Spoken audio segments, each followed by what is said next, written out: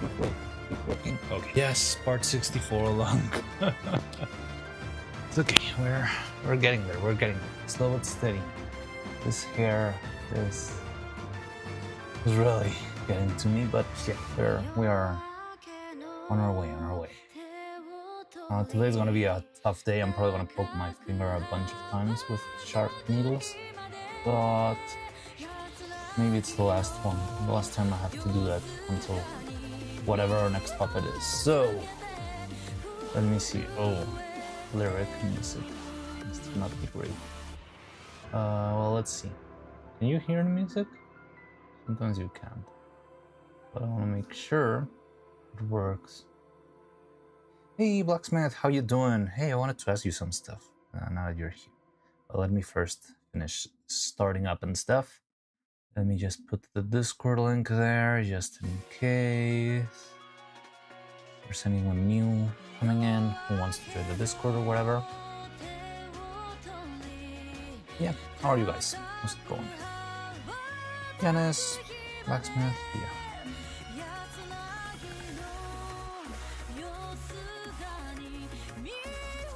Watch streak, longest in a 3-stream streak. Let's go. There we go.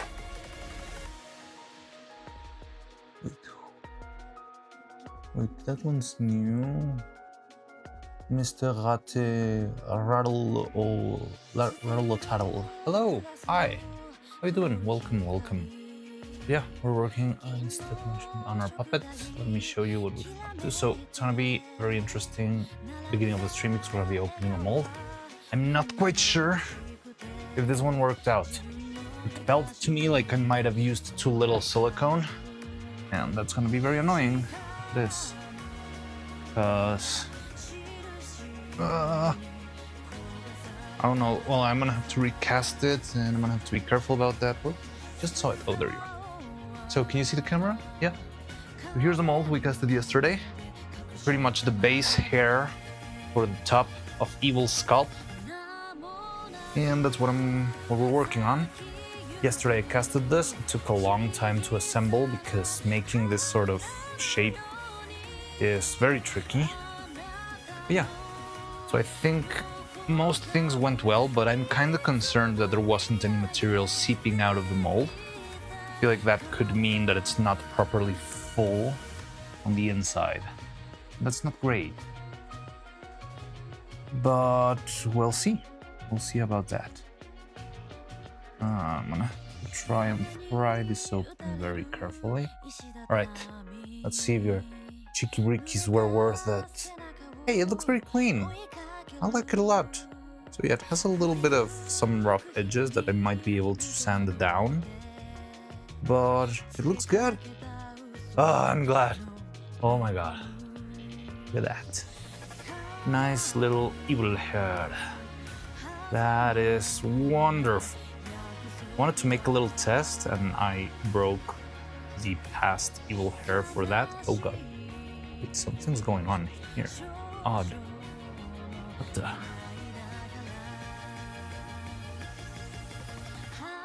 Okay. So it took a bit of a bite out of the bottom for some reason.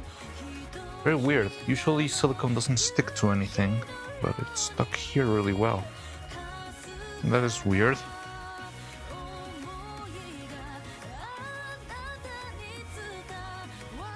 Look, this little patch of silicone, it's pretty well stuck, and that's very unusual.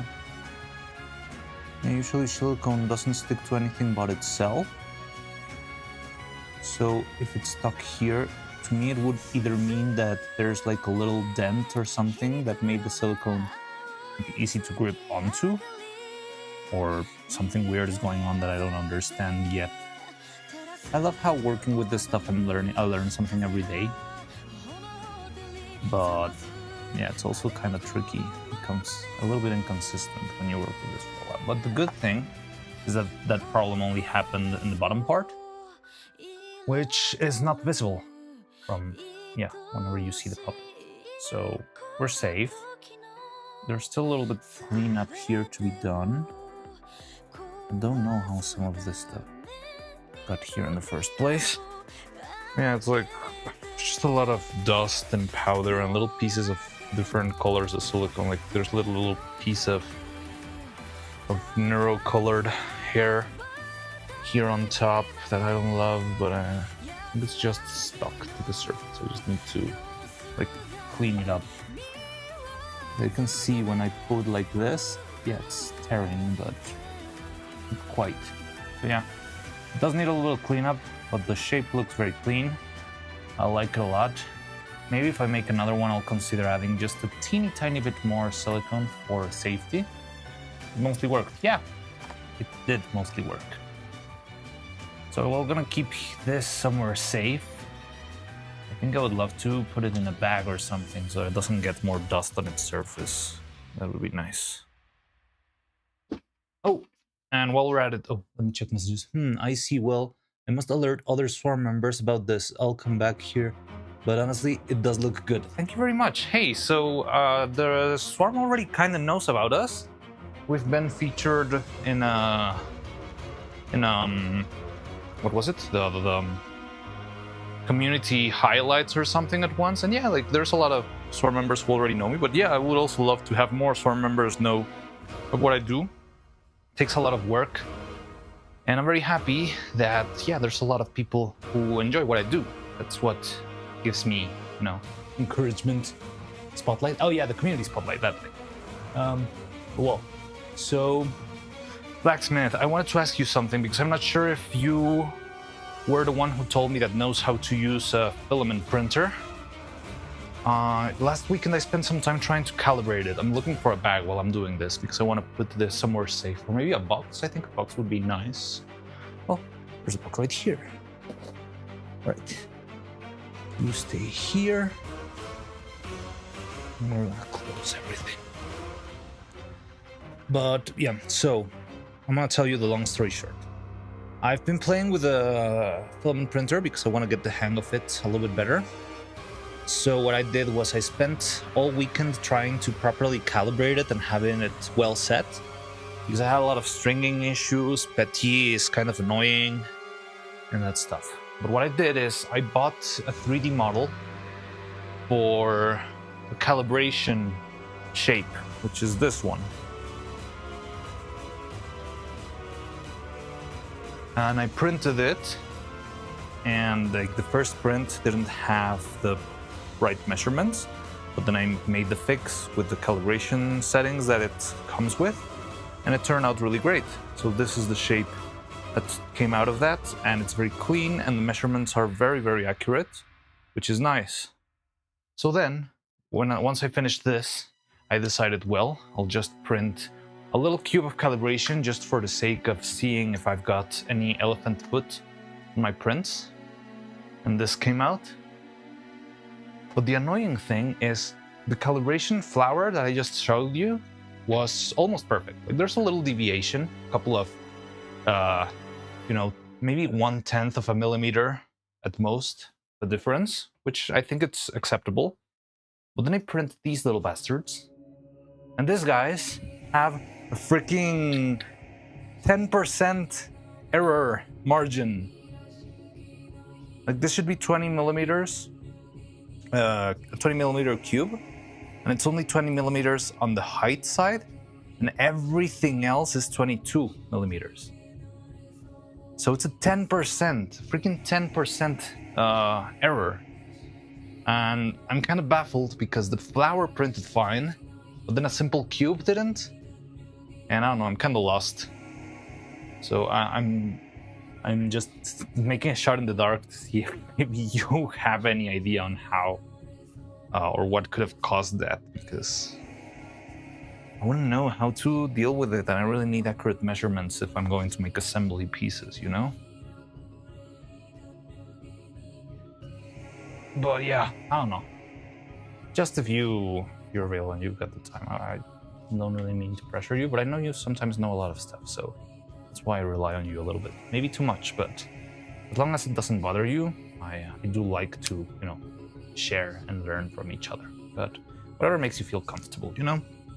So, just after that side note, yesterday we also poured this little mold Not completely. It was just a test to see if the color of the silicone is right. No problem. Give me a second. Yeah, no problem. I'm not gonna. No hurries. We casted this other piece of silicone. This is not for the hair itself. This is just a trial run for the color of the silicone that I prepared. So here's the color. It's definitely darker than the other one. I'm not sure if it's too dark, so how do you see that?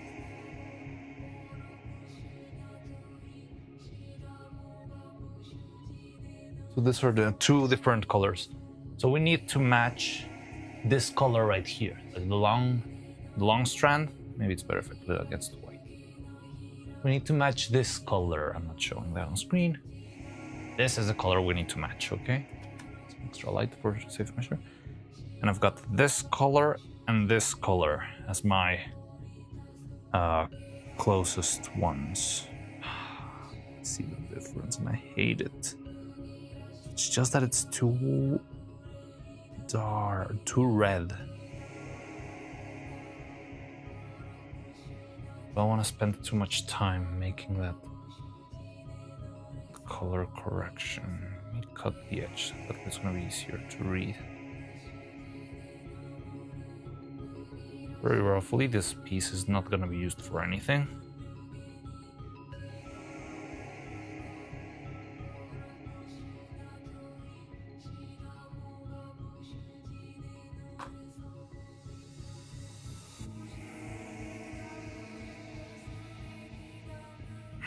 It does look very reddish. I'm not sure if just making it darker would work, or if that would end being too dark. Or I could just make this one darker. I think I like if this was an acceptable color, I would roll with this one since it's gonna be faster. I'm not sure if it's acceptable. I do see a little bit of variance, but I don't know if it's too much. What do you think? Is this a lot of variance? Imagine this is gonna be the front hair. It's gonna be this part. This one was way darker. So I don't want there to be too big of a disparity between the colors because it's gonna look a little bit weird. But matching the colors perfectly is such a hassle. I think it might be fine. I don't know if I'm coping. Am I coping? Am I not coping? Please, chat. I need your eyes. Let me look at it on screen and see if it... It's fairly similar on screen, but not quite. It does look redder.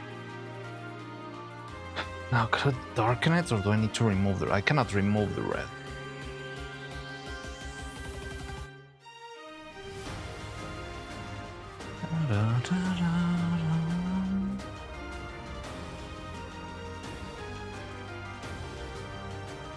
So today we're trying Fire Emblem music, just because, I don't know, came into my mind. I've never listened to Fire Emblem music, honestly, but Nintendo is one of the very few that doesn't blast me every single time with copyright infliction, except for Xenoblade for some reason. Well, Xenoblade, most of it is fine and it's very good music, but there's just like a couple songs here and there. Looks a bit different, yeah. Okay, so I'll try to balance it out. Maybe if I mix both colors, it will balance itself out a little bit. I can add a teeny tiny bit of brown. That way I'll have enough color. Because I did make a little bit too little. I'm gonna try that. So this is my two blends of color. I'm gonna blend them together, but first I'm gonna poke my fingers with needles for the next hour and a half. Hope you enjoy this. Is there TOS problems if I show blood on stream? It's not intentional, but yesterday it did bleed a little bit, so I'm not sure if I should be like very careful about that, or it's fairly fine as long as it's not kind of shown in a weird context or something like that.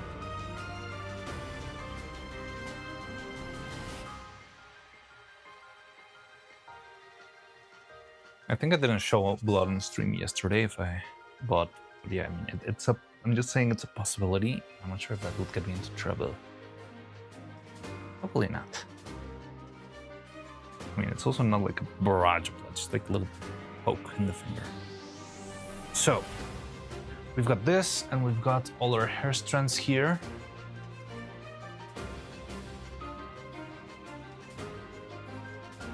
And all of these hair strands have to be assembled into this shape. All right? The trick for that is using this as a base to see where all of the pieces should land, which to me is somewhere around here. So this piece was a little bit smaller than the other one. I'm not sure if that's gonna make things either easier or harder, but hopefully it's gonna be easier.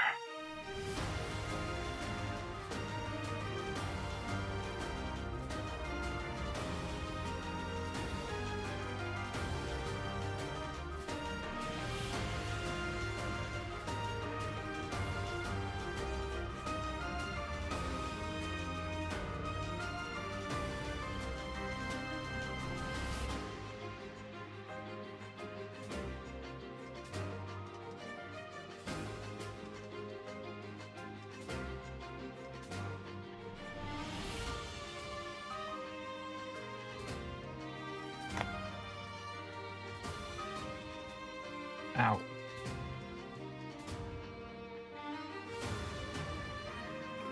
There we go.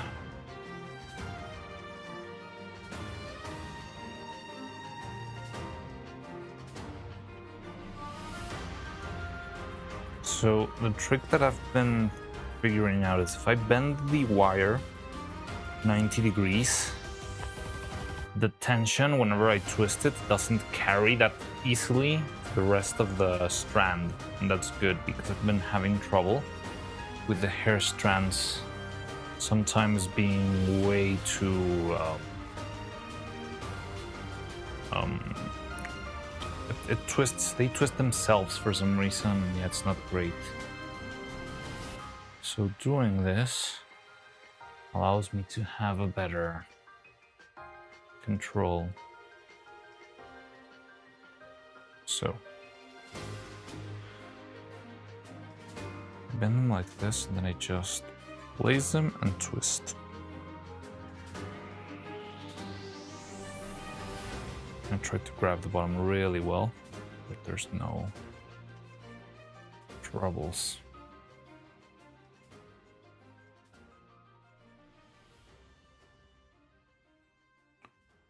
Da, da, da, dum. Da, da, da, da, da, dum.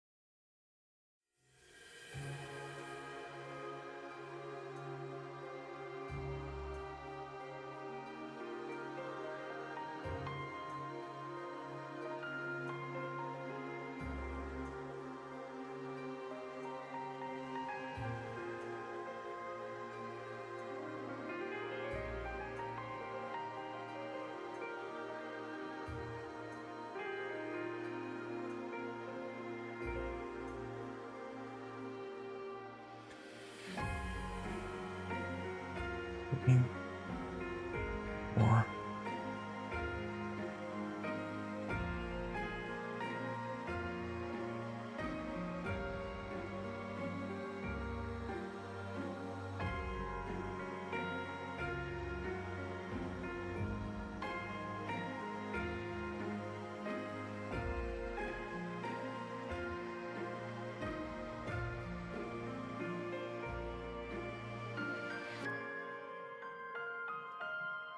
these are the needles that end up poking me. And I get distracted, fly all over the place whenever I cut the tips of the wires. And yeah, suddenly I poke myself.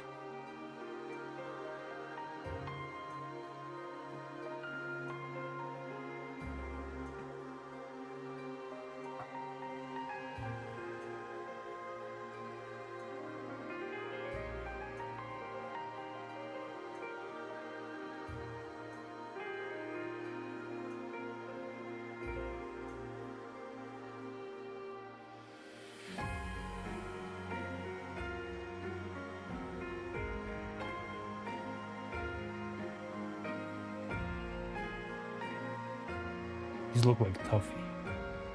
They do look like either toffee, caramel, peanut butter, some people say. Yeah. Yeah, I got the chocolate sister and the peanut butter sister.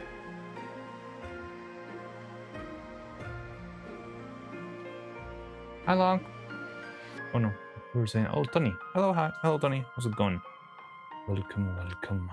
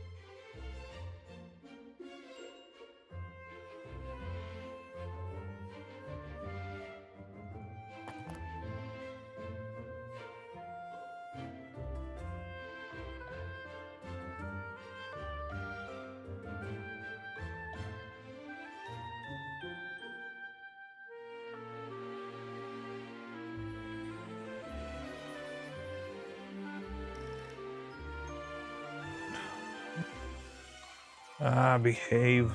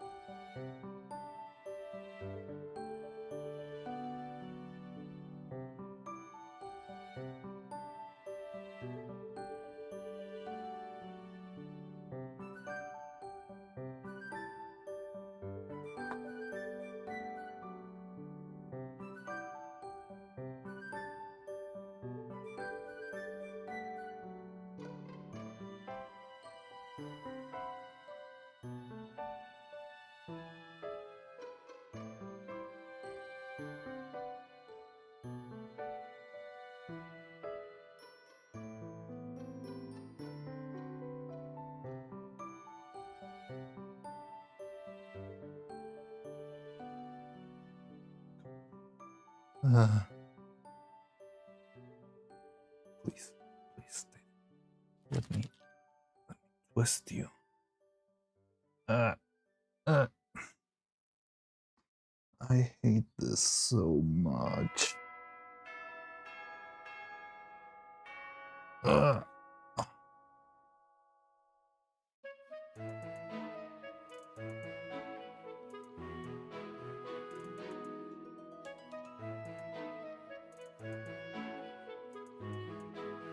We need to do this 6 more times. No, 7 more times maybe.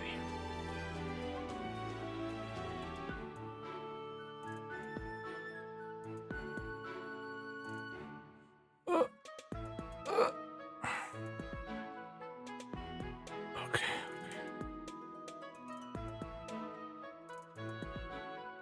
6 or 7. Yes, yes. What has the internet done to you?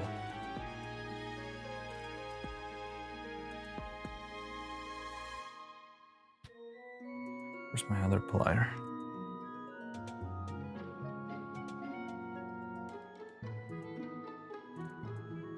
No.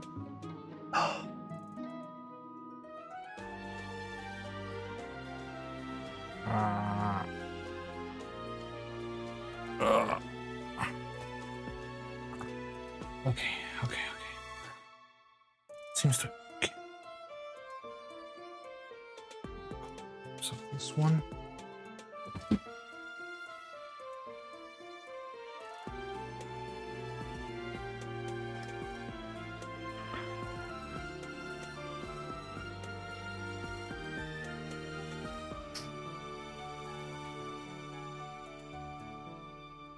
Raging. Not raging yet. But yeah, this thing annoys me a lot. The thing is, you have to be very careful. It's very delicate. Everything moves in every direction except the one you want it to go to. And also, you're poking your finger every second with a sharp piece of metal. So yeah, that's why I get annoyed. But it's okay. It's worth it. I'll do it. I'll do it for her.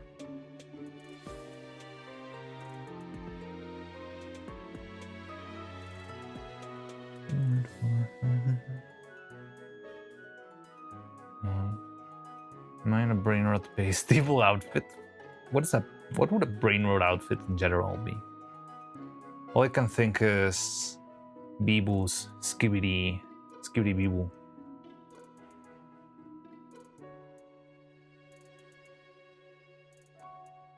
Skibidi toilet dress. That's the only thing that can come into my mind. Maybe I'm not brain rot enough.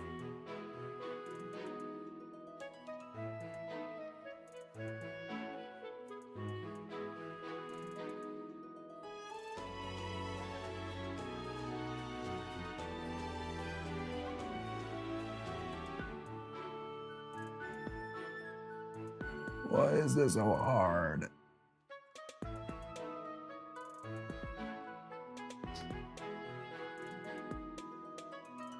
I can mate freaking 15-foot tall monsters and I can twist a single pair of wires. Okay, great.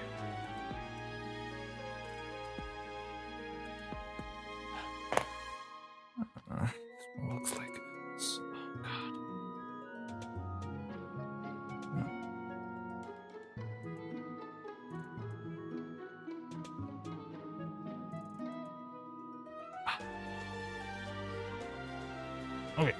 Oh god. No. Okay. I think we got it. There we go. Okay, good. Now stay there. Oh, no, you're tearing. God damn it. Okay. It's nice and safe. Now, and hopefully it will not tear anymore. I don't need to apply any more pressure onto this.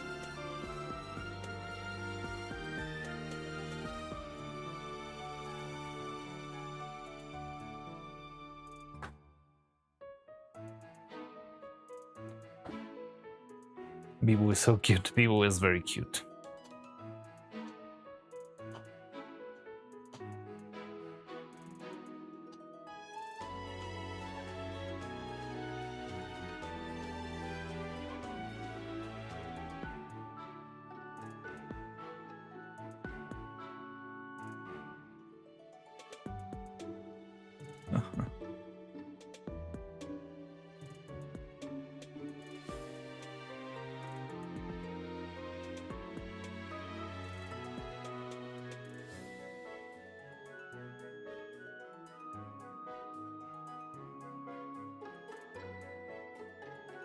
Okay, it's fine. Just do this 6 more times and then poke your finger another million.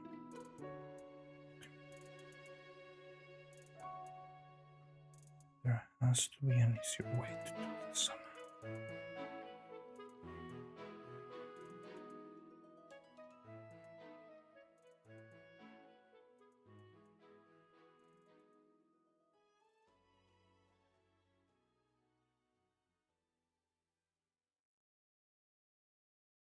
I will draw an abomination and blame you for no reason.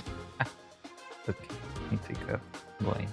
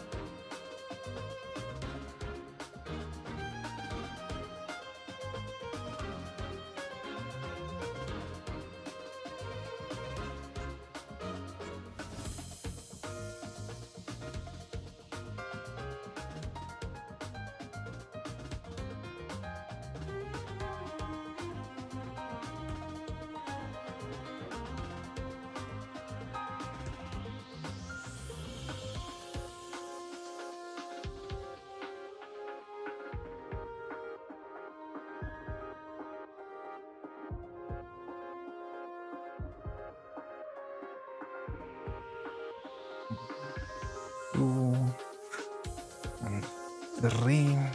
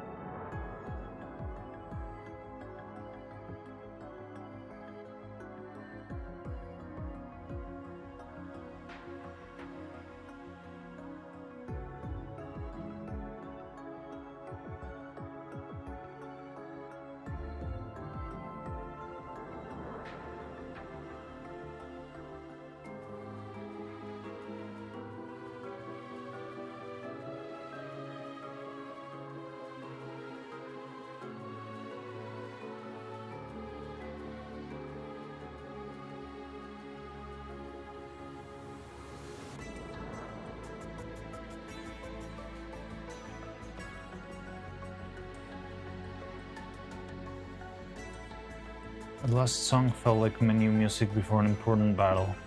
So it feels appropriate for the stage of the yeah, maybe. Maybe it was a good choice. Let's see if we don't get too blasted with this. I think the tricky part with game music, or with Nintendo music in particular, is trailer music. I feel like trailer music is the only one that gets you actually copyrighted for some reason. Oh, that looks terrible. Oh boy.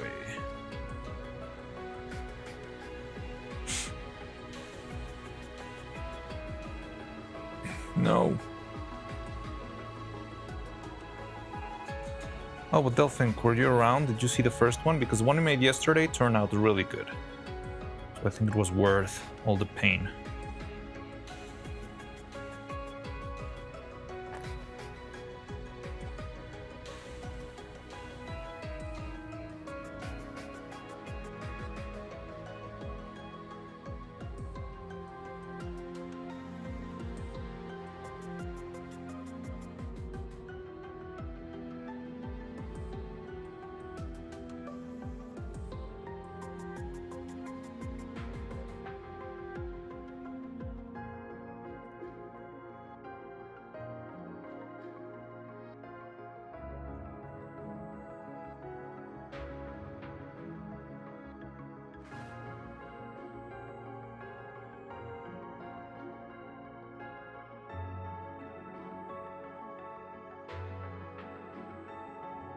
Just got a pretty much, but good.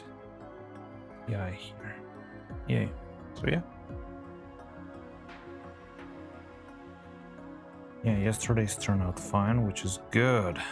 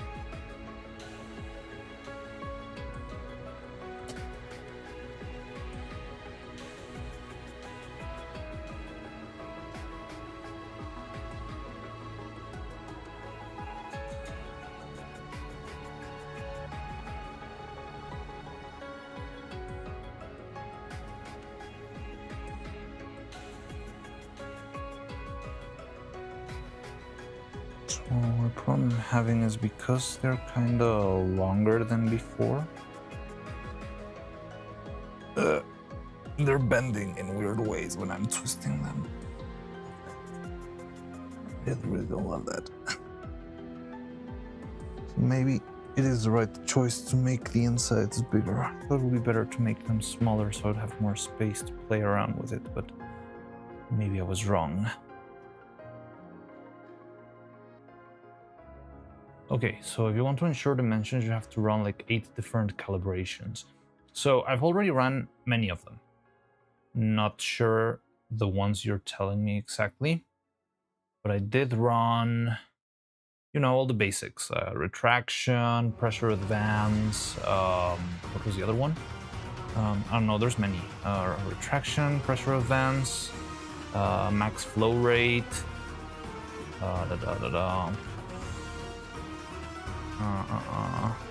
remember.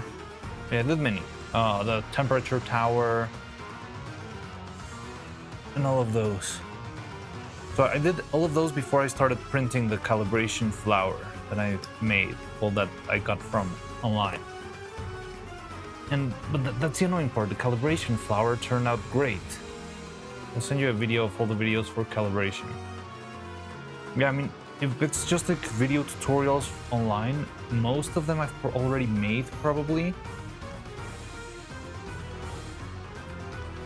And again, so the problem is I did all due process, then I did the calibration, and then after all of that, when I tried to print a simple cube, it's like, that's not distortion, you know, that's flat out deformation. Having it to any temper. Hey, Sleepy Shroomy, wow, thank you very much for this like Wario, I'm number one. Thank you, Sleepy Shroomy. How long ago? Oh, 17 minutes. Thank you very much, Sleepy Shroomy. Sorry, I didn't see it right away. I'm bad at this streaming, looking at stuff. But yeah, thank you very, very much for that, Sleepy Shroomy. That's very kind of you.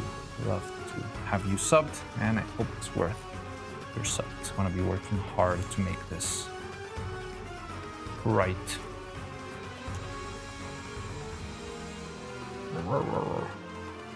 One.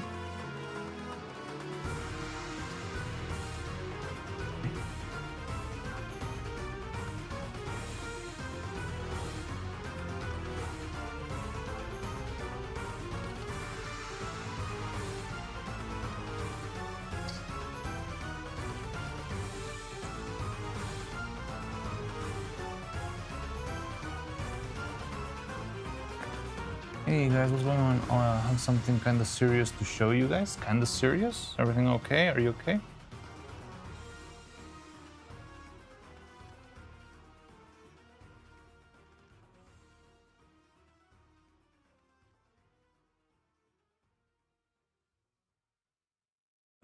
This is terrible. Here, it's a YouTube video. Yeah, let me check it out real quick.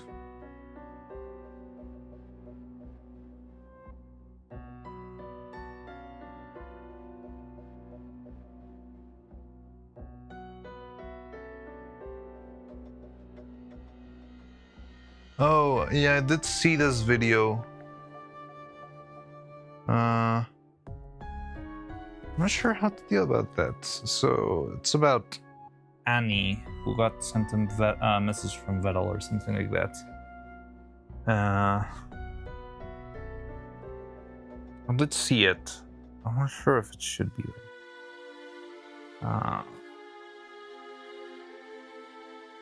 Yeah, I don't know.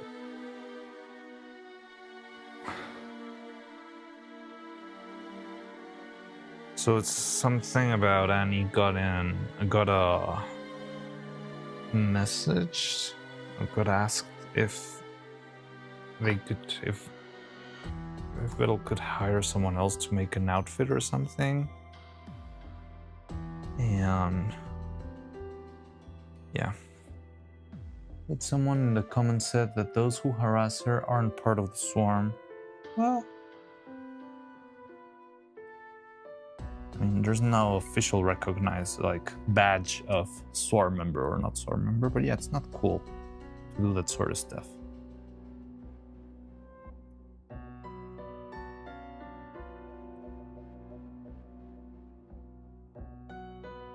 Ow.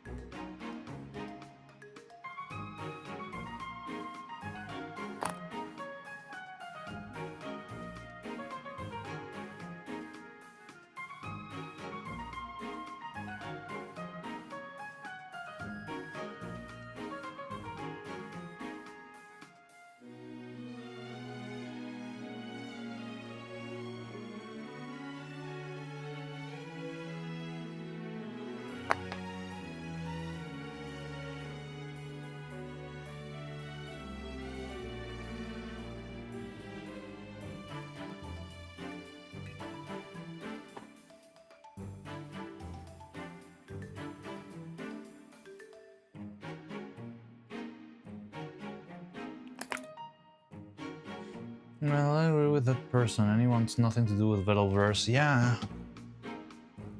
Yeah, I do agree with that. Like, right now she doesn't need...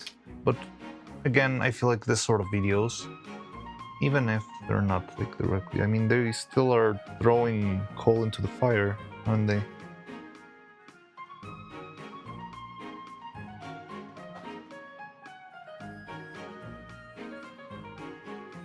Respect her decision about leaving. Yeah, that's perfectly understandable. I don't know why people get so hooked up on that.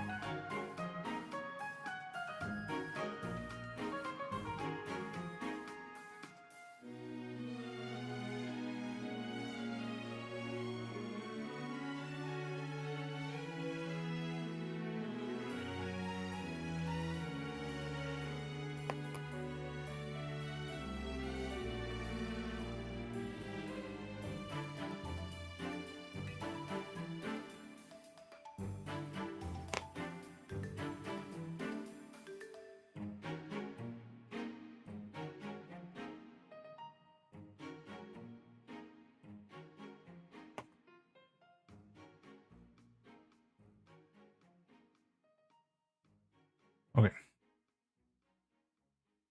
Only 3 more. So I'm a little bit scared of how it will arrange the thing. It's not looking great, honestly. And maybe some tweaking, so... Because it's... Because it's so...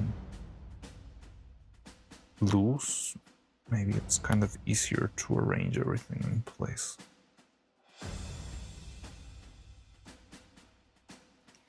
Ugh.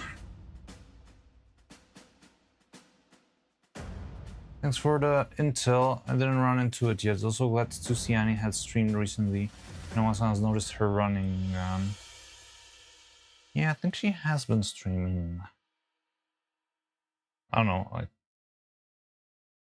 I'm not sure how frequently, but I do know. I think she's been, you know, out there already, which is good.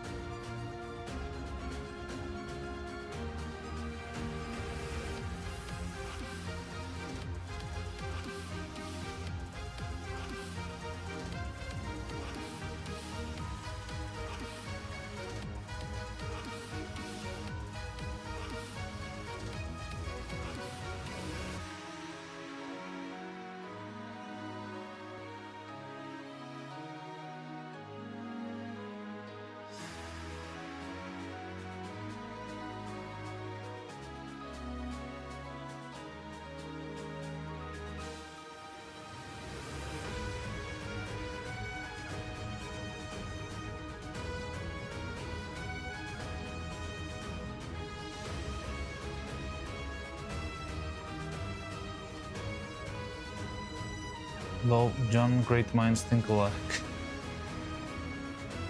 Did you guys know that Neuro-Sama is streaming again? Yeah, I did see she had a karaoke stream yesterday. I didn't watch it because I was streaming myself. But yeah, I did see she was back. That's cool.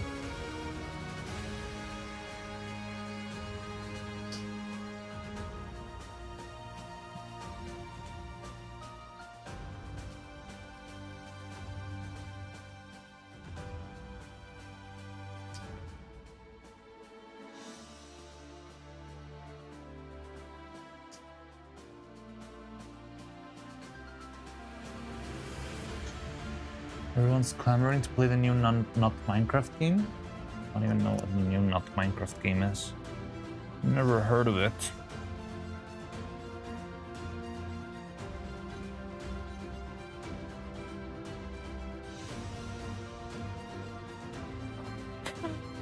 Wow, no, this one's looking a little bit more scuffed than the other one. I don't love that.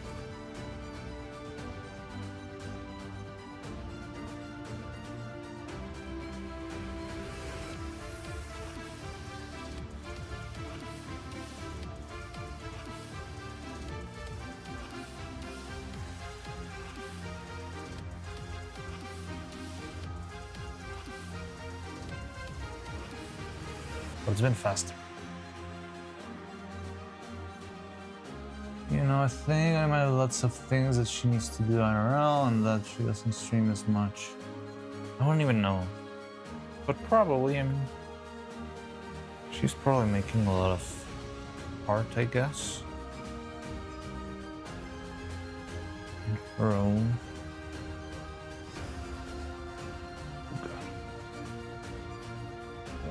Please work.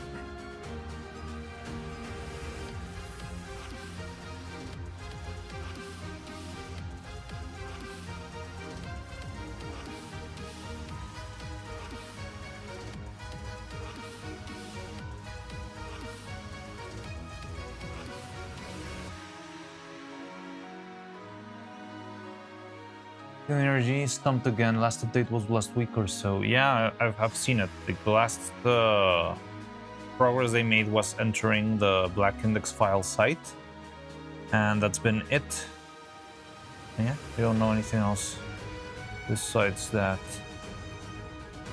And it was pretty much a nothing burger, the Black Index file site. It's just like a bunch of files, and all of them require extra passwords. So yeah, no progress. Fillion stays lost.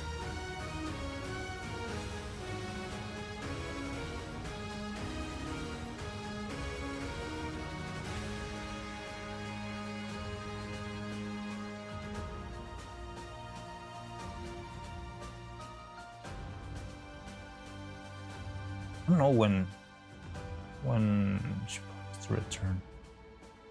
I don't think she's taking like a full-on sabbatical, right?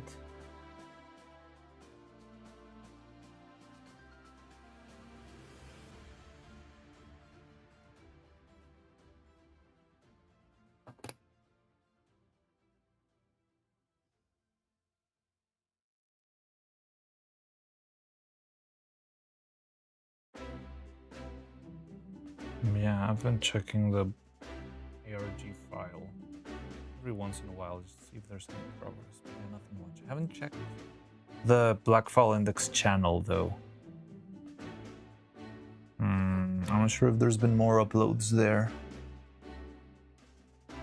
Yeah, the Black File Index makes me think of whatever's coming to be a more realistic, less anime style for some reason. Like everything feels, you know, like real, like RTX on. Never expected to see. Yeah, I didn't expect that. Remember when we just had like Fruit Snacks pack blended into the audio file, which was the silliest thing ever? And now it's like, Subject 1337 has escaped captivity. We are planning to terminate it. We've received direct orders to not engage with the creature.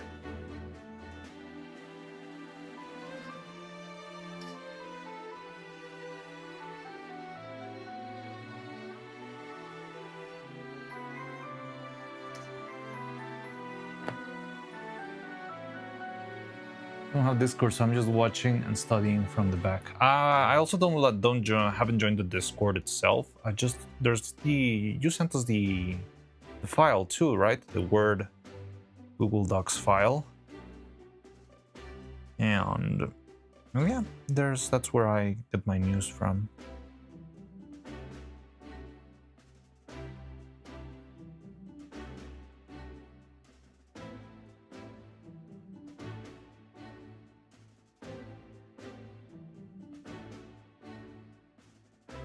Why does it feel so wrong this time?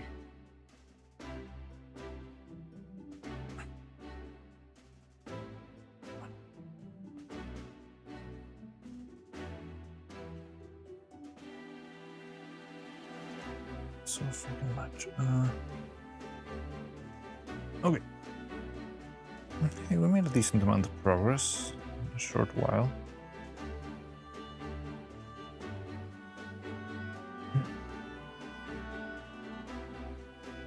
Yeah, exactly.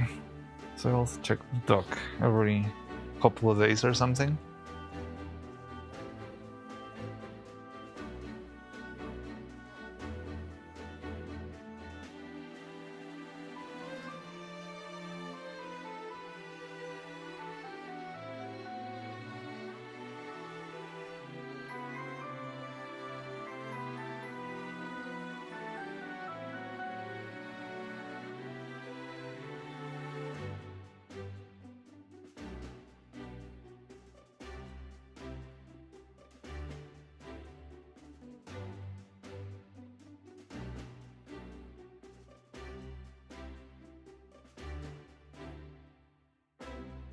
Oh wow, we hadn't had... I started to think we were free of the bots, but it seems like no. No, don't pin the message. What the hell?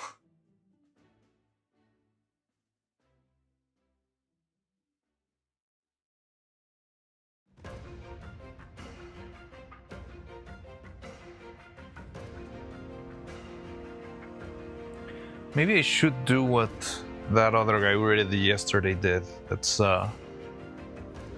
having it set up so that only followers can chat. But I want better viewers? Well, you know where to find them already.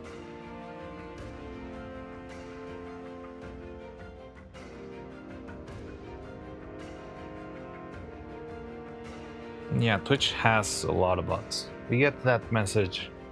Well, we hadn't got it in like 3 streams, which was a record, but we usually get one of those every stream.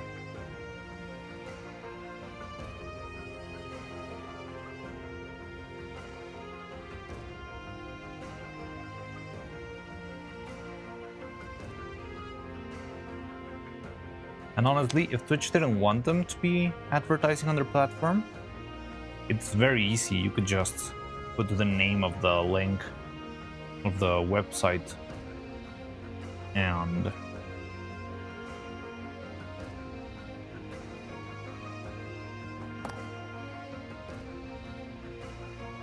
have that as a banned word, as a little slur. But no, they just let it go. So I'm guessing they are in cahoots or something.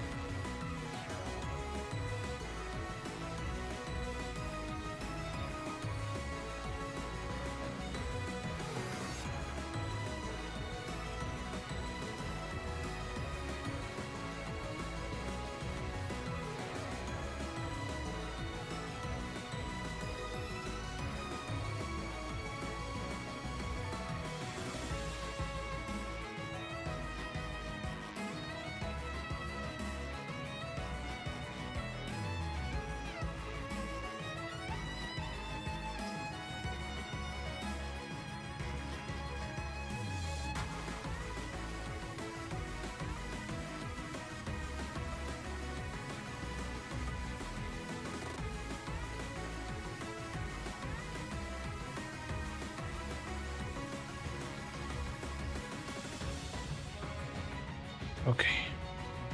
Yep. Part 1 is out, done. And it looks better than I expected. Slow break. Let me try and mix the proper color.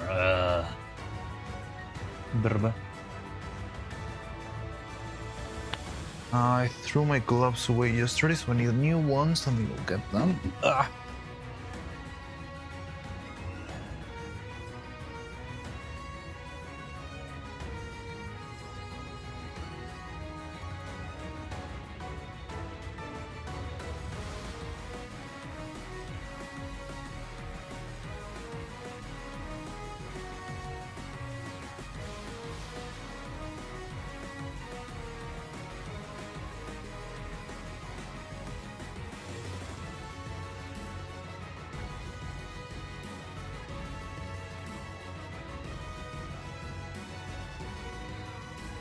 Lasers for now, John. Okay. So because I don't have a lot of material, I think the best course of action is going to be mixing these two together and then trying to average the color from there.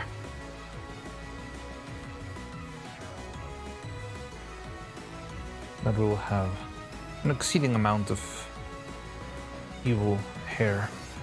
That's good. We can do all our tests with evil's hair.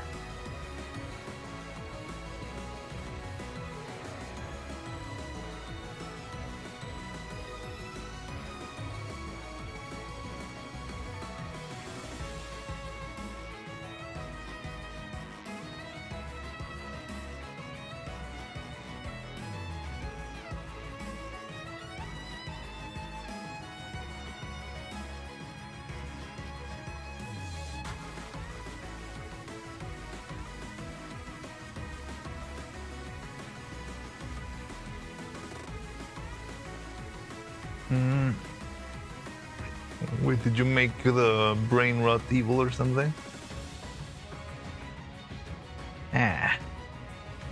This is tame. Well, let me put it on the screen.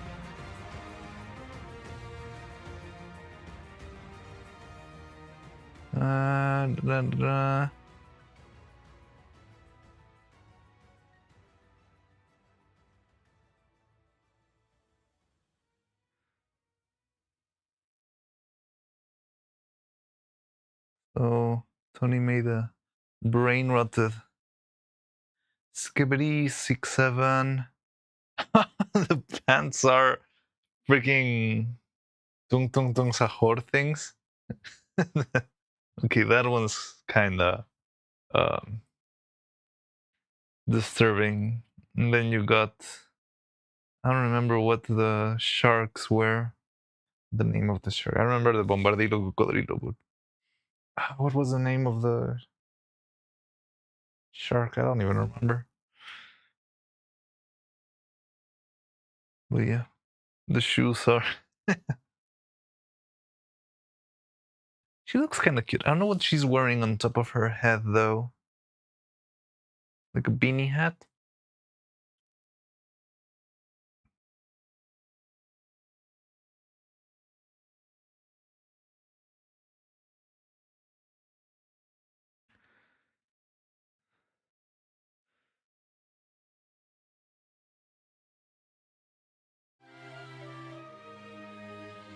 Tralalero tralala, that's the name of the stupid shark thing. The jacket is made to look like the. Oh, okay. I'm guessing the head is like the lid of the toilet, right?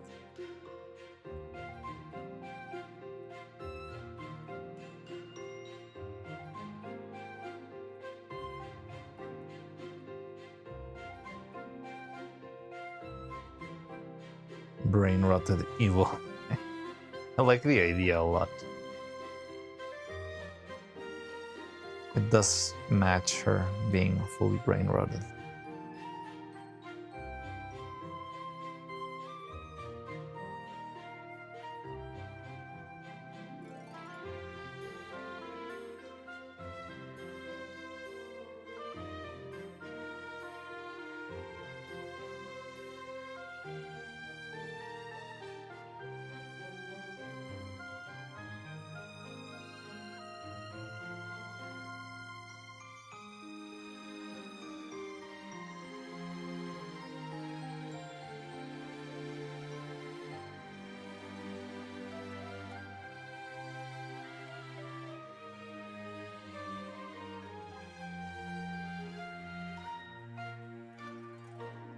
I have 2 outfits to finish. One serious and the first. On the first day best. We still got time, right? Still got 20 or so days before the deadline.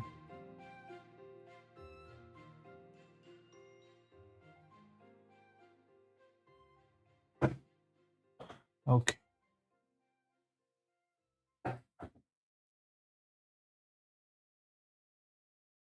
Still looks a little bit red.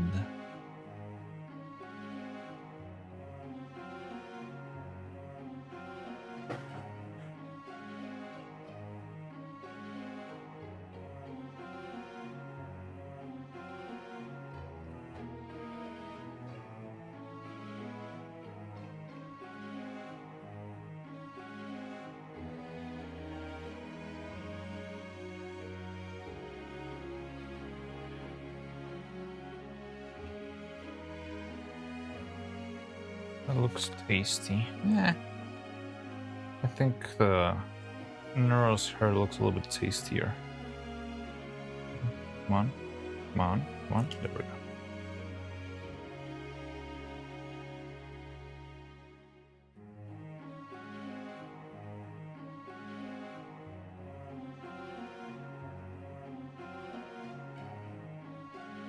So much.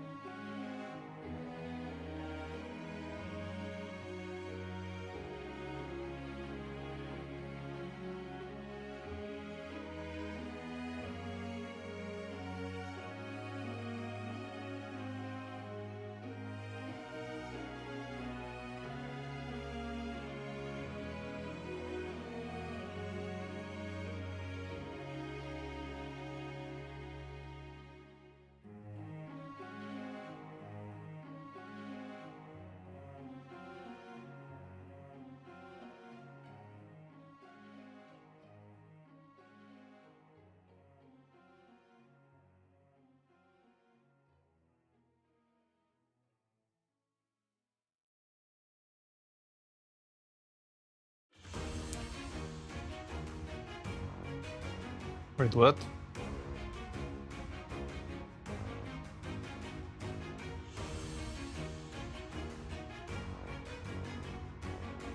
Ooh. Wait a second.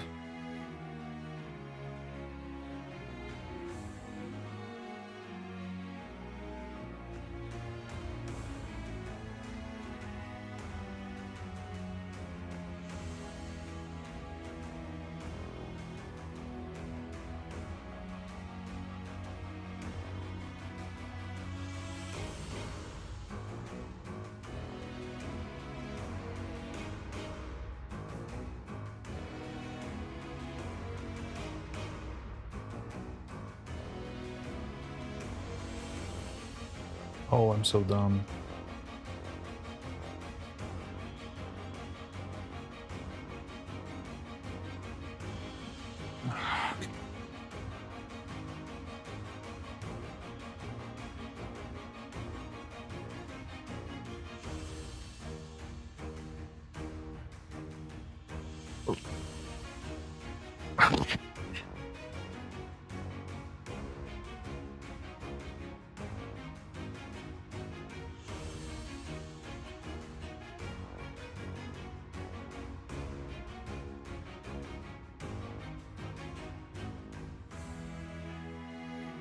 Minecraft left game Hytale. It's 10-year development history, spending 5 years in Riot before getting cancelled and rebooted as an indie again. Wait, what? I've never heard of this. What's the name? Hytale? Let me check it out first.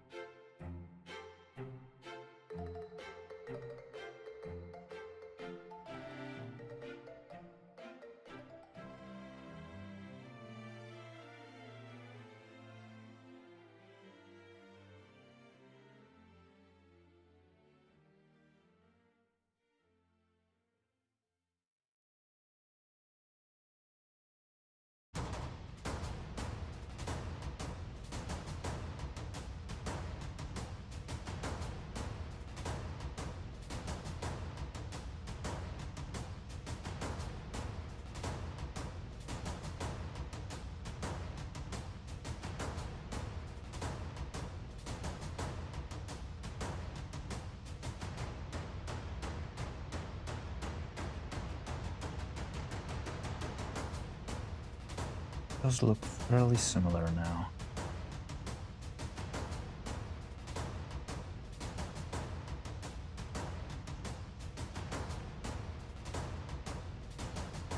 Only in early access right now. Basically, it looks like Minecraft, but with much more modernized visual design.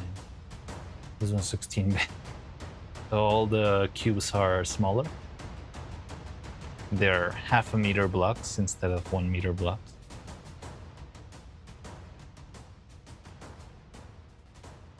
But what's the difference? Because, I mean, if it's just Minecraft with better visuals, you can always play Minecraft with RTX on, right? So I feel like they need to change something onto the formula to make it attractive.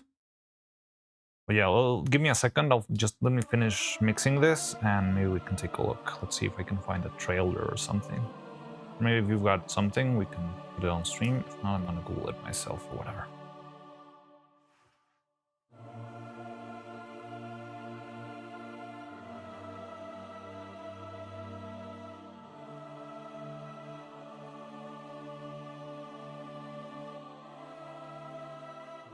Set number, wow, they have almost 3 million players on launch apparently. Oh wow. It's a lot of noise, and I haven't even heard of it at all. I feel like I've never heard of it. So the name is Hightail? I haven't seen any proper gameplay. Yeah, probably not. It might be under closed doors, but yeah, it sounds cool. Let me check it out.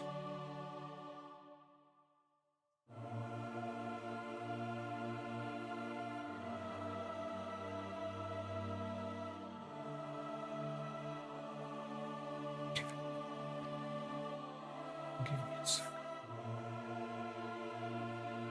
Probably slipped our radar, maybe. I mean, lately all my algorithm's been showing me Silksong stuff. Silksong. I don't even know what other, like, good upcoming games besides Splatoon Raiders, the only game I'm looking forward to. Let me see.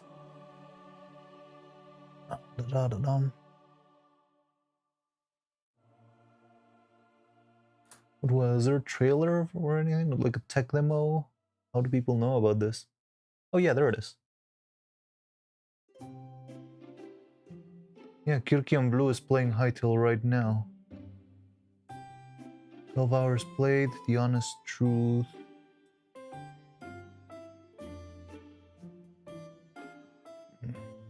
I see a lot of playthroughs, but no.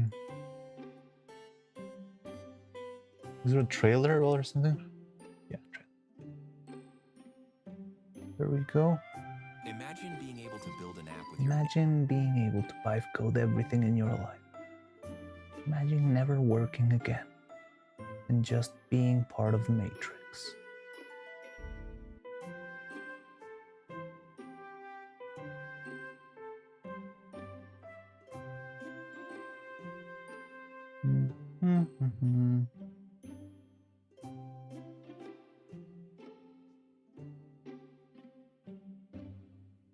Okay, let's see.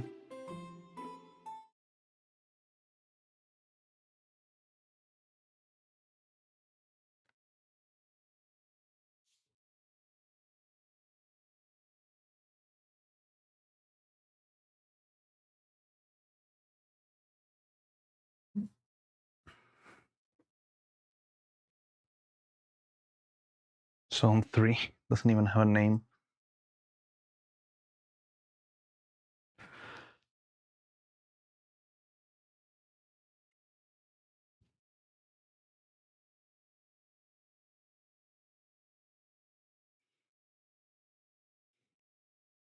Somehow, I think I find the cutscenes and the face expressions very uncanny.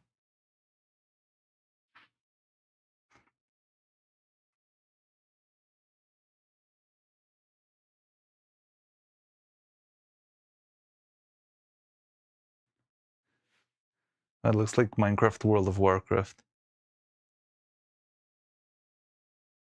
Community servers.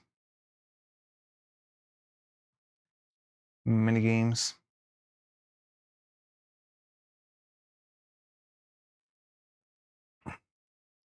Extensive modeling. Powerful tools, epic adventures, be yourself. Watch videos, early access.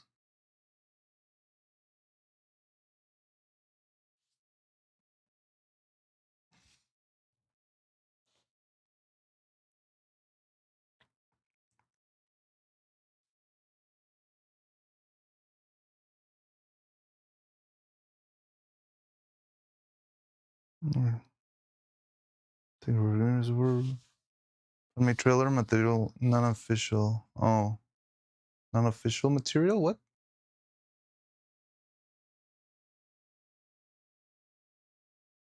I don't know. It looks okay. This is the same one, right? No, this one's different.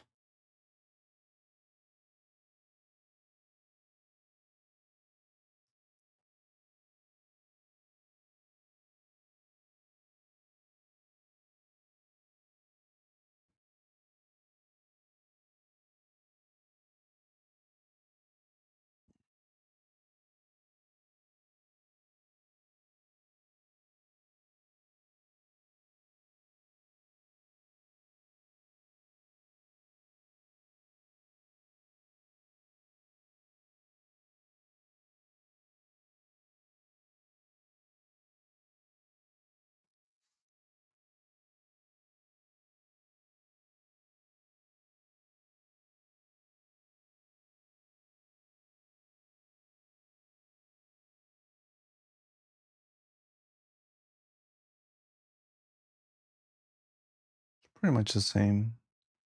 Not quite the same trailer, but it's very similar.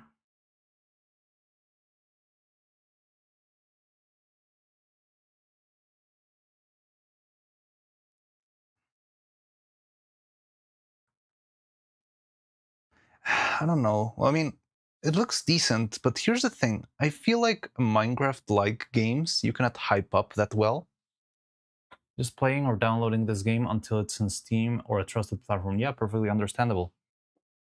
But the thing is, I feel like this type of game you cannot hype up. Like, the only reason why people are hyped for this is because it looks similar to Minecraft.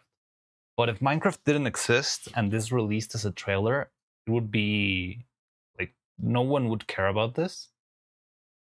I'm not even sure how Minecraft marketed itself back then, but I think it was more of a slow trickle. Like, came out, people played it, and slowly it gained popularity because yeah, it's you cannot make that big of a promotion to such a simple looking game. But I don't know, it looks decent, looks interesting. Um, I don't know. There's nothing in the video that can make me say, like, "Oh my god, this is so much better than Minecraft." Did you see how the rock rattles when it was being mined? This is revolutionary. But oh, it looks cool. It looks clean. It's gonna be hard for it to take Minecraft's spot just like that. But we'll see.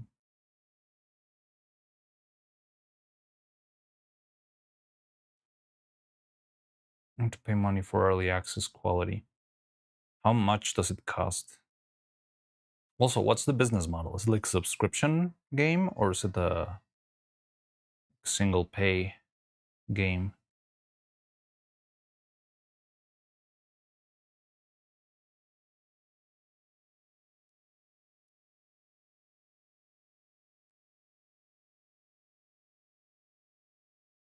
Yeah, it does seem to be getting some traction. So I'm gonna try, after mixing and kinda matching the color a little bit, I'm gonna try to see if we can make another hair strand test. Quick and easy. Yeah, hope this one works better than the other one. This is,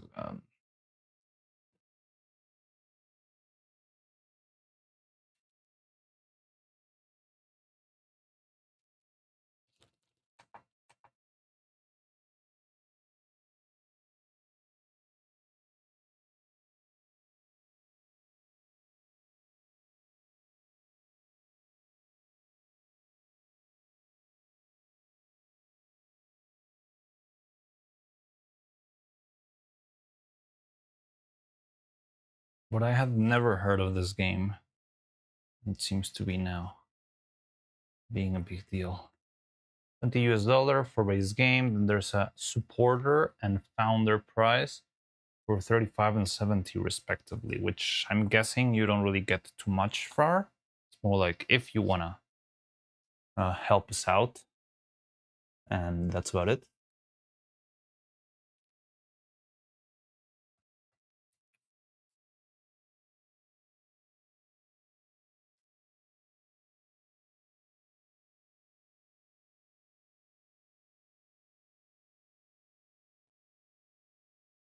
Abandoned Archive is better. Where's the Founders Edition of Abandoned Archive?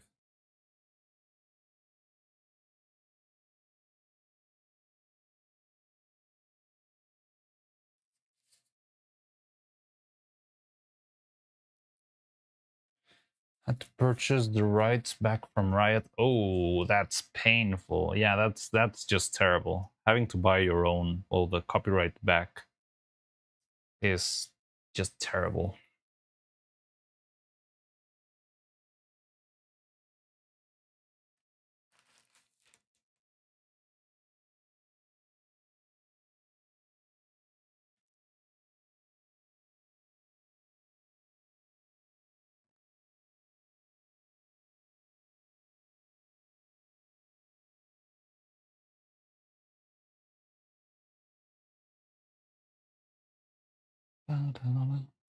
Okay, so I'm making another quick and easy little sample to throw into the mold, and hopefully after, once we're done with the other piece, this will look just like the other hair strands, hopefully.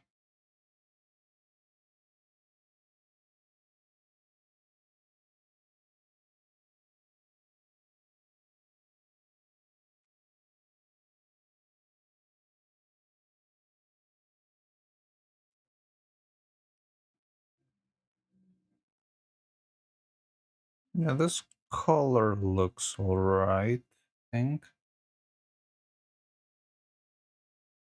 I don't know. It might be a little bit too bright still. But it's better that it's too bright because it's easier to darken than making another color lighter. So if it's too bright, yeah, I can just throw a little bit of dark color in there. That's about it.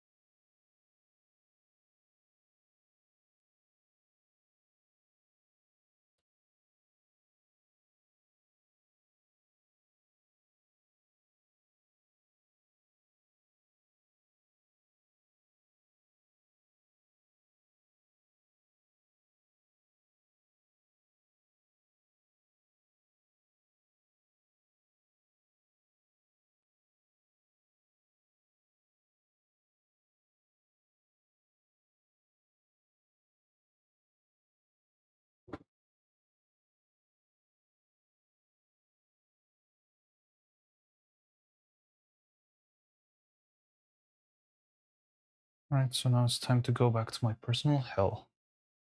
Yay.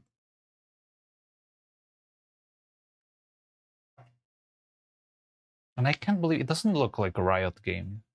It feels very off-brand for Riot. I mean, I know it's not a Riot game anymore, but somehow my mind doesn't conceive Riot making Minecraft-like.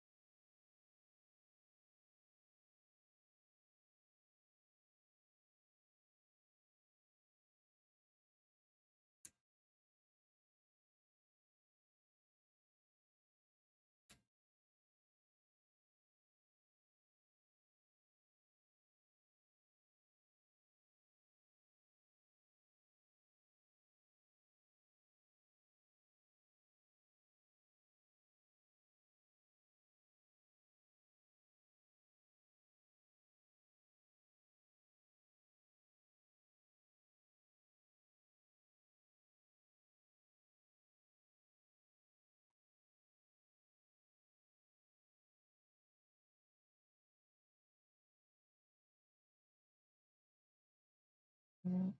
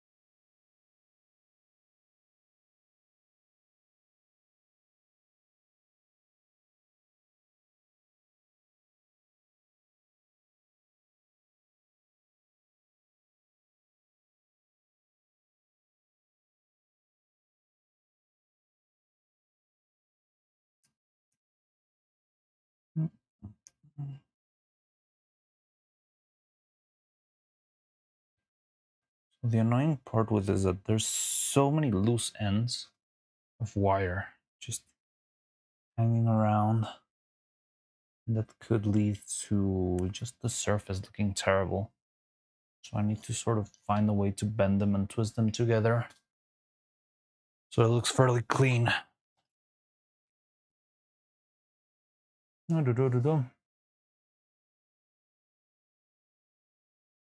Maybe that's what Riot was looking for, a bit of diversity. I mean, I think that's good for Riot, yeah.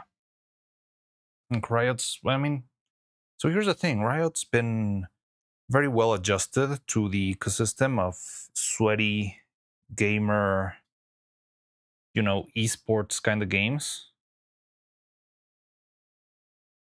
Um, the thing is, I believe they are already too used to that business model.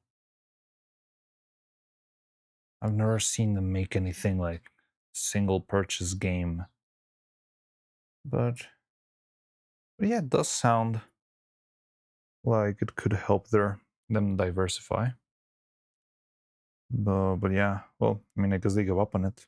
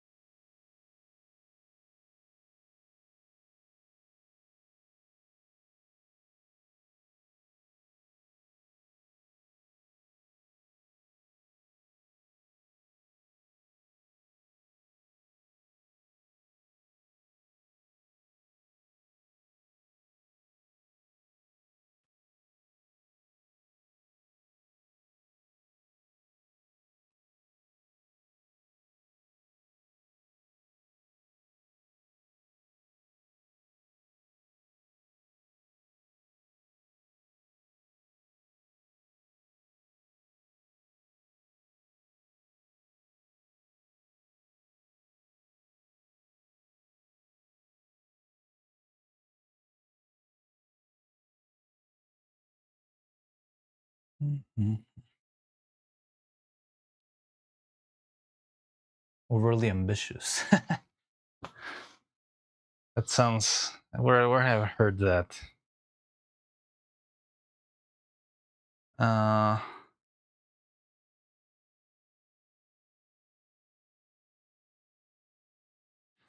I mean, it sounds crazy. Riot saying something's overly ambitious, right?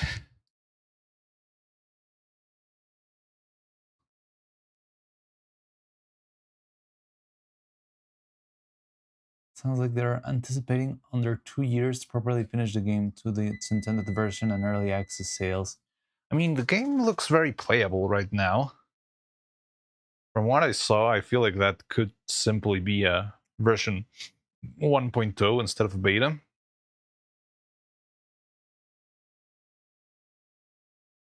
I don't really know what drives people to like dividing the games into, oh, this is an early access version, this is a beta version, this is an alpha version.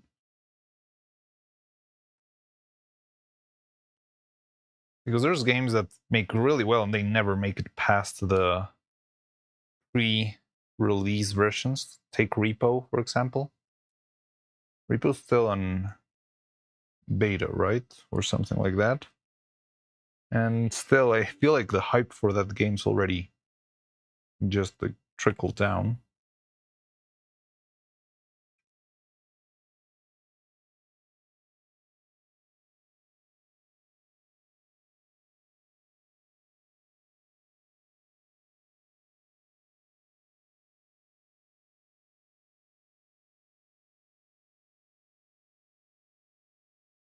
So why not just call it version 1, release it, and yeah, go on from there. It's like a marketing thing. By the time you release the full actual game, it has to be something like, it's just like it will drive more players into your game again. Maybe it is that.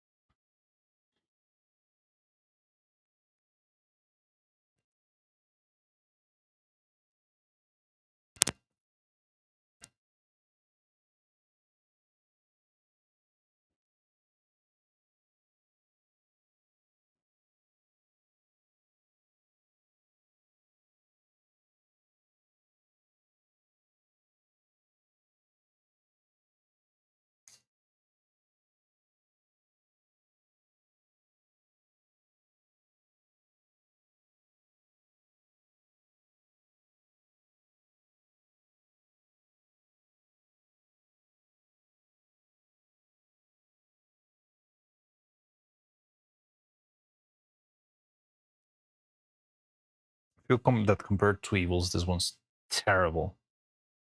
But okay.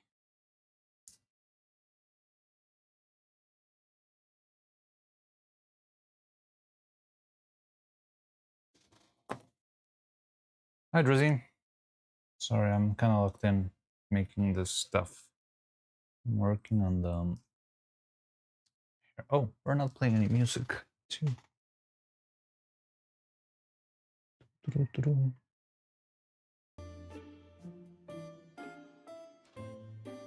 60 stream streak, let's go! Congratulations, Drizzy. 60. It's a big number.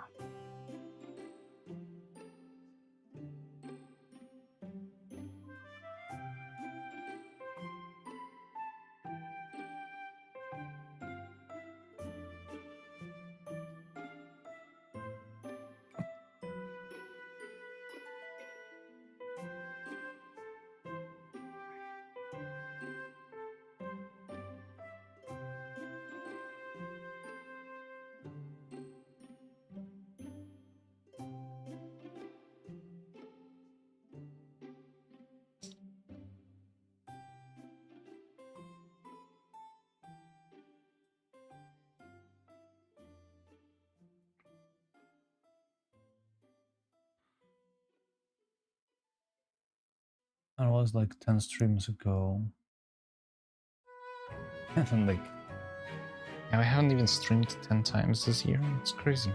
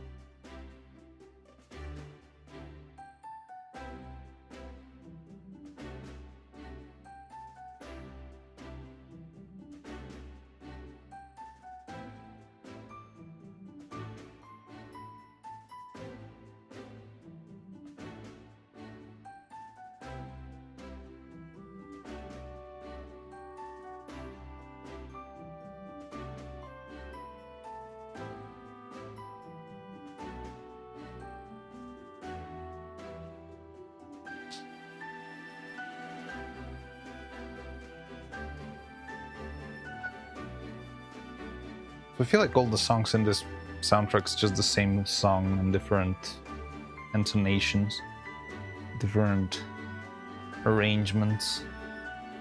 There's like the chill lounge style and the epic fight style and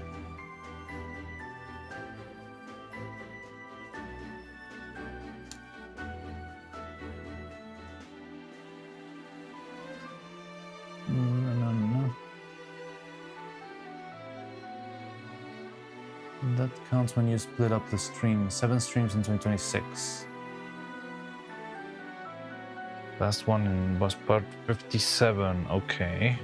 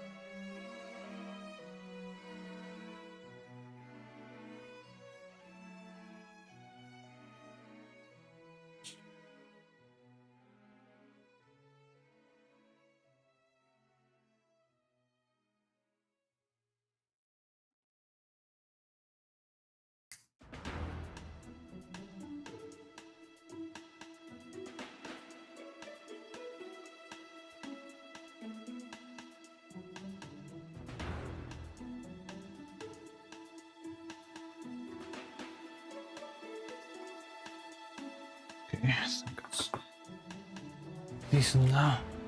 If it's gonna look everywhere, isn't that weird? Jitsu Collab and Silken weren't parts, but the next portrait stream, they were counted as parts? Eh?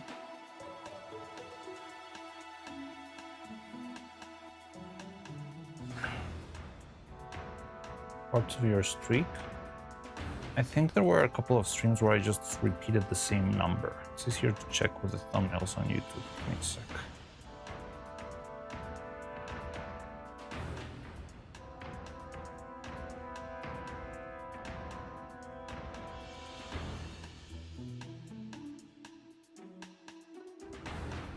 Sometimes I just screw up with the names and forget to increase the number.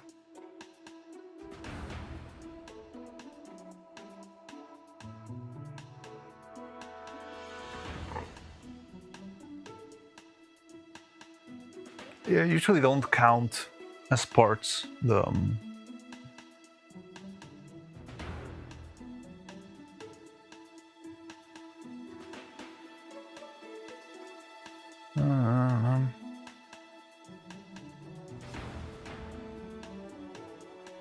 like streams that are not related. So port 63, port 61, port 60.1, port 60. Oh, 61. Well, maybe I skipped one. Yeah, I have two port 63s actually.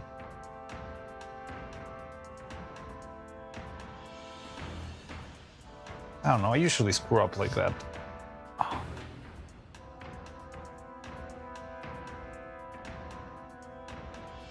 Okay, so we got this. I think it's already set. Just want to make sure there's no like prickly little pieces of wire here or there.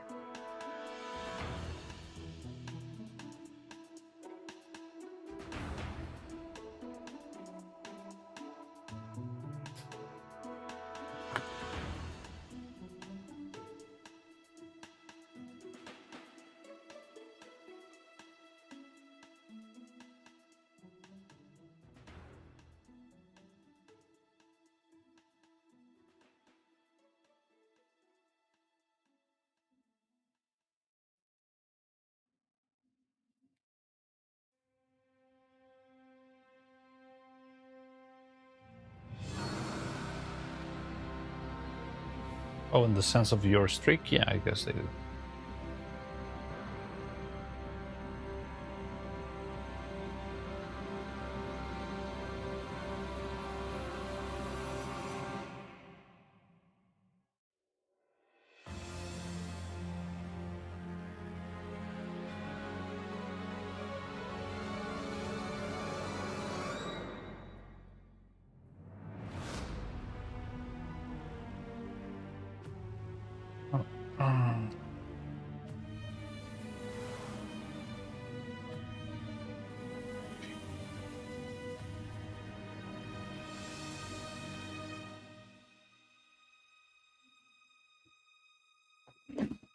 Give me a sec.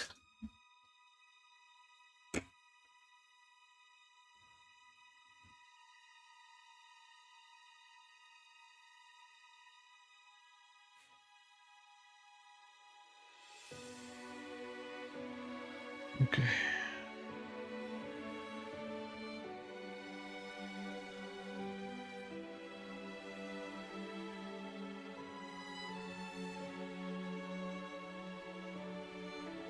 Okay, fine.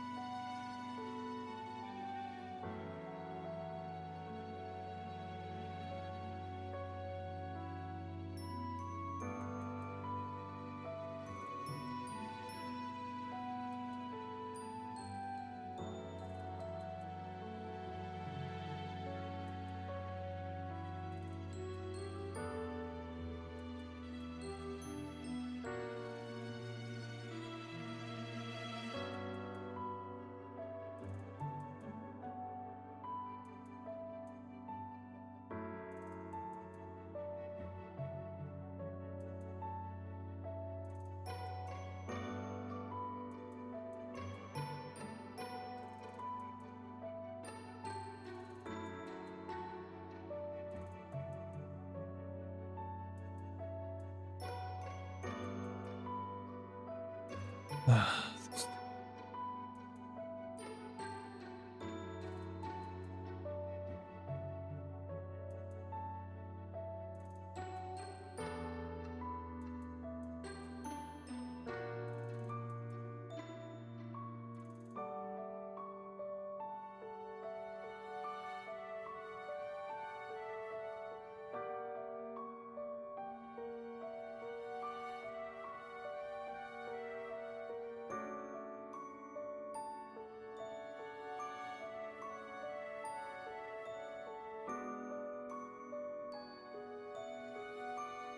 try to hold this in place for a couple of minutes. What are we working on? Casted that, I'm not sure if it's already done.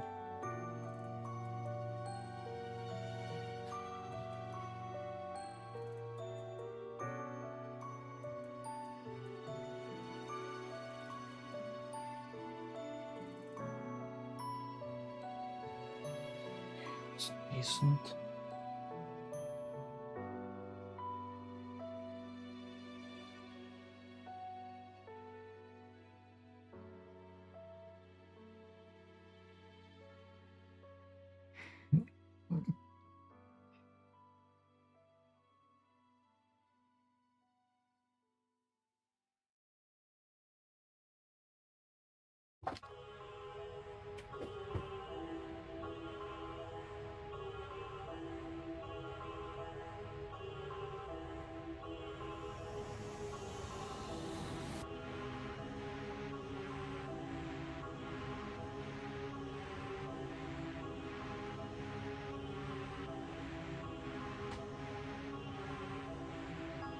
So soft, needs more time.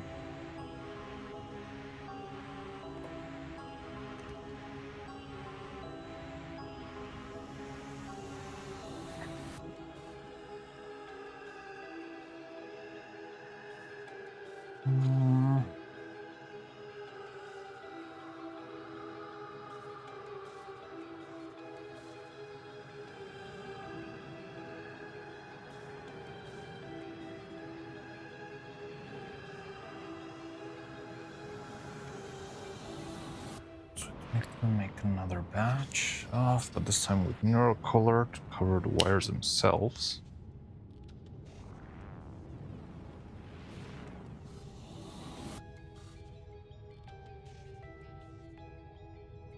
I'll make a little test. See if we can do that.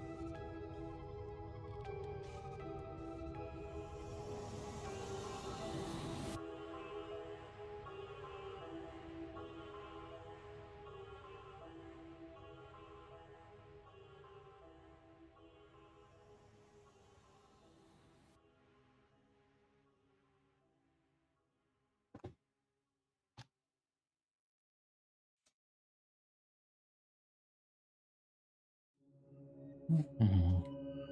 So I'm gonna make a little bit of extra silicone for the hair.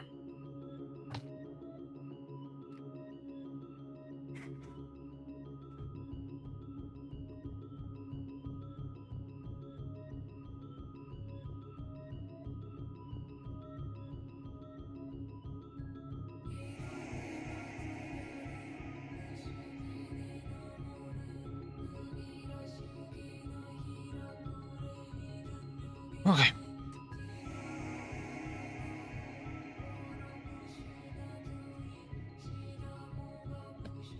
I think about 2 grams will do.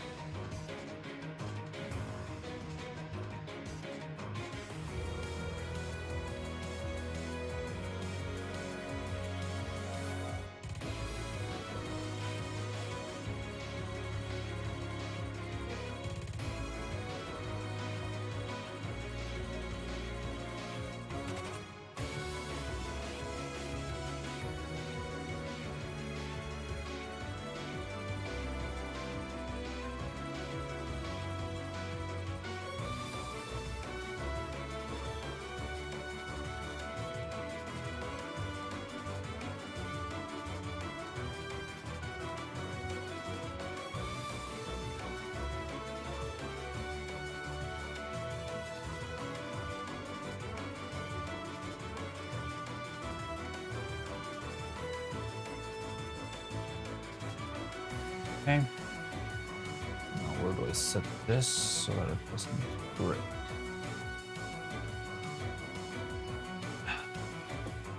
Okay. So with that, we're one step closer to making the neuro hair. Oh god. Still need to make the evil hair. Okay, so I want to run a very quick test to see how stuff will work. So I want to try it with one of those heads that are already cooked. No. Where are you?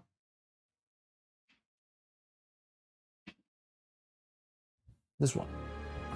So my plan for putting this hair on now is to actually have it. I'll say this. My plan for the hair is to screw it in to the head. I think that's going to be the easiest way to keep it in place properly.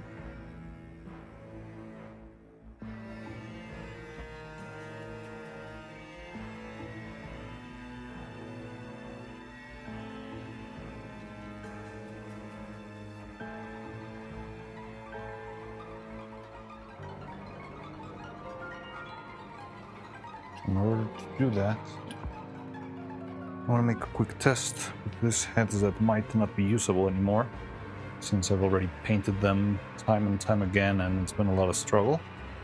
So if these things are not usable anymore, at the very least maybe I can use them for testing if my ideas will work or not. So here's how the front hair will go, and I'm gonna mark this line to see if the rest, well, how to set up the rest of the hair, right? So here it is. So I think that's fine. Now let me try.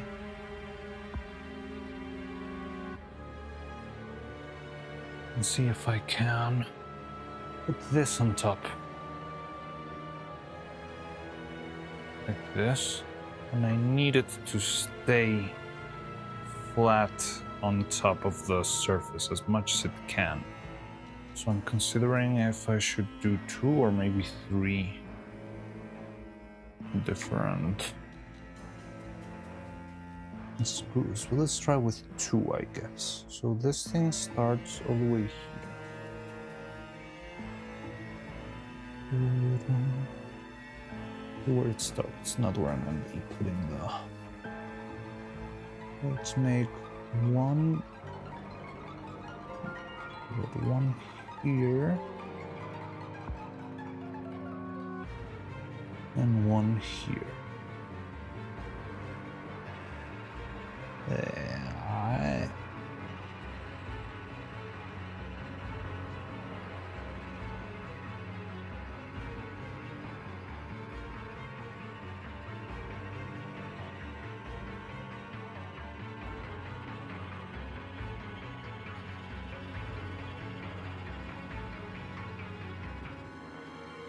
Okay.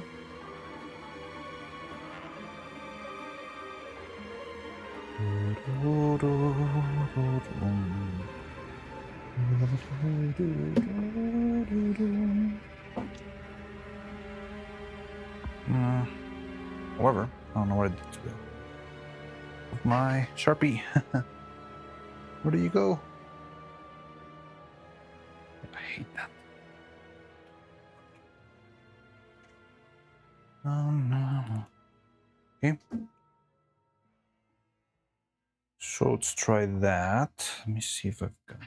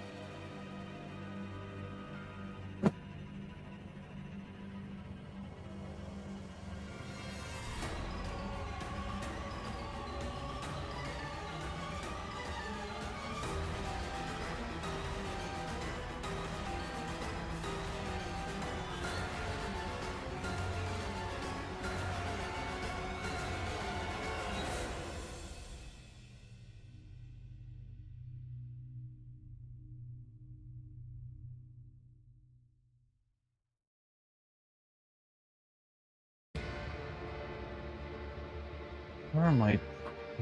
Got a box full of drill bits. But no clue where it went.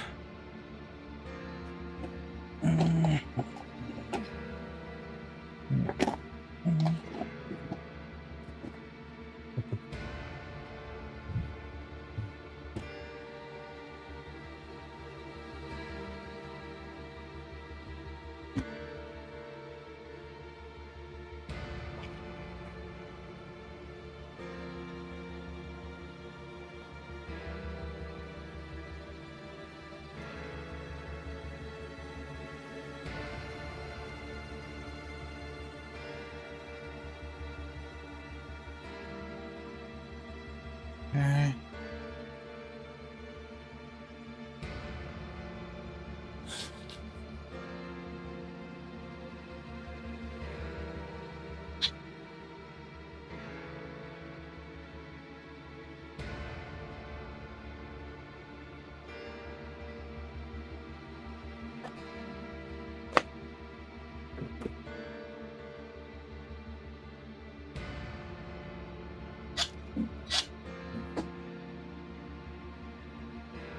Just gonna make a very quick little hole here.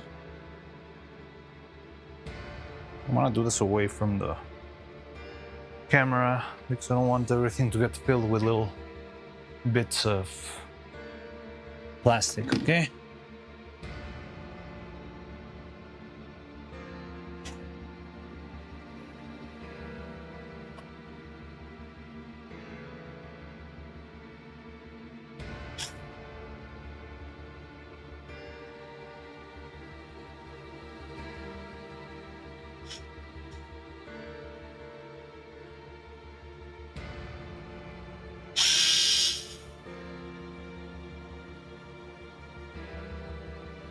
Okay.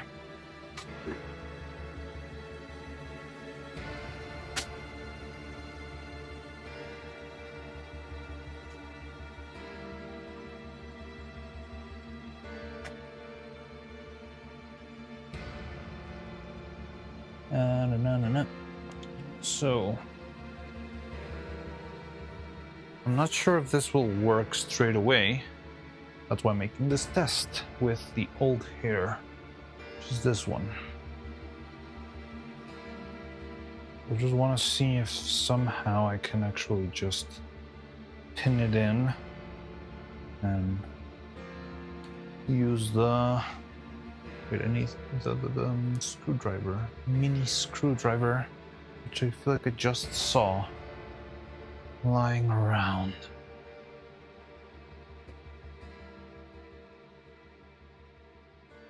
Run, start. Where was it? I just saw it. Right when I was looking for the drill, I saw the screwdriver. Now, here it is. I put the drill on top of the screwdriver, of course.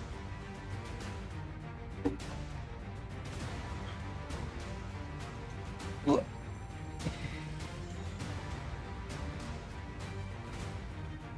I don't really remember how the inner structure of this thing was. But yeah, whatever it is, I think it'll be.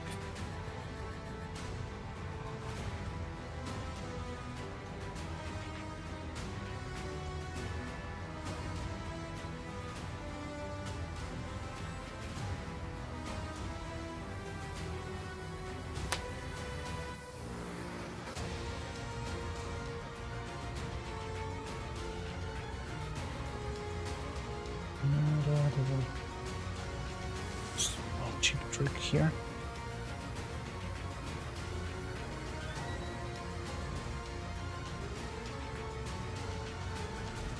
Okay.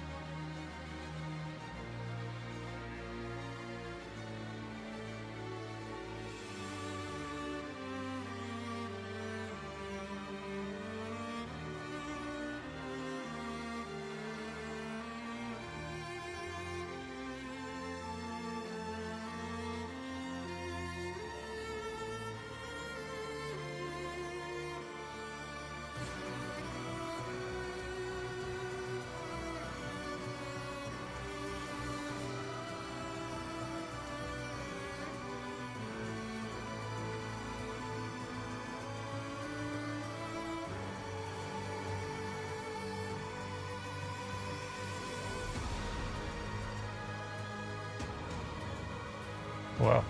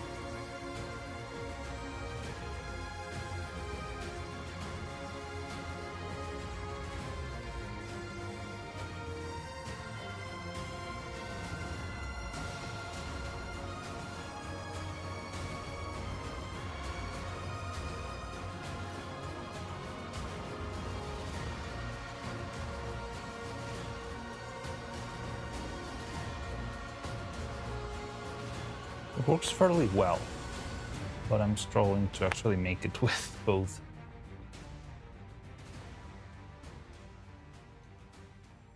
Both screws at the same time. I definitely need two. Yeah, it does damage the silicone a little bit, but it doesn't look like something that I couldn't patch very easily.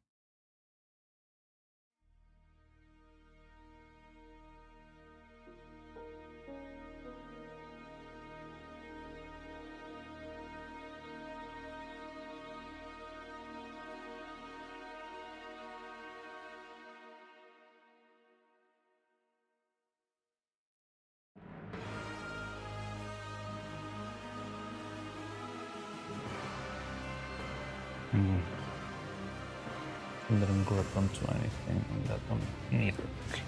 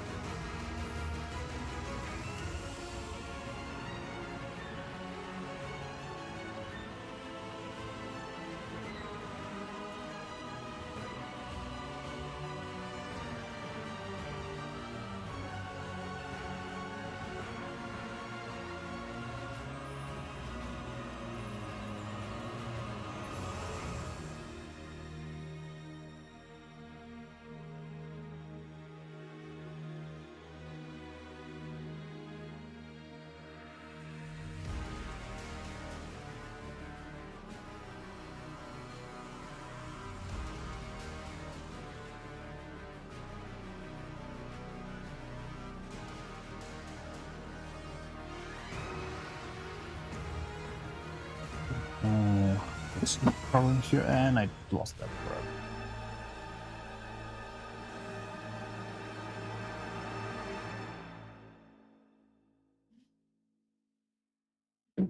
No, it's right here. Okay, so here's the problem. I think the previous structure we designed doesn't have any support in the middle.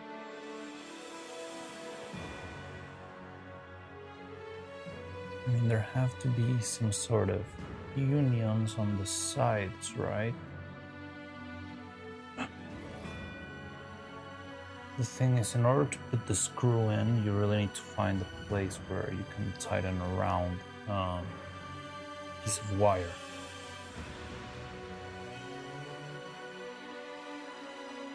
Or else you'll just be securing the silicone, but it's not going to hold in very well.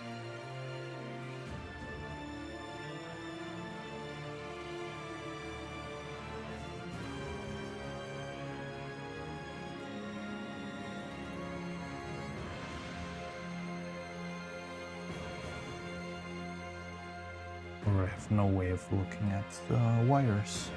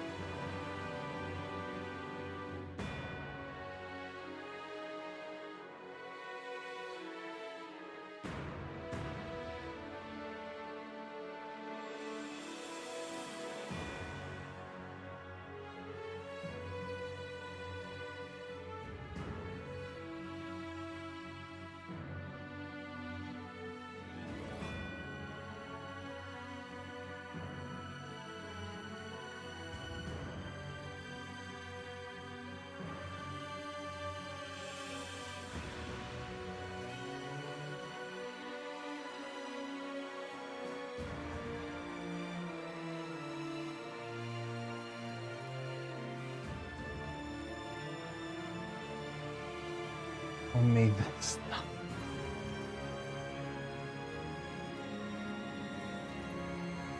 Maybe this time. Actually make use of the washers.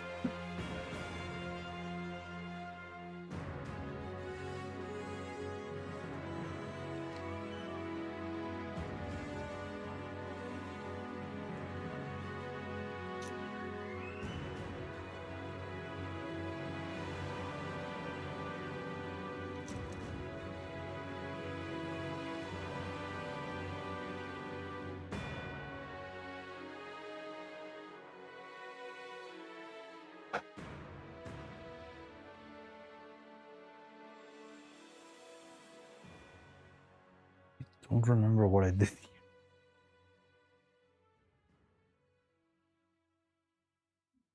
Okay.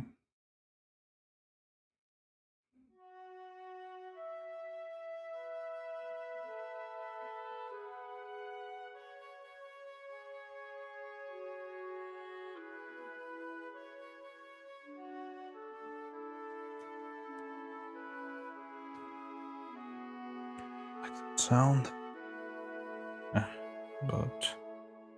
But alas.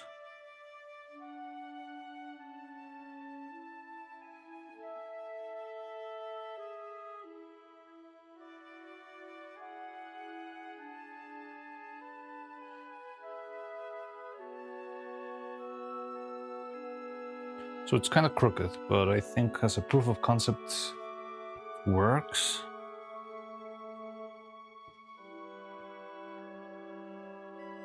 So look here. Well, this one's not going to do anything probably. Thing is, I have to find the right point for the thing to enter, and that's kind of weird because, yeah, most of the inside of the silicone is very empty.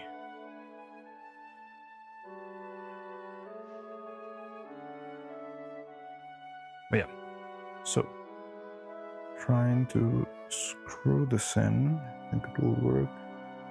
in the right place, I think it is. So look, it's kind of off, yes, but it's properly secured in place. Does need a little bit of tightening and bending. Sometimes I might need to do even before starting on this, so that everything's follows well with the shape of the head.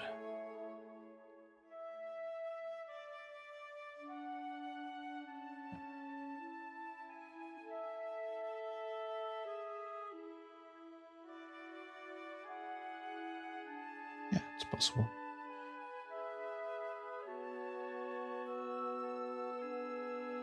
And it's fairly sturdy, stable, doesn't fall. It does have two little bolts here on the top, but I can patch them up. Now this is only the prototype, the good one, so still in the box. This is the one we made before. I would like to make this somehow the cleanest way possible and keep it as tightly to the skull as possible. I want to avoid, you see that little gap here? Not sure if I'm showing it on camera. Yeah. This little gap is what I'm trying to avoid as much as possible. Just because it's going to make the head look a little bit cleaner. So that's my new public enemy, number 1. And that's what I'm going to be trying to deal with. So, got this little 2 spots here with the screws, but I think I could just throw a little bit of silicone there, patch it up, and no one will ever notice my sins. And yeah, with that, I think we have a reasonable head, finally. So tricky part is going to be keeping everything in place. Let's try that. I'm going to try and remove it. See if we can bend the hair strands a little bit so that it fits the head better. And if it works, yeah, it would be a good proof of concept, I guess. I'm just bending all of them inwards so they push a little bit against the head itself. That's the plan.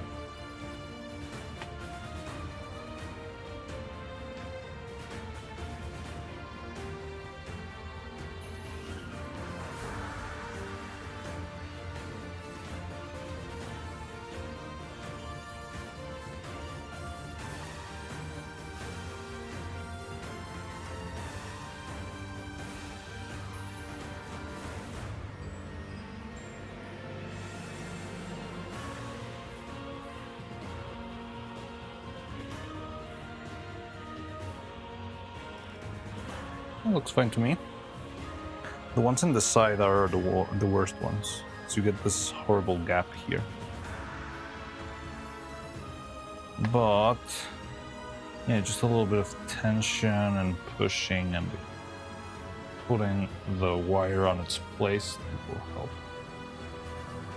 Still, there's also going to be the front hair covering that. Like, it's too much of a problem. This. And hopefully with that will be good enough. Again, what we're striving against is this gap right now. As you can see here how low the hair goes. And compared to the other hair, it's like much thicker than this. That's why it looks weird. This little gap here, I hate it so much. But I think we're not gonna have that problem with this cleaner version. Hey Cloud, how's it going? Be joining Chow soon, gonna get that butter chicken. I think I'm gonna go have lunch soon too, so no hurries, enjoy your butter chicken. 10 minutes. Yeah, like, you just reminded me that I need to eat. But yeah, I think...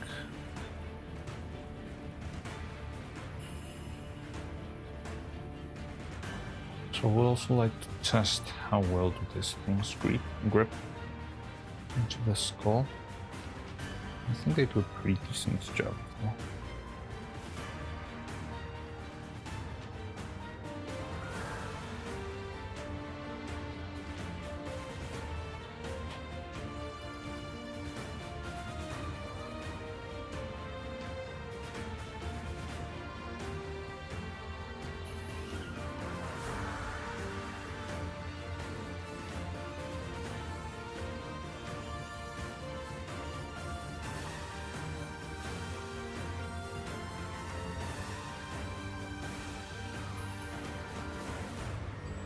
Yeah, it's pretty good.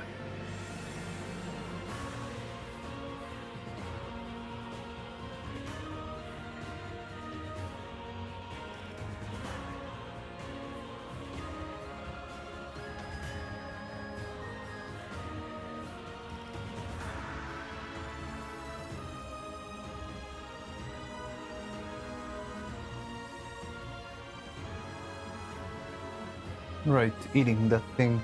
We should be doing several times a day exactly that one.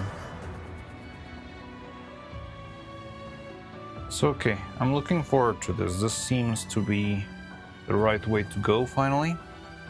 You still need to sort a couple of things out though. It does seem like it is possible. I see the light at the end of the tunnel.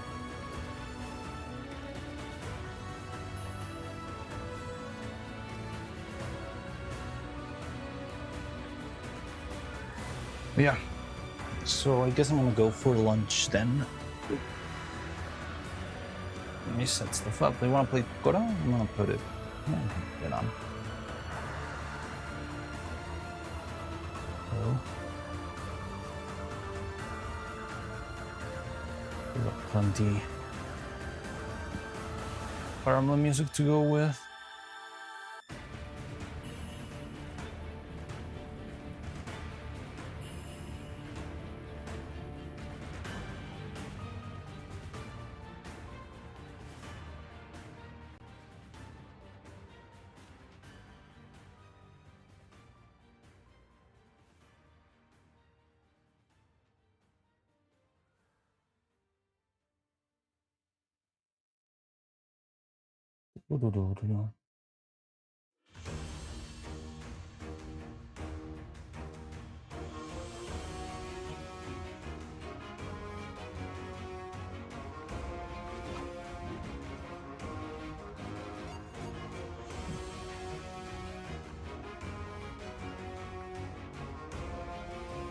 All right.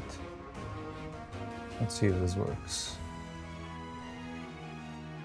Ta-da! Hey, Gruzing. 6 days ago you lost your battle sub? Really? Well, you're not gonna need it right now. There's nothing much going on.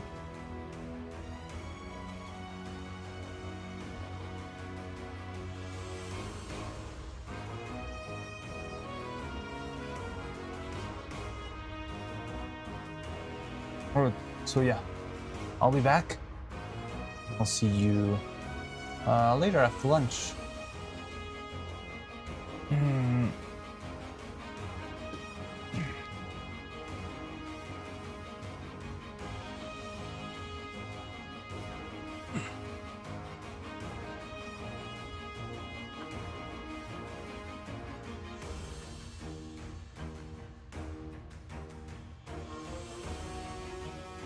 Lunch next week.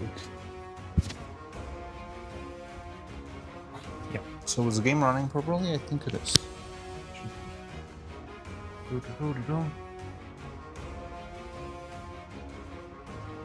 don't know where I put the box. Alright, so yeah, see you around. I'll be back after this message.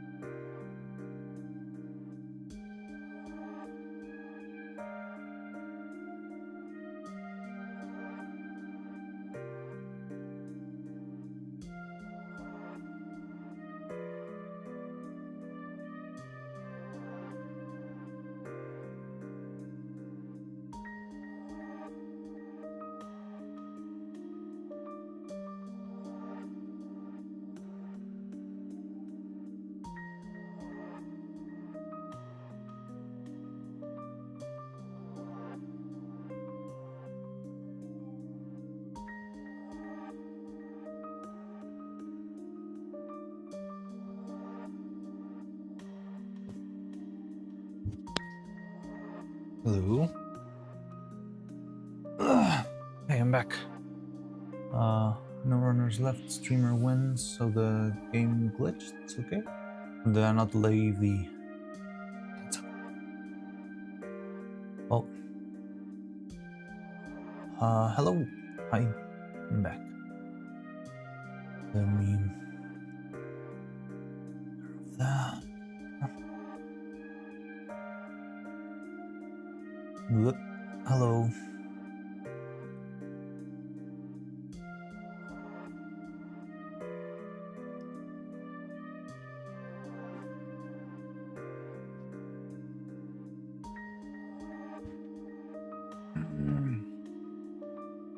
Well, or are you still talking about the Minecraft thing?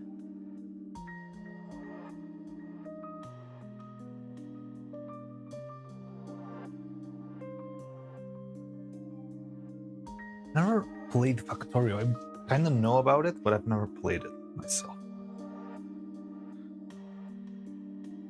Okay, it's been a while, so maybe we can already pull this thing out of the...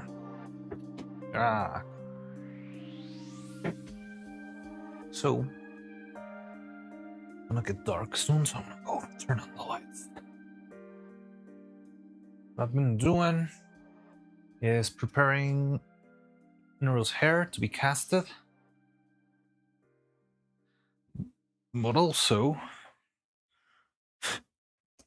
we made this little piece just as a test to see if the color for silicone will match.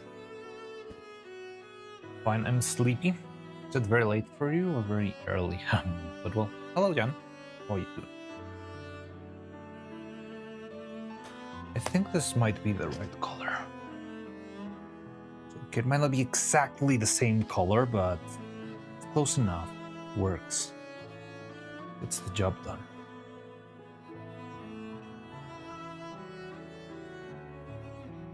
Groggy, even very tired. Well, you really needed some rest, right? You had your back exhausted. Yeah. Maybe you still need some extra rest.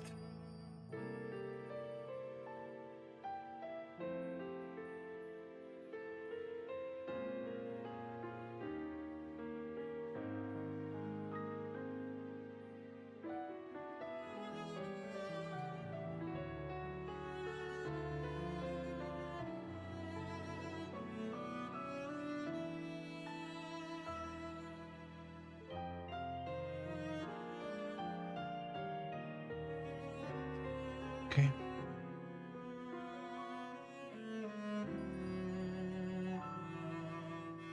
Yeah, I think this will do. But yes, it's not perfectly the same color, but it's... My head hurts from temperature jumps. It's Jesus. A couple of days earlier it was around -8. God. Oh my God. I will never explain to myself how is it that mankind in general, at some point, like thousands of years ago, decided, you know what? Yeah, this seems like a good place to settle in. Why not? I like freezing to death every day. Oh, Darkritz, you're here. How you doing? Welcome. Hi. There's always things to automate in Factorio? What?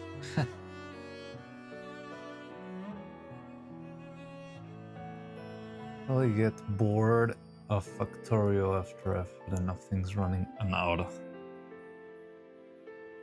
It's like Cookie Clicker, but with extra steps.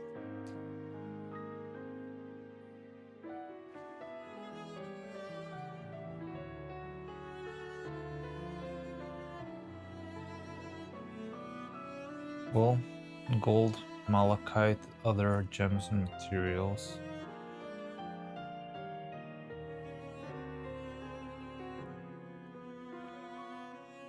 Is there a goal in Factorio, or is it just about permanent growth? You live in outer space. Close enough, I guess.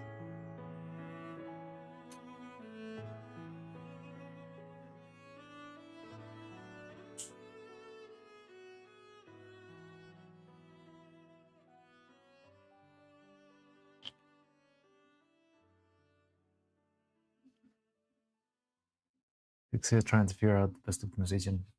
Oh, I did get a notification that Saba's gonna play the Minecraft game that you talked about, Delphink.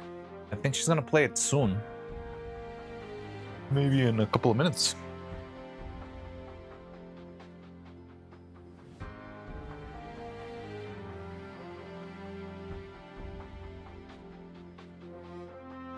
Oh, you're talking about... I thought you were talking about Factorio. Well, okay, yeah, that makes sense.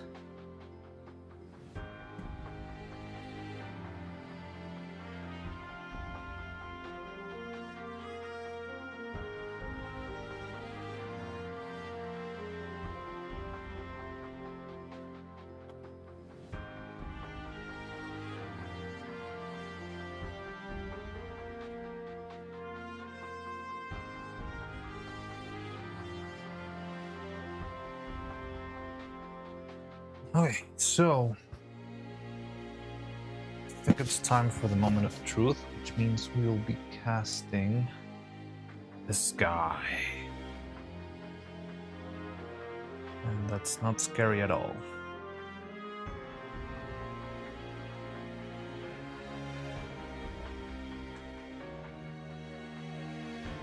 There's a sequel to Battle 97 Ruined by AI. Oh no, is Battle the new brain rot mascot?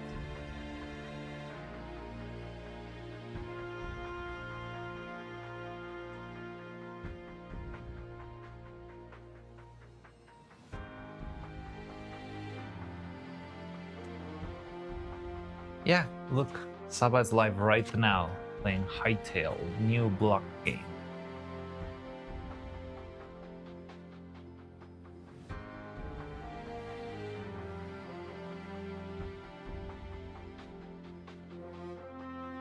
Just got the notif.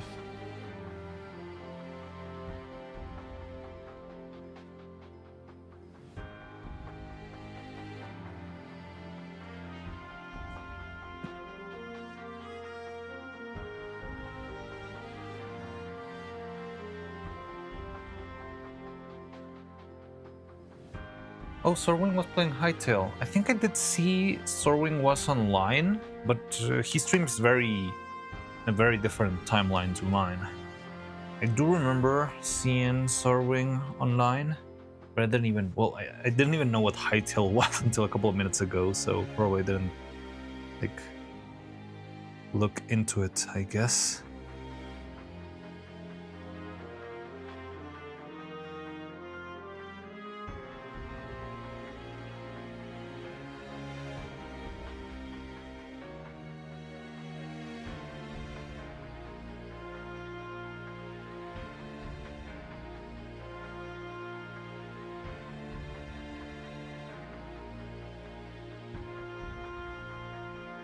Wiki says the Western Urals contain deposits of coal, oil, natural gas, and potassium potassium salts. Both slopes are rich in. And are they still mining there? Or is that something that they did before, but now those resources are no longer in demand?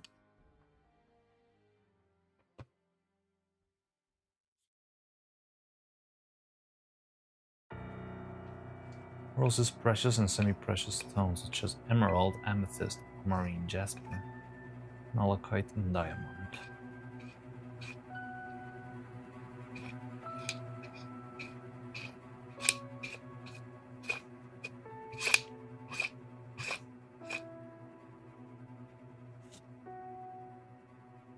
Actually, no. Probably they mine. I mean, it does sound like there's a lot of stuff there. Well, mountains in general tend to have a lot of stuff, right? There's like only a couple of mountains in the world that actually have that sort of minerals. Every mountain has minerals, or is it like just a couple of them? Magnetite ores nearly depleted for sure. Well, magnetite is a very demanded thing, right? And it's running out, I believe.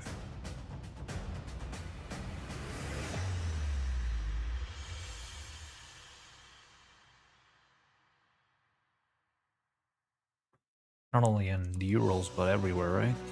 Magnetites are used, or magnets are used for everything related to technology, motors, that sort of stuff. Other mining requires a lot of infrastructure, and to my understanding, a lot of mineral-rich areas are still untapped due to difficulty of getting it all set up. And I guess all of that was easier back when workers didn't have any rights. It was easier to send people in the mountains to starve. Now they have unions and stuff. There's also a couple of mines here in Mexico that I think they've either fully ran out or just haven't been pulling out resources from them anymore. But yeah, now that you say it, I've never heard of like a new mine being established. It's usually the ones that have been running for. Not profitable compared to complexity. Yeah, it makes sense.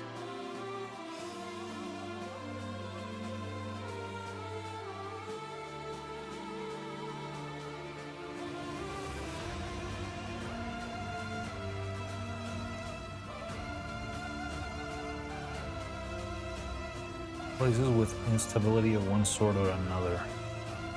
Yeah, like if electricity is hard to get in whatever place. Screw up. Screw up. Let's see. Where's my mold? Ah, hurry up. Okay. Silver mines keep getting opened and closed depending on market fluctuation in Mexico. Is it because of market fluctuation? I thought that they had mostly ran out. And that's a very interesting insight you've got, Daikirit. Yeah, I remember like one of the bigger places of silver mines. Well, a town that's very famous for its silver. They don't really mine it anymore. They import it from overseas. But yeah, I don't know. Like I don't really know about the inner workings of that, so it might have just been like a gossip that I got into.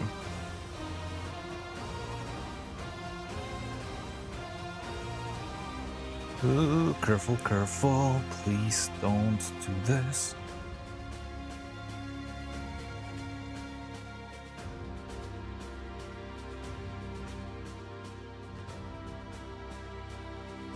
Because silver's oh yeah, right now silver's spiking, right? Silver and gold is spiking a lot.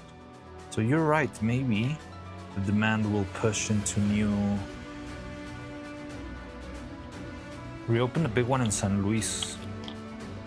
San Luis Potosí, I'm guessing.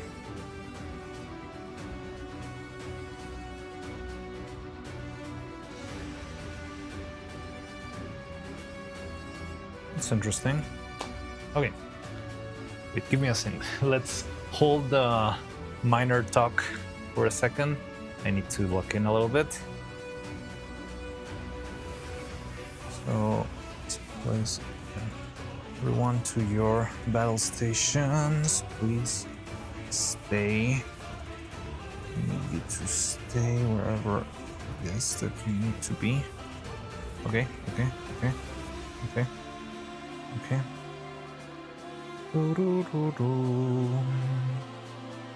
Alright. All set.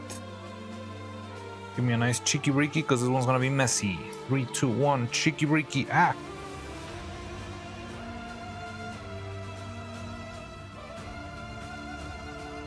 Make sure every strand is properly adjusted. I hate this because I need to not only be careful with everything being on its place, but also try to make sure my gloves are still clean because I don't want to add it like my fingerprints on top.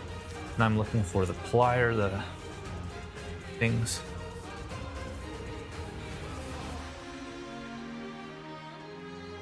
Yeah, San Luis Potosí.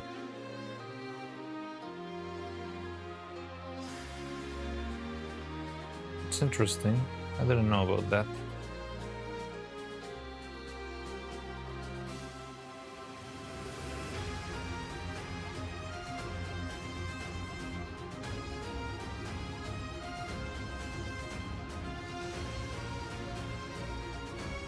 Okay, looks fine.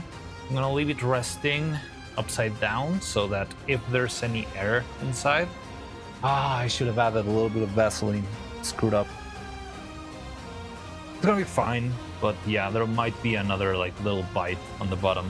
But I'm gonna try, whenever I take it out of the mold, I'm gonna try to very carefully scrape it so that it's the least amount of harm possible. But yeah, so I'm gonna leave this resting like this, upside down, so if there's any inner space for the material to drip down, it's gonna just go down and give me a clean shape for the top of the head. And with that, we might be done with the hair for now, like done with the silicone casting. But what we can start working on is making more hair. The front pieces of the hair, which are the bangs and the pigtails and the ahoge. Those three. J hair, yes.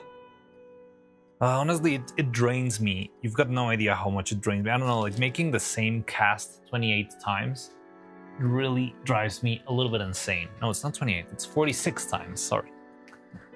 But yeah, it seems like the hard part is over. Finally, for the third time, welcome to the hair casting channel.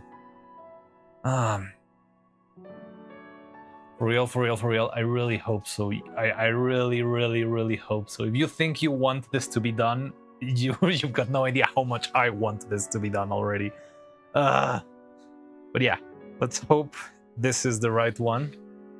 Oh, more hair now. This one's easier and it's more chill. It doesn't depress me as much. The front pieces, they're more entertaining, they're cooler. I don't know, I like them, I don't mind them. But it's just this things. This, I already. But now, something very important to note here is how sturdy this 3D printed mold has been. I think we might be close to the 100th castings with this mold, and it's withstood perfectly. And that is very important, because it means this is incredibly reliable.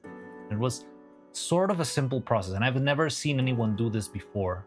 I think I've seen a couple of 3D printed molds, but not like this one.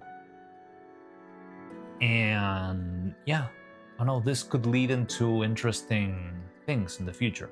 So just take a note of that. I think it's important. How much hair do you need? Yes! That's my life for the last 3 months. Oh god. Don't worry, it's fine, it's fine. The end is never the end, is never the end. And that was only 2 weeks. I believe in 2024 Christmas there was a specific production item I had to crunch over, and I still hate having to deal with that product now, even though we hardly do it anymore.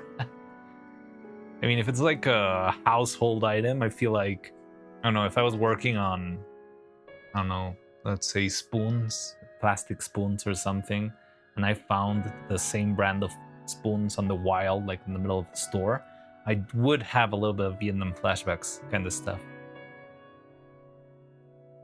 Yeah, it sucks when you get annoyed. It's like when I finished animating Extravaganza, whenever I heard Boom, I would get a little bit of startled a little bit when I made it to the very first chorus. Take you to my new nirvana, you got... Because I would remember the like pausing and going back and taking a picture and deleting a frame and taking another picture. Because this is something that, yeah, is not the most thrilling part of animating. You will hear the same soundbite for hours on hours on hours on hours. So you have to be very mentally prepared to listen to the same fraction of a second hundreds of times. So you'll be listening, take you, take you, take you. And then you'll keep on adding onto it, and you'll keep adding just 1/24 of a second at a time. Yeah, it gets... I don't know, it gets into your head. There's like a couple of sound bites, even from the movie, that I still have like deeply dug in my mind. And here's boom and snap, back broken.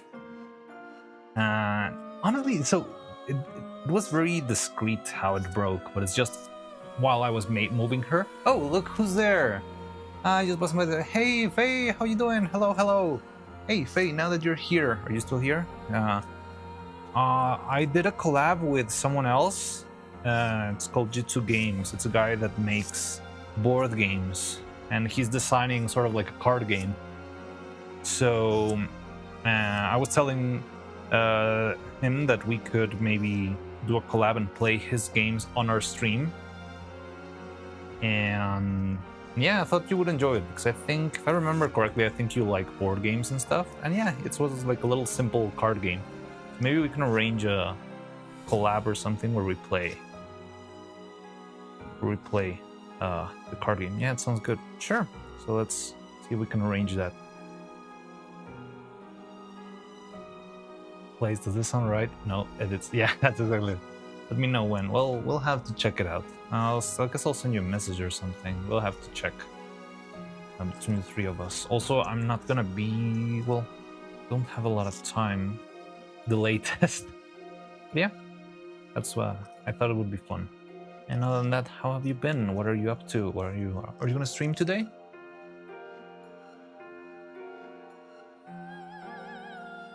Or are you planning to stream?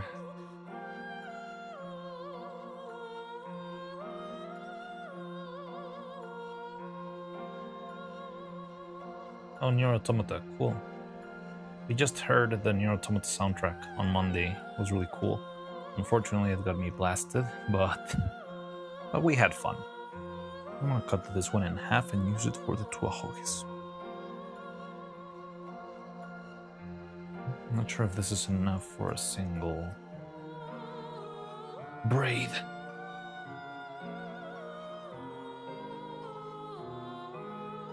Where is she? Automata. 27 seconds of delay? Sheesh. Then that would explain why I feel like conversation's been like very delayed. Okay, that's not gonna be enough. We're gonna split this one in half and use it for the arrow. You ever play the first game, Replicant? Oh, it's Dolphin Castle.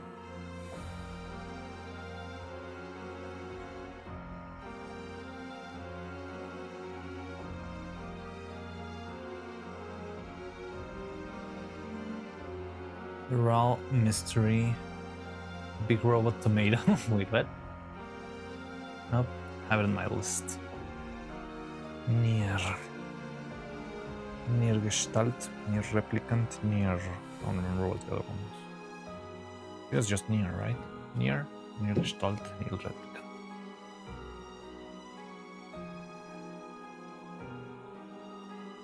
No, apparently it's the same thing. It's just the American release or something.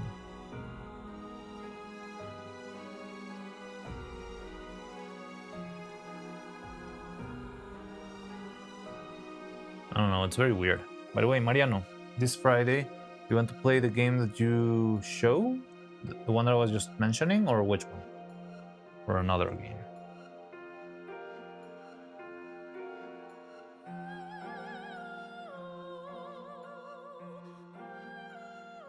I forget, but we use magic. Oh, Abandoned Archive? You want to play Abandoned Archive? Yeah, we can play Abandoned Archive.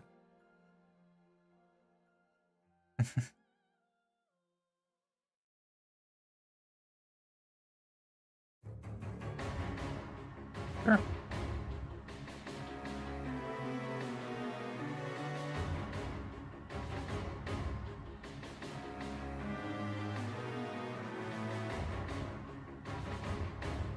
Not sure if this would be enough. Oh. Barely. Always forget the name.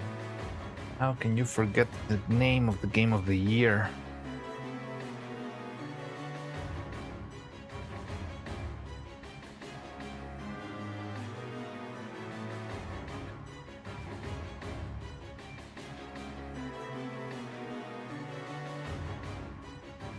What are you doing? I'm making hair strands, more hair strands. I'm changing the color. Yeah, more hair. Like the hair we had before, I didn't love the color, so I'm making a new one. Yeah, nothing too crazy. Also because I'm waiting for the outfit to be done.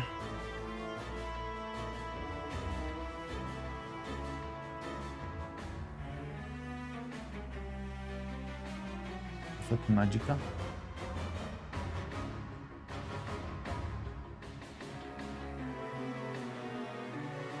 The game is about abandoned archives, so you're forgetting the names of the field and point.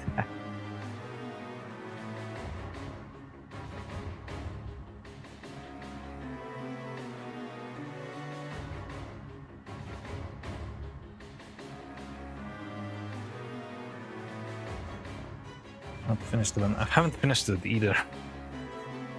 I've never even made it to floor. Or did we make it to floor number 3? Yeah, I think we did, right? But then we died? I don't remember.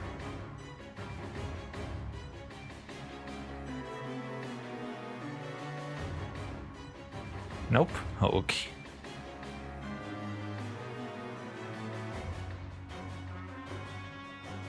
Just level 2. Darn it.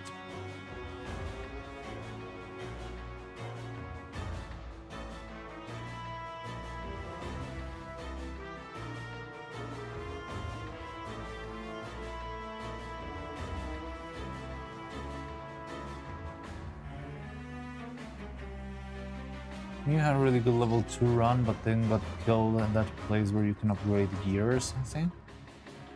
I don't remember.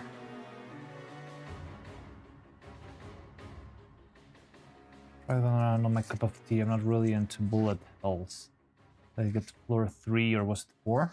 So the floor number 3 is a lab. Floor number 4 is like a I don't know, like a king's hall, something like that.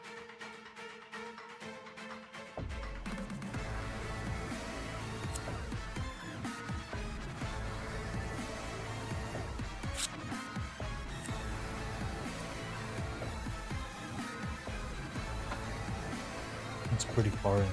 I need to see level 3. Well, we'll have to get in then. So Friday?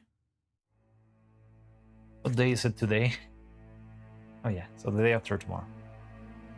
Alright. Sure. Not that engaging a game, IMO. So I think it has its little flaws here and there, honestly. I'm not gonna glaze it just because Vettel made it. But it's fun.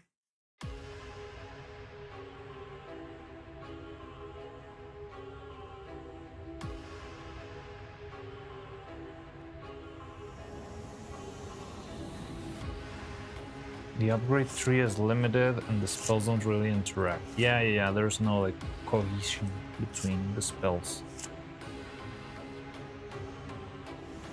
Also, some of the animations of the attacks feel like they need a little bit more of a telegraph. Sometimes the bosses will just like throw themselves at you without any previous warning, and it's like, well, what am I supposed to do then?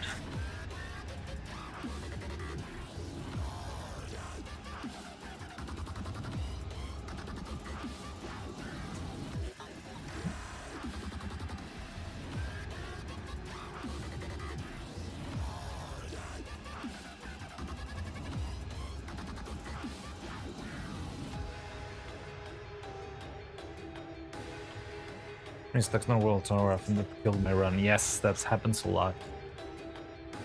Feels a little bit like luck based. The end is you do need luck. But I will leave you. It's time for lunch. Enjoy your lunch. Have a nice stream. Are you having breadcrumbs in the pond? Yeah, take care, Faye. See you around.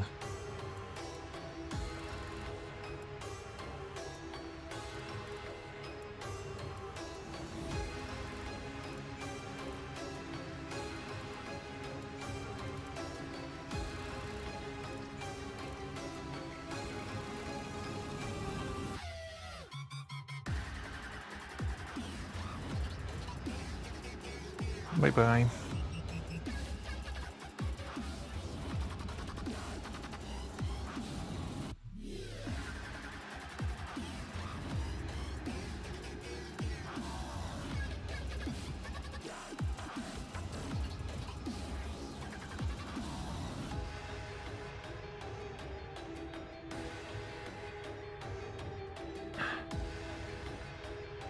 Dodging. I just hate dodging. One of the reasons why I never finished Dark Souls 2. Aren't all Dark Souls about dodging? Might have fixed it though, because I saw some boss nerfs in the first few patches. Have there been patches at all? Didn't even know that.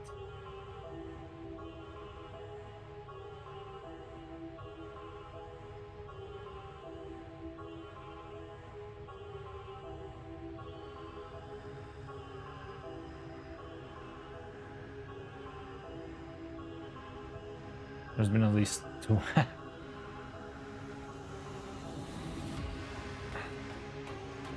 haven't even noticed.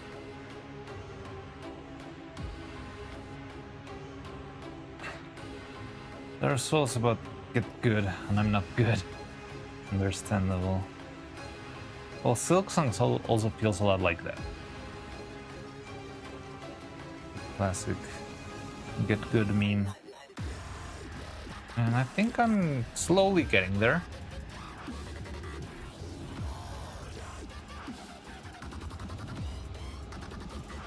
I think how much of a struggle it was the early game and how now I'm doing fairly decently.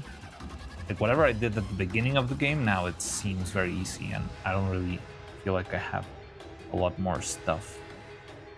Or well, when I play it in Steel Soul mode, for example, it feels much quicker than before. Nothing's different, and it just got good.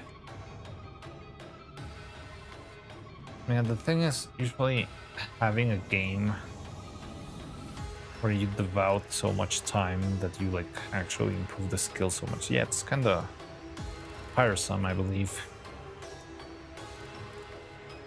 You need to invest a lot of time, which, yeah, kind of sucks when you already have to invest your time making hair after hair after hair after hair.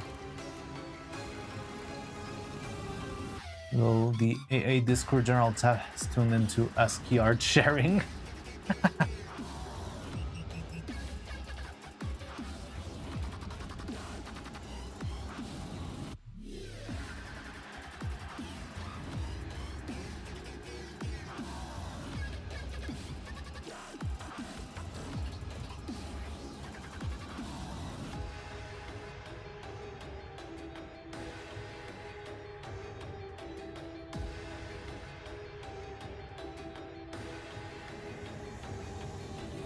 Person successfully tanked in heavy armor with tower shield and being chunky, but second Dark Soul just not fast for me.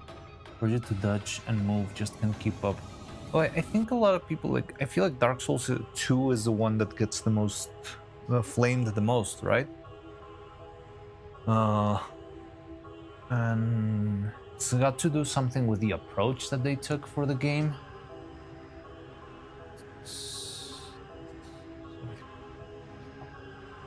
Like, Dark Souls 2 is a lot more about humanity, and there's no like big bosses. Instead, it's like mostly like rooms full of smaller bosses or smaller enemies, which, yeah, it's not exactly the same charm from Dark Souls 1. I don't really know that well. It's not like I've really played them that much.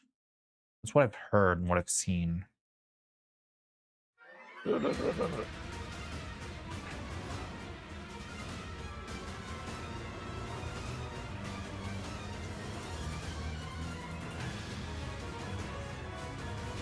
It's not a problem for me. The third one even faster than the second, as far as I know.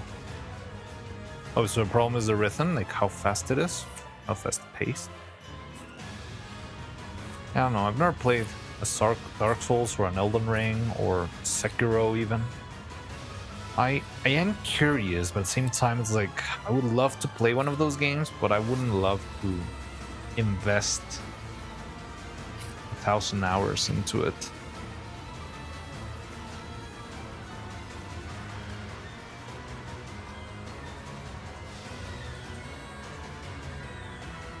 Not many like DS2. I think they pulled enemy respawn so you can XP grind. Oh. Lies of P and found out that the slower attacks are what gets me, lol. I never played Lies of P. I got a friend who recommended it to me. But yeah. The thing is, I do kind of feel like there's a stagnation with the Souls genre. Like everything feels like it's Dark Souls, but something.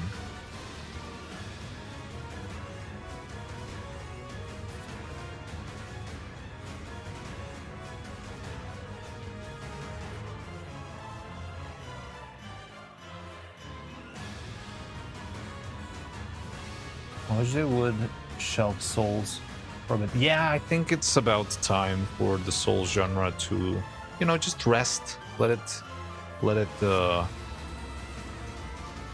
ripen a little bit. You don't need a new Dark Souls game every single day, every single Game Awards. I just dropped something. Parries, I can't parry. Just don't feel timings. Just parry? Well, parries is in Sekiro, right? Sekiro is the one that has a bunch of different parry mechanics.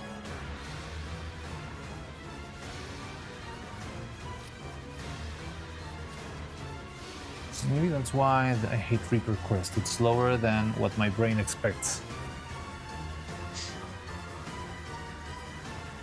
Well, yeah, I think the Reaper Crest is good for getting stuff figured out. It's great for pogoing. But yeah, it does feel like you lose a lot of damage output because it's so slow. Like, I remember fighting the last judge. Like every jump, I would only be able to hit her like twice instead of 3 or even 4 times. So that means I have to wait for her to jump like 50 times instead of 20 in order to, I don't know, make it to phase 2. Everyone wants to beat the super duper hard game. Well, yeah, there's a lot of demand for people wanting to beat extremely hard games, but yeah, I don't know if that's everyone.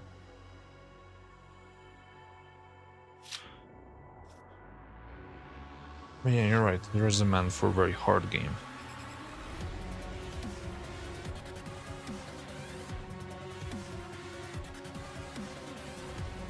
All of this one. That's why I chose Factorio.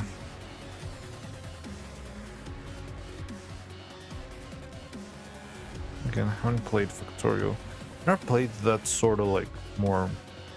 I don't even know the name of the genre. Like strategy game.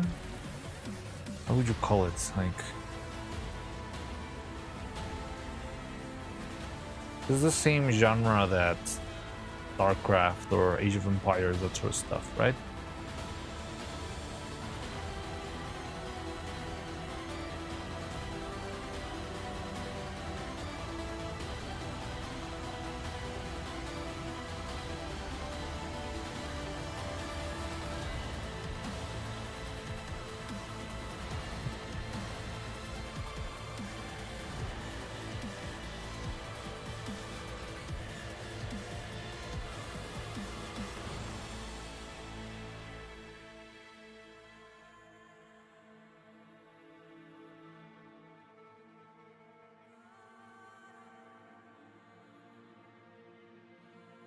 Economic strategy.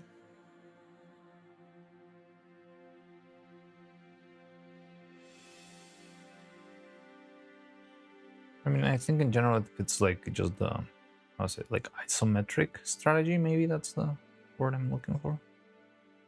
But yeah. Well, yeah, economic strategy does sound also like.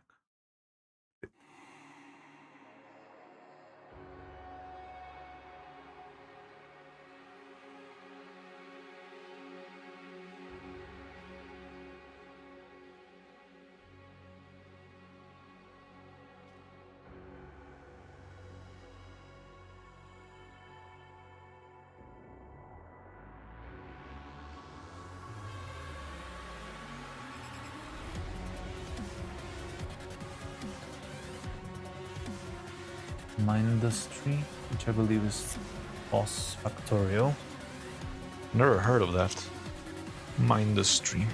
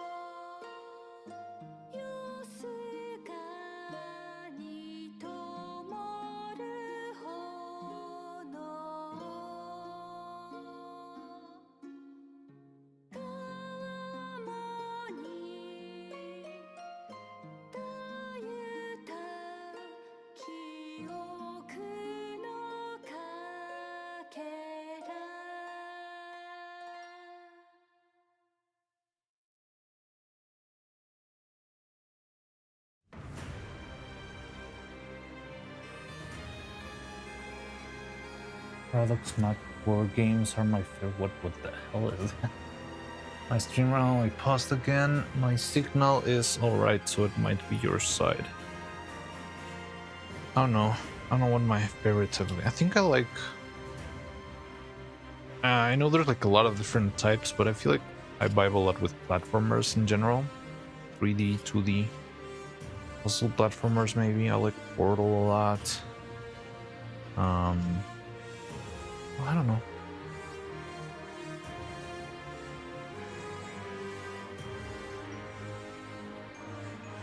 Suddenly I feel like I've never played games in my life. Just I haven't played in a while.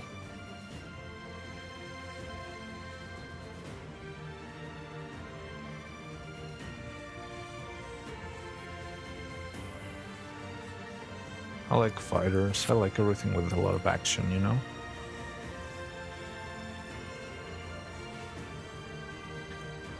Which is a bit buggy today.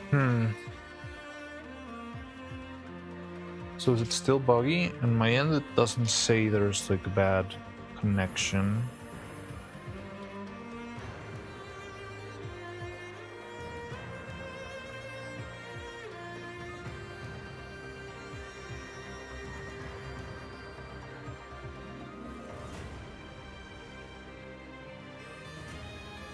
Like that indie games have gained so much traction lately. Yeah, I also like that. So the thing is, I feel like the game industry was getting a little bit bloated. Like, the only way to make a game in 2024, 2025 was being a quadrillion-dollar studio and investing $1,000 in every single pore of your character so that it looks perfect and flawless. Yeah, I like the approach of 5 guys in a basement make millions in a single day.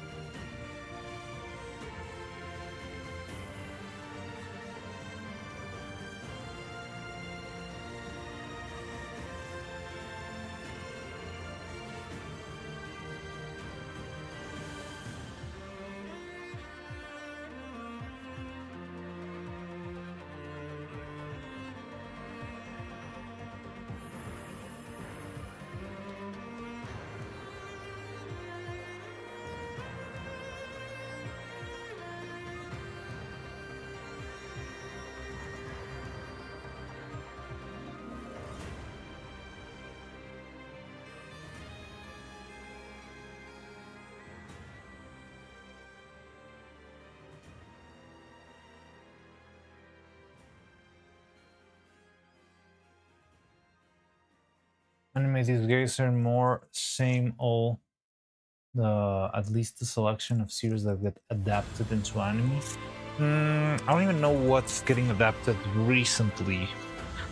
Because I mean, I know the big contenders, but I feel like the big contenders are like they were already selected years ago, and now they're just like going with the flow.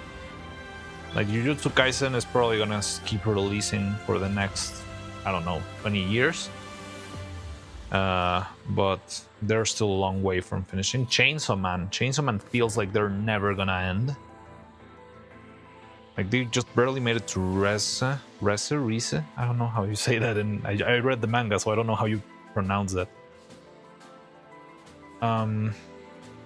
But like they're going very slow. But yeah, those are like the big contenders that are like already on the shop. But I don't know if there's anything new that's been on the works. At some point, the game budgets just sounded like companies bragging about how... Yeah, exactly! How much they could throw at a project, like Hollywood with current movie. Exactly. And I was like, well, I made Concord using $100 billion gazillion dollars. And then it flopped.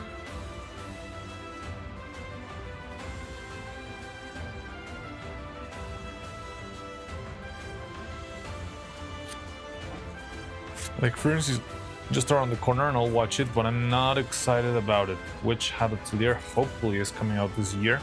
I don't know anything about Witch Hat Atelier. I am a sucker for witch-themed stuff. I'm probably gonna watch it, but I don't even know. Like, I know it exists. I don't even know sort of like the tone of the show. I'm not sure if it's like a full-on shonen, if it's like a, I don't know, horror or whatever, but I'm looking for it. I'm looking forward to it because it sounds good. The concept in general just sounds interesting.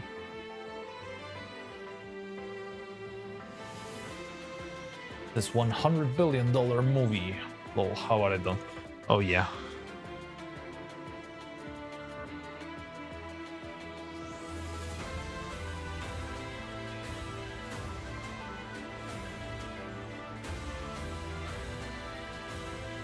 Last anime I watched was either Made in Abyss or Odd Taxi. I've never heard of Odd Taxi. I also watched Made in Abyss fairly recently.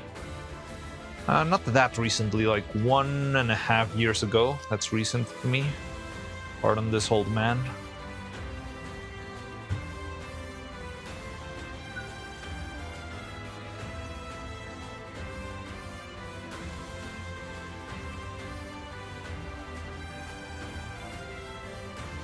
A discount in Steam for detective games. Return of Obra Dinn.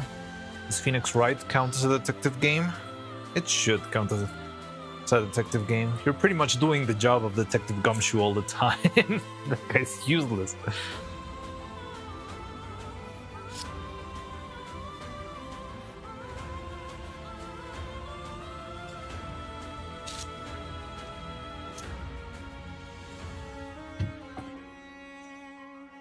The art style is super cool and unique. Really? Which had it? I don't know. Then I guess I'll wait and check it out in the anime. What else has been? Well, I'm looking forward a lot for the Madoka movie. I'm not sure if anyone here has seen Madoka, but I really, really like that series. The TV show is just amazing. I think I've rewatched it like 4 times, and every single time I watch it, I find out something new. Like a little secret, a little hint here and there. And it's just so clever. Madoka is just something else. It's on a whole nother level. But there's a new movie that's gonna release soon. And here's the thing. So I have a very strange relationship with the Madoka movie because sometimes it feels like, oh, they're just milking it and they just want to make something. They just want to make something for the sake of getting more money. But then, well, that was my idea for the Rebellion movie. But then you watch the Rebellion movie and it's like, oh my god. At this point, I wait for the anime. The manga reading experience is terrible right now. Really? Since every chapter is basically a cliffhanger and months between them. Are you talking about Witch Hat Atelier or just in general? I need to catch up with all the Madoka projects really badly. How many are there? There's not that much, right? It's just Madoka, the movies, and then the show, which I don't know if it's like fully canon or not. But yeah, I haven't seen the other show, the Magia Record one. And I'm not looking that much forward to that one. Like I don't hold it in that as high regard as the original show because it feels more like spin-off. But still, well, whatever. The point is, there's a movie coming out this year, allegedly, and yeah, I'm very excited for that.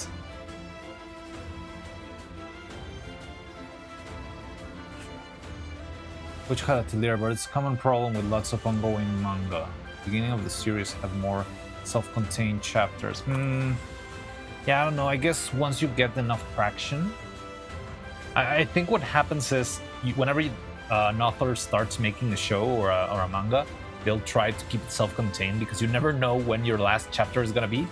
But once you get like a contract or whatever, I don't even know what the scheme is with manga writers, but I think once you actually land a gig and you know you're gonna be writing 100 chapters, then you go like, all right, so we're starting the 100 chapter arc, and yeah, there's no pausing anymore.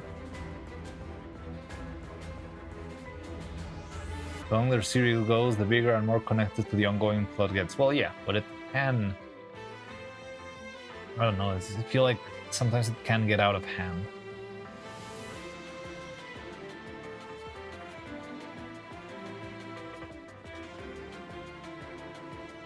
Like right now there's a lot of talk about One Piece being... I don't know, like I like One Piece, but yeah, it's getting a little bit convoluted. You know?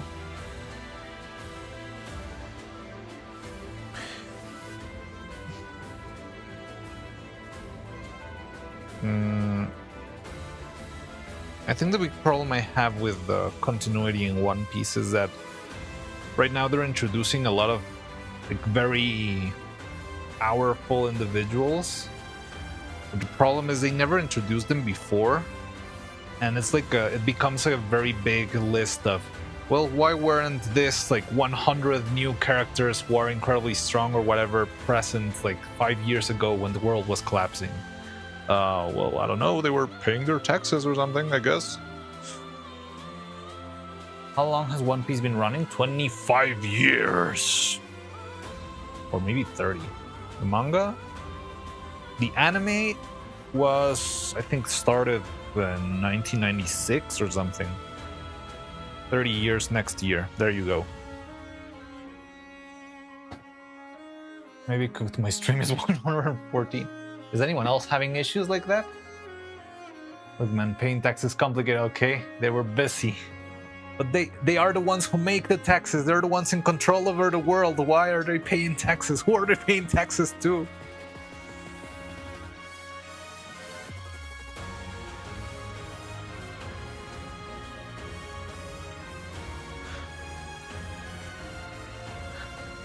My Twitch internet has been good today. Okay, so it might be on your end.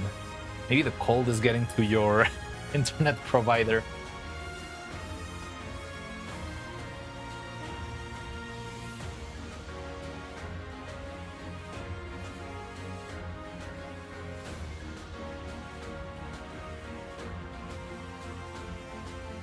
What else? Well, I'm looking forward to Dungeon Meshi Season 2. Because again, I'm the biggest sucker for Trigger animation. Anything Trigger pumps out, I know it's going to be a masterpiece from the start. They are the goats when it comes to animation, and you cannot convince me otherwise. My internet works on sticks and pray. Dungeon Meshi manga is so good. I've not seen the anime. The anime is really, really good. I don't know how well it stands up to the manga. I think it's just about halfway of the manga. They're gonna make a season 2, and I think it's gonna finish on season 2. They should be able to get Dungeon Meshi done with the same length of episodes as season 1 was. Yeah, I think it's not. It stands up perfectly so far. But yeah, the animation is just so great. People should be getting ready to work right about now. How would that affect your connection? You think your neighbors are stealing your internet? They're watching the morning news on your Wi-Fi.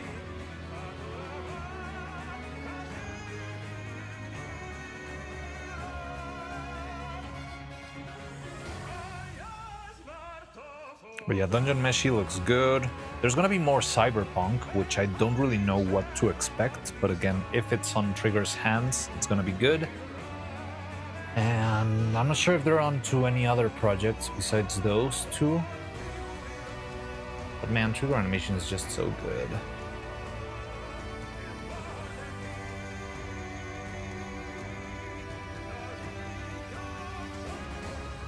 So yeah, that's the only other show I think I'm looking forward to that. Again, like well, Frieren I'm kind of excited for.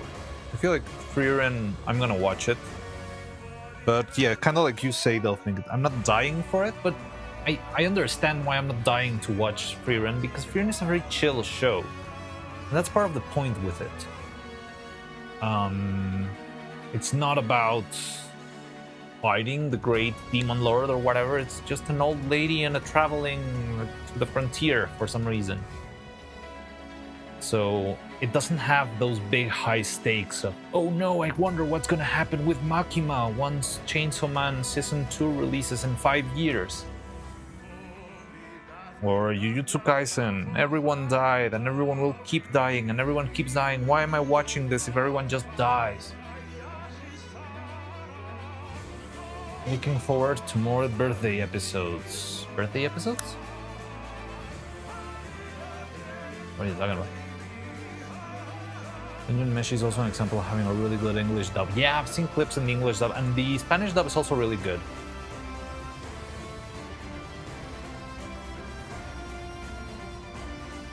Furin lost me when the big battle arc started. Is there a big battle arc? Did it get good again? Are you talking about manga or anime? Because I only saw the anime and I don't remember like a big battle. Like the point of Furin is that it's kind of like it's a One Punch Man structure in medieval setting. So there's never like an actually big battle. Yeah, I don't know what you're talking about because I never made it better. Episode 3. Of course. Oh, okay, I was just thinking the fights in the exam section.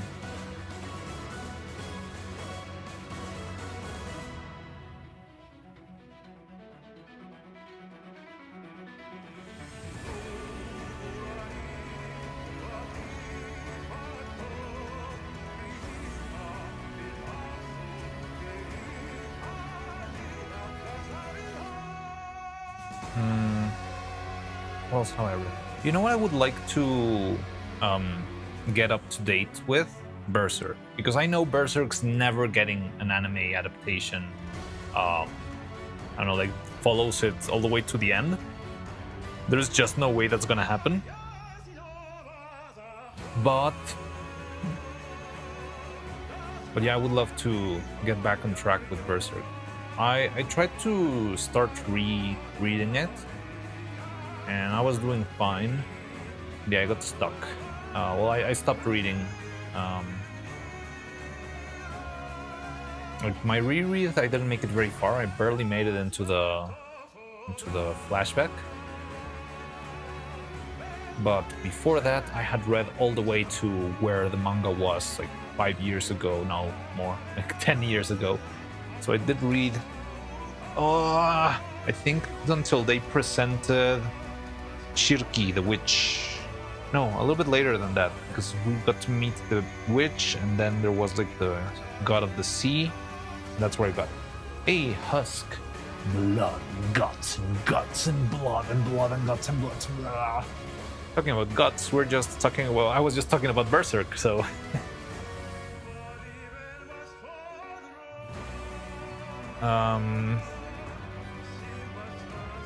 But yeah, I don't know. Yeah, the thing that I find comfortable, that's the only song I know from it. Is there a song? No, it hasn't ended yet, but it's still like it's still publishing, right? It's not on hiatus. Like I think even though the author passed away, he entrusted his team to continue the story. They already know how it will end and stuff, so it's just a matter of them finishing. But I'm not sure how long it will take, because at least until the point that I made it, it seemed like the manga still had a lot of it running.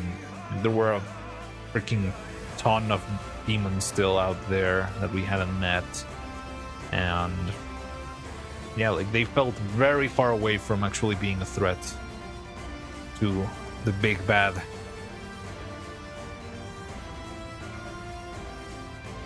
Get all over. That song inspired Madeline's change from Moral Kill to Tormented Child. Oh, so there is a song. The manga is continued by a different. Yes, it is continued by a different narrator. That song, last Japanese Takabon, was released last August. Okay. So I mean, I guess it's moving forward, but still, I feel like I'm still a little bit stuck behind. Yeah, and I would like to get up to date with that. But yeah, I like the reassurance of show or manga that I know they're never gonna get like an adaptation, because like I know the best way to experience this story is by reading it.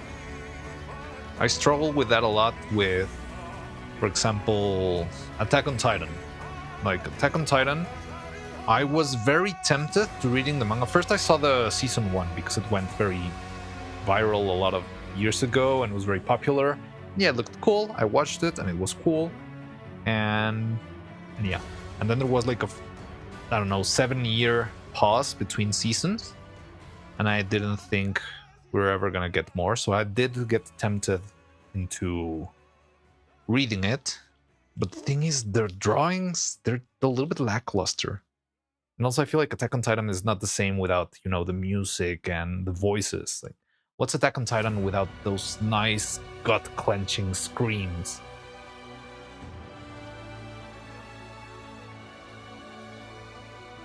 Berserk's Berserk, Blood and Guts and Guts and Blood, YouTube it. Alright.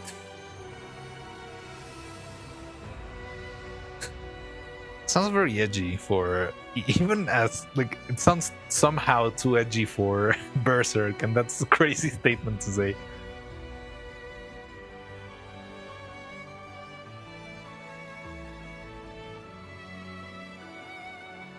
Attack on Titan is good and all, but when will be Attack on Ceres? I don't know what that means. In the manga, but are so funny. Yeah, there's some drawings that are like really wonky. And I did read some wonky manga. I did read Elfen Lied at some point, and I think that's the trashiest draw of the manga that I've ever read.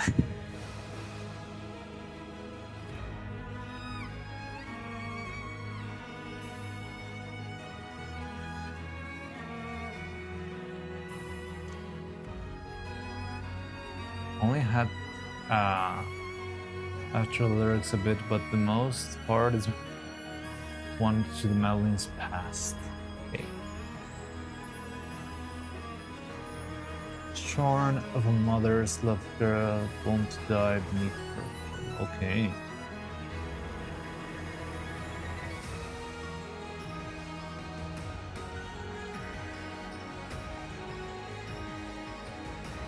Astronomical joke. Oh, oh wow, that's that is a deep cut of a joke. And is Titan another star or something? Titan is a Jupiter moon. Oh really? Or in Stellaris. Okay.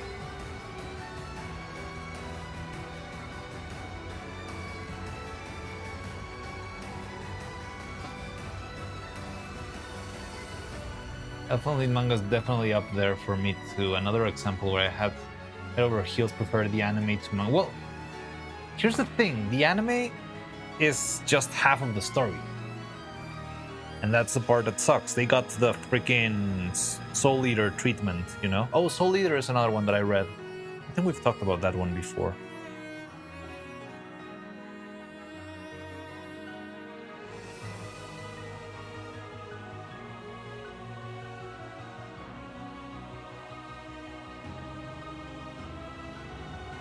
I think there's another show right now, another anime that has like that Soul Eater kind of vibe, the character with big eyes and exaggerated line work.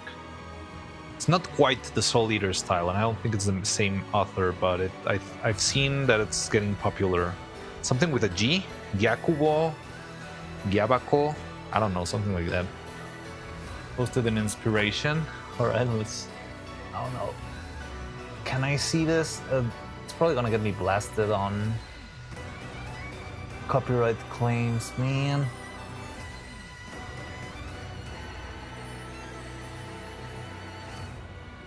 And where's this? So is this song from the show, from the movie?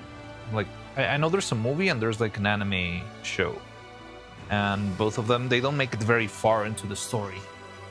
They're mostly just the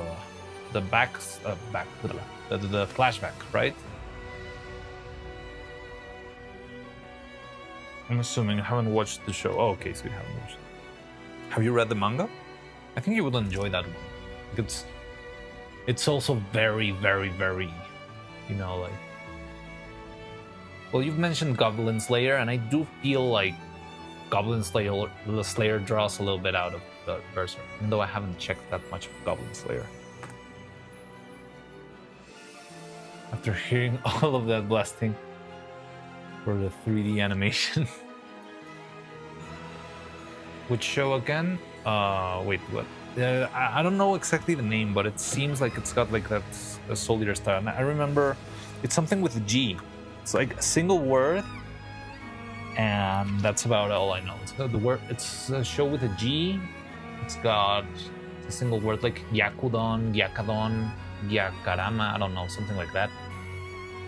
Glipnir? No, it's not that one. That sounds very Nordic. No, it sounds Japanese. It's a Japanese sounding word. Berserk 90s anime is one of my favorite anime of all time. I haven't never seen it, honestly.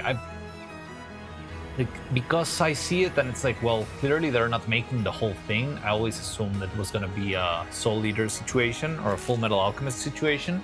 And I was like, I'm gonna skip it. I mean, I already read the manga, so whatever.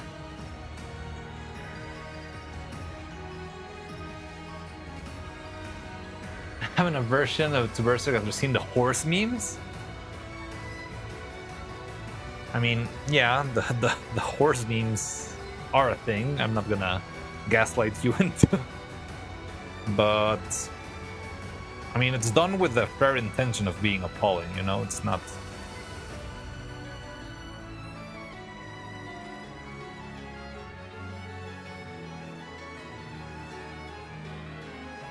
It's right at the end of a story arc, so it's not abrupt to me. It also feels pretty natural ending in the Greek tragedy sort of way. I mean, it ends after the eclipse, right? I'm guessing that's where it ends. And well, the eclipse is. And may or may not have also affected my choices in Madeline's past. Okay.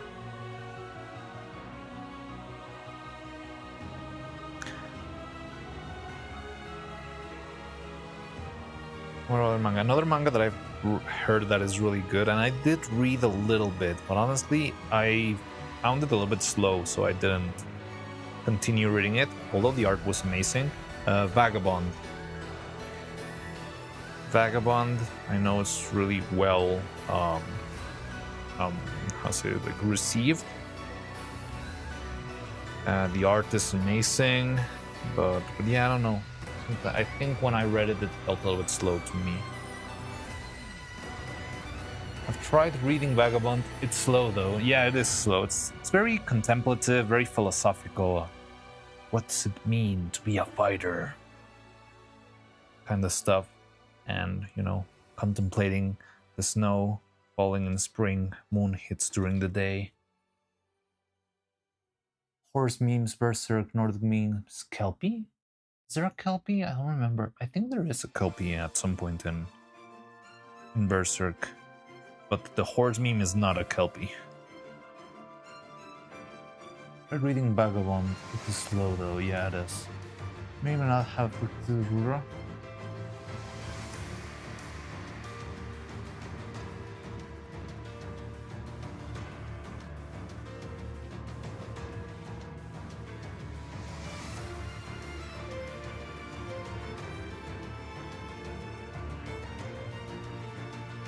Piece of demonic mirror or something.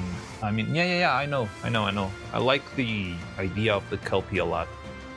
It's like a water spirit that tries to drown people by tempting them into mounting themselves so that they can drown you. It's a very fascinating concept in the story.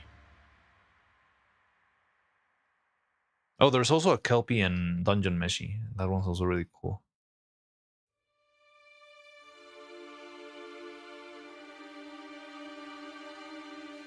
Berserk 90s anime also does not include any puck moments. Yeah, because it's all, like, doesn't take... the Berserk 90s anime doesn't do anything from the present, right? It's all the flashback. You never see... Like, present is weird when you're talking about a medieval show, but yeah, there's like the flashback, and then there's the current timeline with things happening at the moment, and that's where Puck lives. So yeah, it makes sense. Also, Puck's a very weird character because it feels like it began like a little comic relief side character, and then it's sort of like stopped having a place in such a grim world.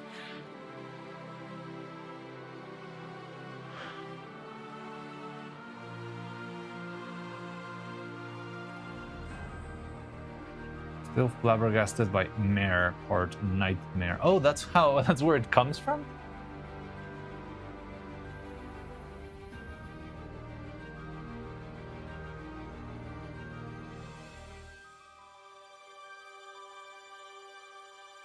Robbed of a mother's love at birth. Change it to shorn of a mother's love at birth. Left to drown in blood. Haven't thought of a change yet. Left to drown in blood. Oh no. Left bathe in blood or something? Madeline is like destined to kill people and stuff, right?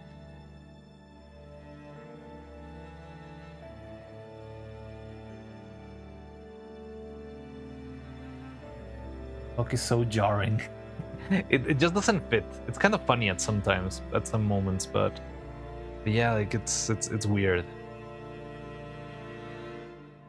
He was to die beneath her corpse. I think she was supposed to be born man. Doesn't really go with the same cadence.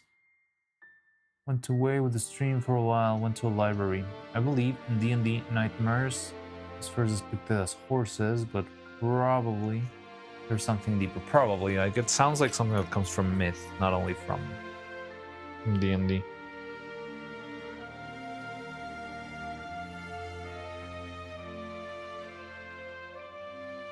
I should have got this one. Pick up any stuff or just using the services there? Oh.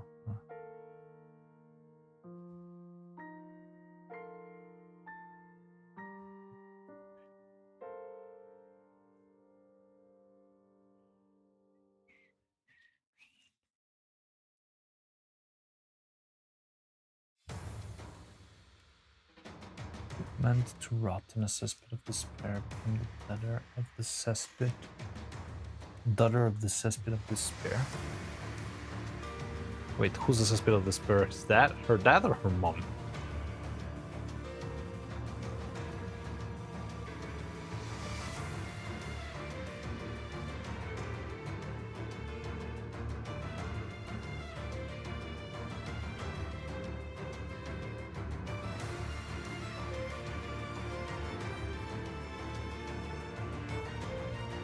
Cesspit Reddit?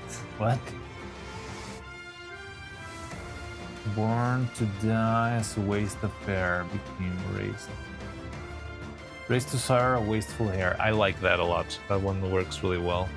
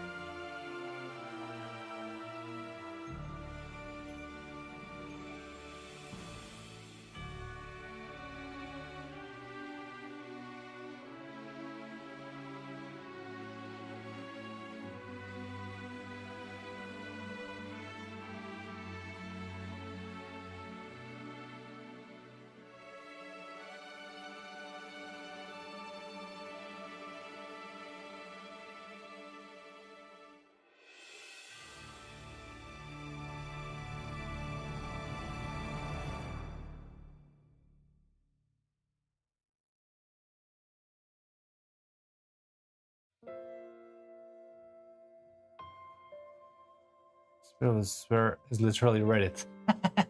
Yeah, fair enough. Yes, she's the daughter of Reddit. The daughter of a Redditor. Raised as a child, once shorn of fate. Shorn of fate. Saved by cruel or twist of fate. I don't know exactly what's... Well, yeah, saved by that also fits. Yeah.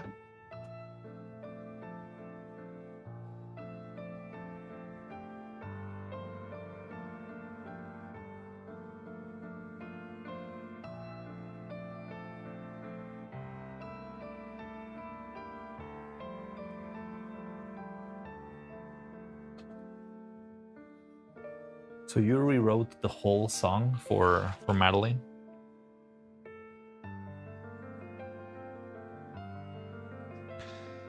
Come on and join the Adelaide Parade.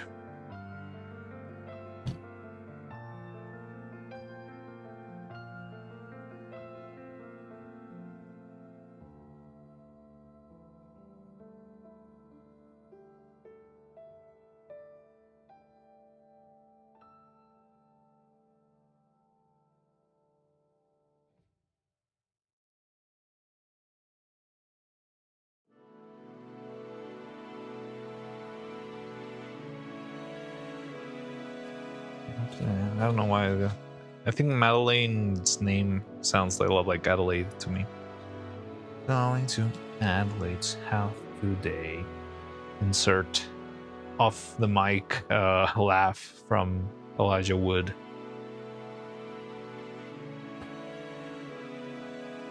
On the scaling, if you had a choice, you would rather be raised by a cruel father or kept by a savage warrior. Yeah, I understand it. It's like I didn't. I was trying to piece it out, but yeah, then it clicked. That's exactly what you meant. I did catch it.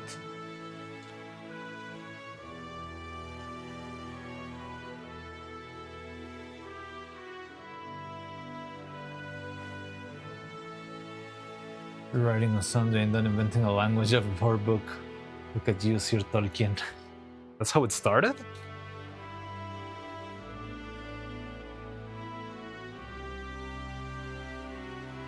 They walk.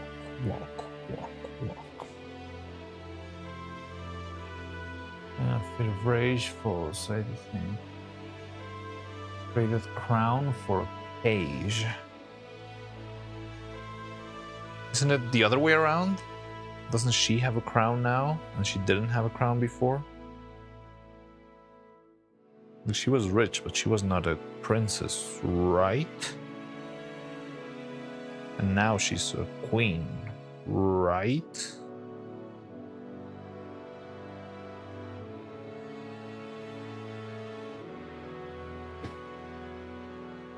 What's up, Cloud?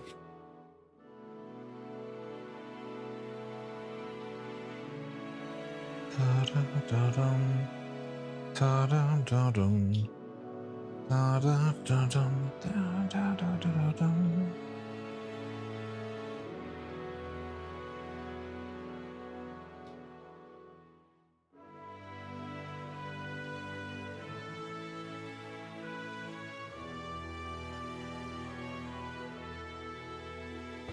Again, perspective, she was the Goblin King's favorite concubine. When he died of old age and named her successor, she was no longer free. We cared about, had to care for others.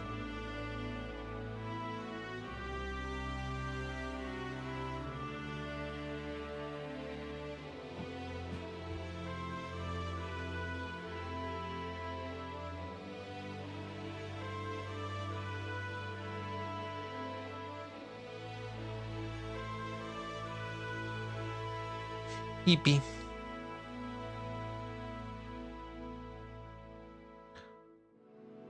Well, you said it's kind of late, right? Maybe we could do with some sleep.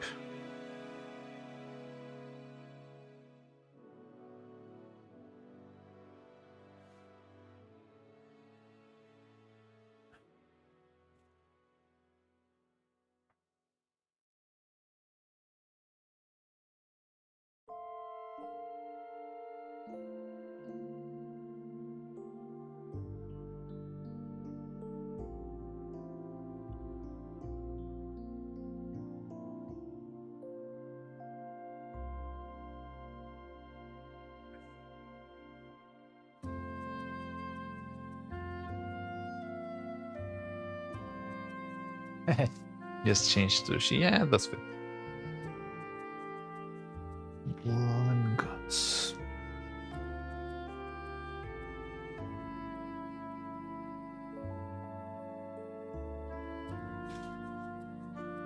Wow.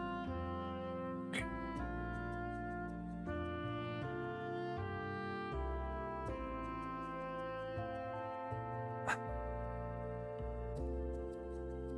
So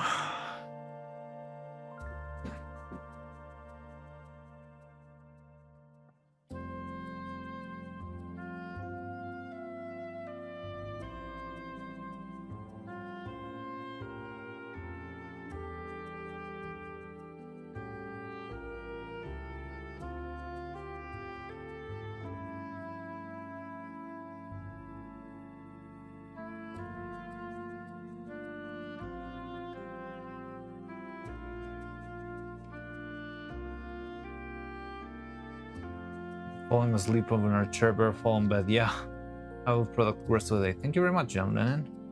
Yeah, rest well. I think it's been a long day, right? So have a good night's rest. I think it will suit you. Will help you.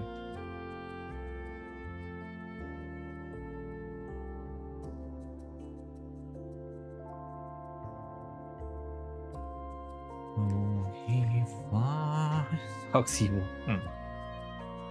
Into the vast darkness rather than the endless badness of the world. And yet,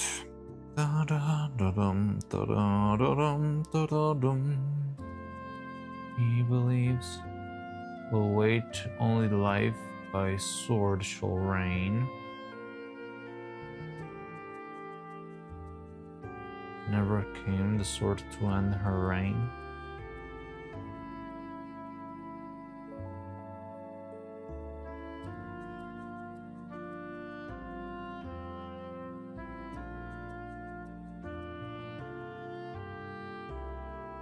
Never to be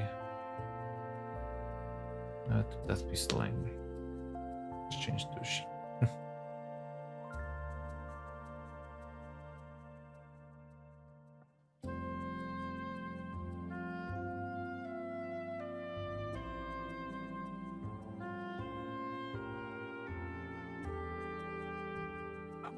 So we're gonna do, I think 5 grams is gonna be enough.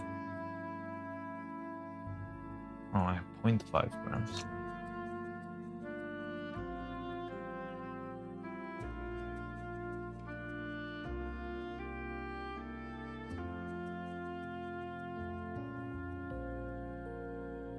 Three, 4.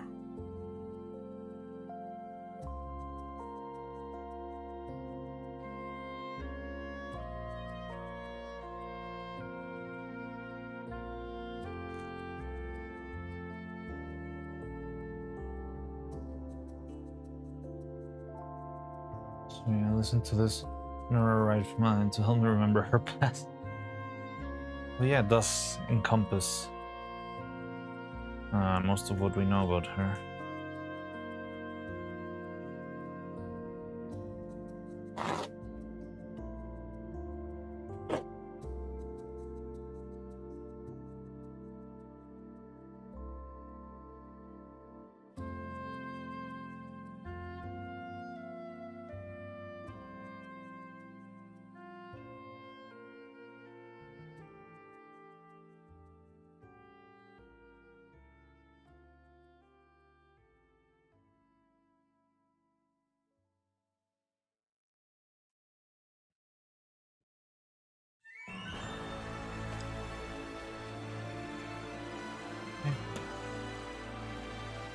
Well, I'm not sure how much this will drip down, but I can do 2 layers of this, since I remember this thing being extremely quick.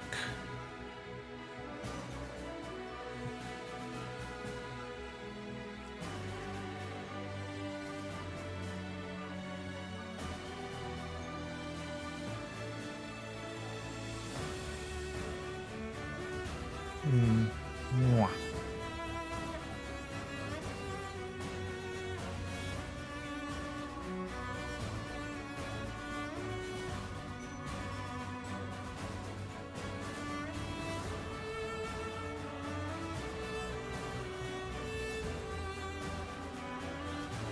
feel like it would be fun to watch the anime.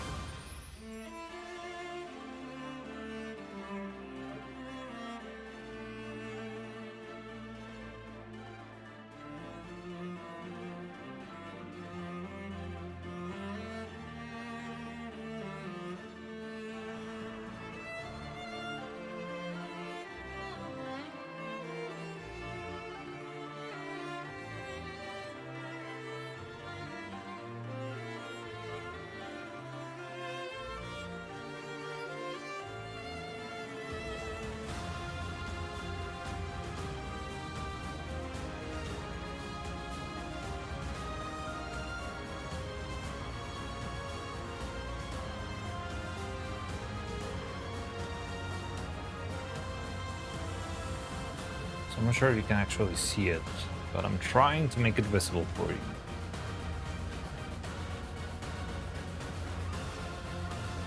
You can enjoy the show of me applying chocolate to the wire.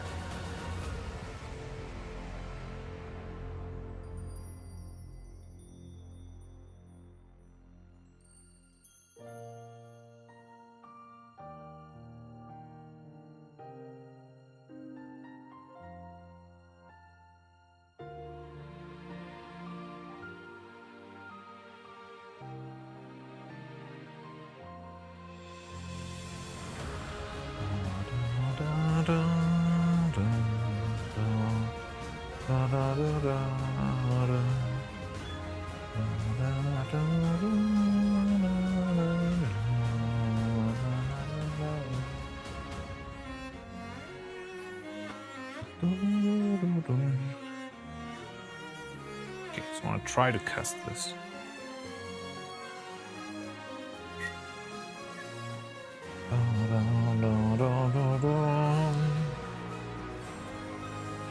Has this been a Fire Emblem OST? Yes, all along.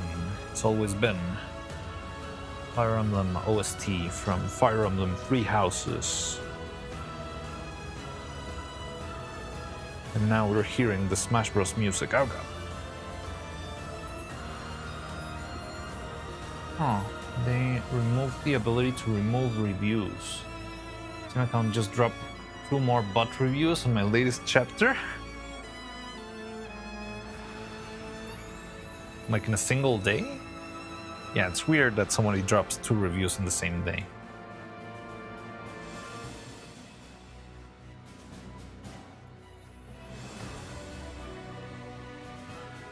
Really used in the Hyrule Temple map in Smash Bros. It's used in Hyrule Temple?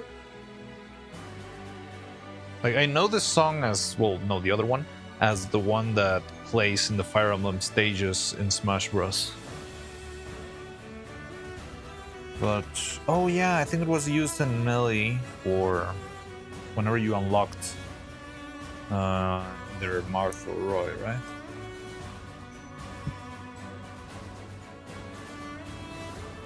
In the Melee map, yeah, but they got their own stages. Yeah, now they have their own stages. They have plenty of stages and plenty of characters. It's very surreal how many characters Fire Emblem has in the roster.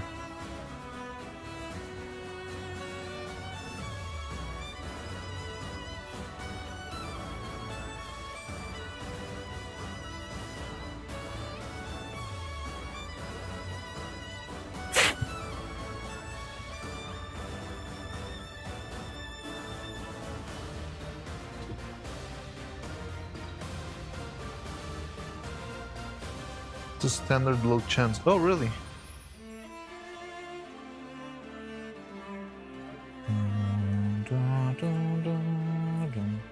Or you have to have one of the Fire Emblem characters playing. I don't know if Millie had like the music settings. I think it didn't. I think that was something that Brawl introduced.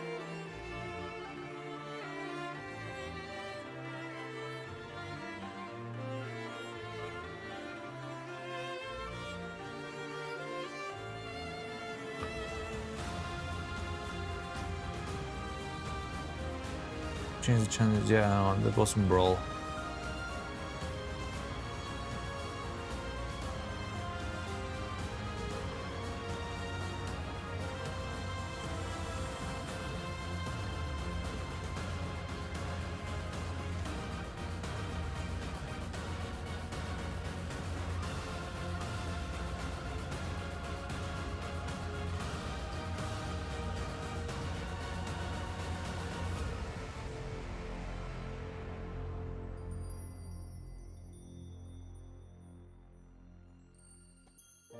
Okay.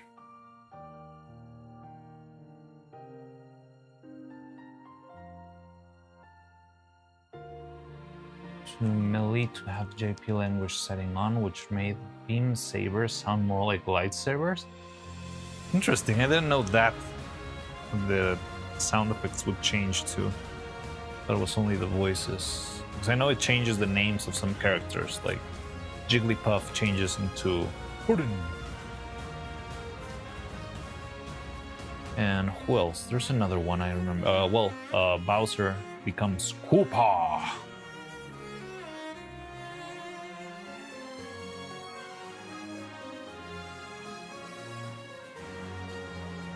But other than that, I didn't know. Because Marth always spoke in Japanese, no matter what version you had, right? I remember. Mina, mitete kure. Was King Bowser Koopa. Yeah, it is, but I don't know how the abbreviations go in Japanese. But yeah, the name on the screen was just Koopa. Not even King Koopa, just Koopa.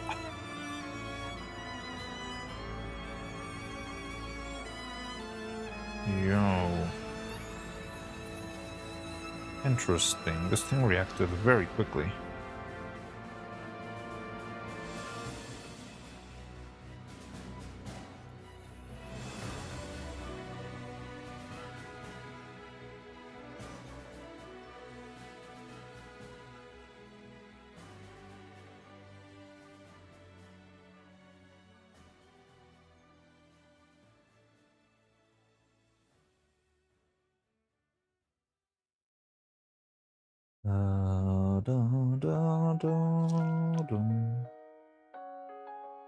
Yeah, they're back to the same theme.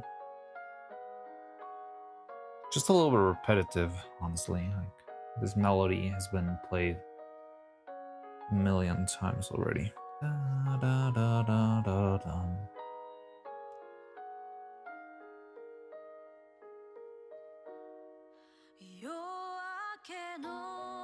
I'm not sure if the lyric songs are gonna get me into trouble.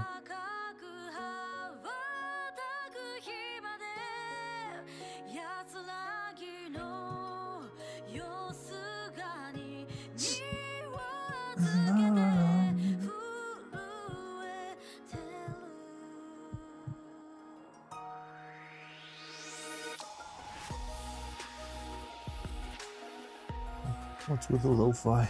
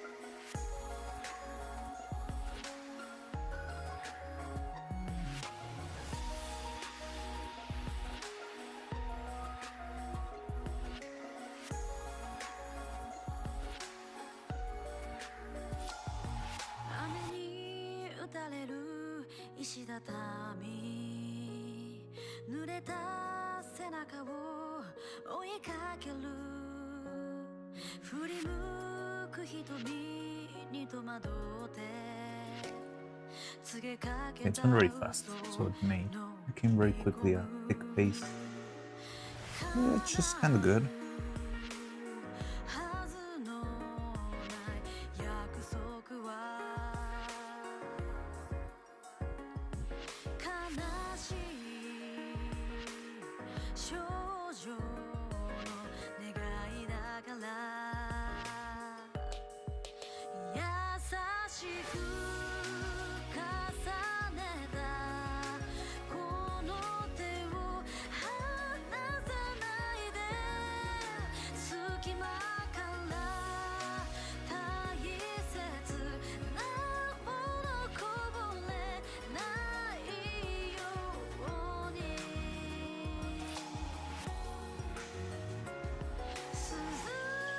Well, that was quick.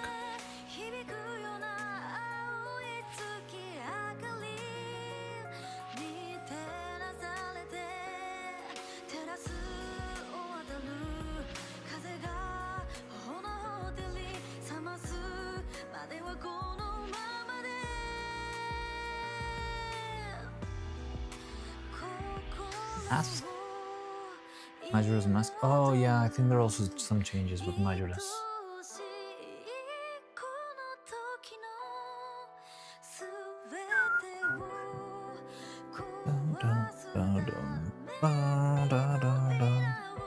Well, that was fairly quick.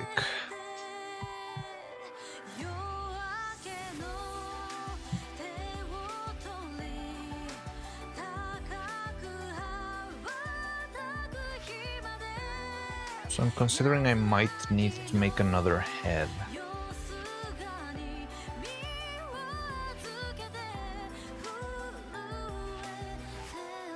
Which is very tiresome because I've already have like 6 heads already. None of them work.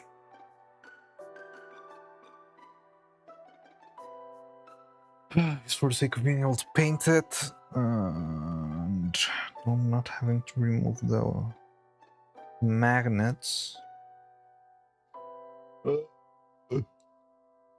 Why though?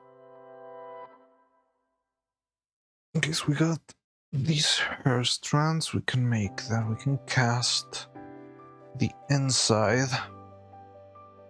What's wrong with the heads? Well, you know them.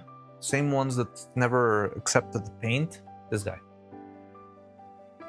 Still fresh. It's not that fresh anymore. But the problem is... Well, if I cannot paint this, I might be able to give it a shot. But if I cannot paint this, then I cannot work with it. But I'm not sure how I would know. I mean, making another head is not that hard. It takes, I don't know, 1 hour at most. But yeah, I'm tired of making them, and I'm tired of just having 100 and something grams of resin be completely useless. So I already have one head because it's the one that was resting inside of the mold when we opened it, right? And the other ones we made with the other resin, which is okay, but it's brittle. It's not the best. Well, we could use the one we already have. Let me think. I could use that and the other one and roll with that. Just hope that the faces fit inside of its place. Okay, let me see if I can do that, and then I might be safe from casting another head. Yeah, look, there's paint in my thumb. So it did stay on the surface. Try to taunt me, you little piece of plastic.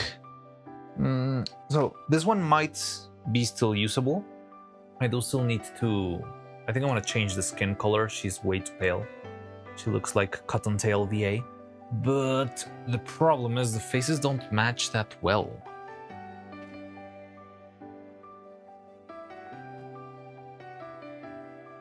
So I'm not sure if there is some shrink that happened. Mouths, mouths, mouths. It looks decent. Uh,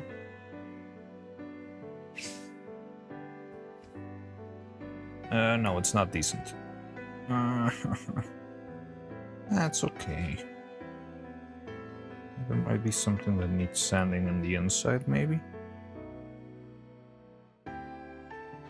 No, just not fitting properly. Compared to this, it fits really cleanly, does it, though?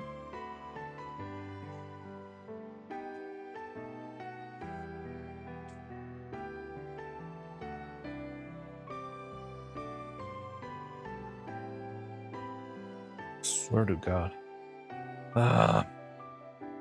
It's okay. It's okay. It's okay.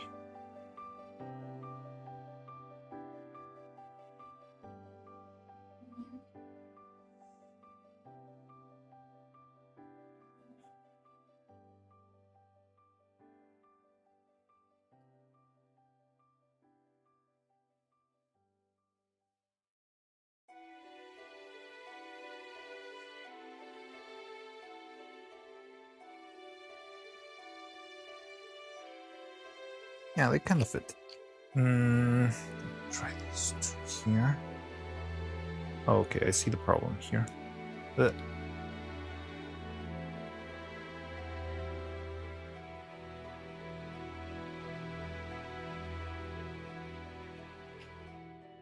Don't see the problem here, though. I think the problem is mostly here. Yeah. Oh, I get it. So this pushes this, and that causes this to not fit. Okay. Okay. I don't know. I'm not sure if I should cast another one or not. Look. So these are the two closest candidates to a full head, right? There's this one, which was just casted a long time ago. Already baked it a little bit, so all of the thing would go, all of the oils would go out. And this is the other one that we made with the other resin, gray one. It seems decent, but yeah, you see, if I try to put the faces, it's kind of off. But I think that's mostly because this thing has a big bump back here. So I could maybe use this face, and then I don't have to cast another one.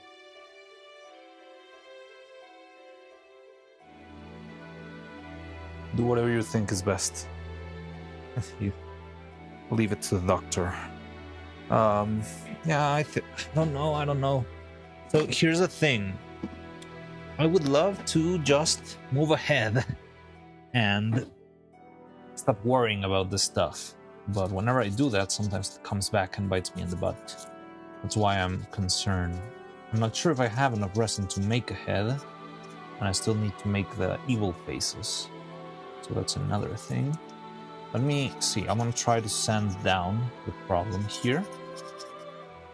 Maybe that will be enough for the face to actually fit. And if it fits, we are safe. It sucks. So what's this one? No. Perfect. That's exactly what I need. No. You get over here. And if I ever find the sandpaper sponge, remind me to put it in its box, please. The shitty internet is back. No! Cloud, remember, the secret to everything, to life, the universe, and everything is... And I'm hoping it glitches right about then. Just for dramatic effect.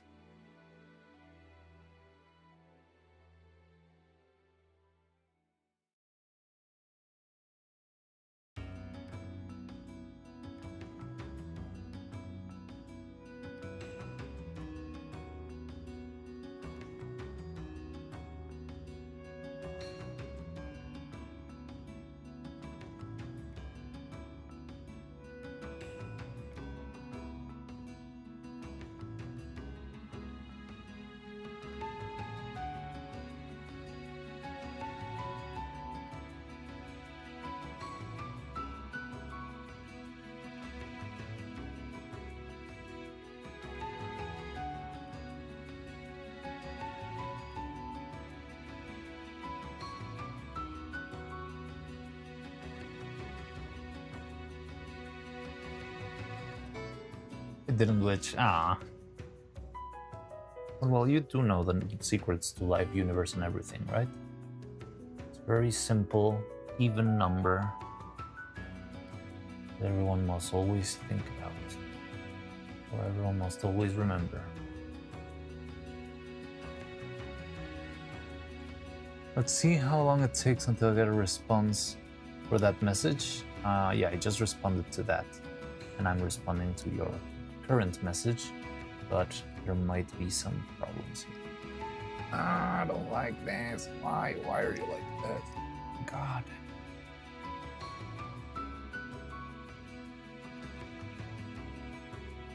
What is the problem here? What seems to be the problem?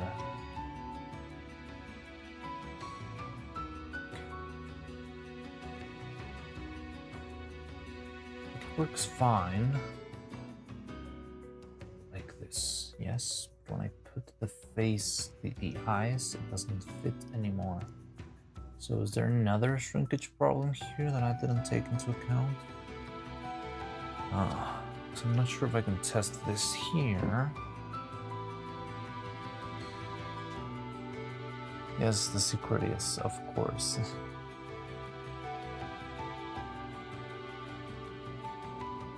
Neuro.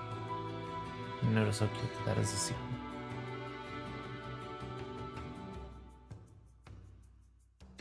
I wonder if Neuro could compute the secret to life, the universe, and everything.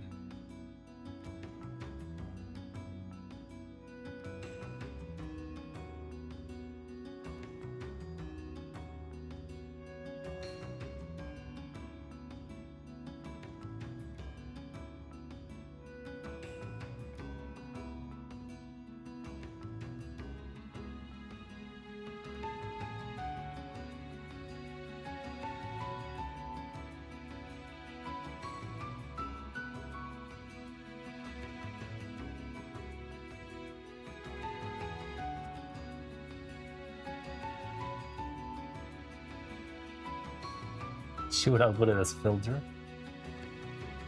What is going on? This used to work. What the helly? It's not going down.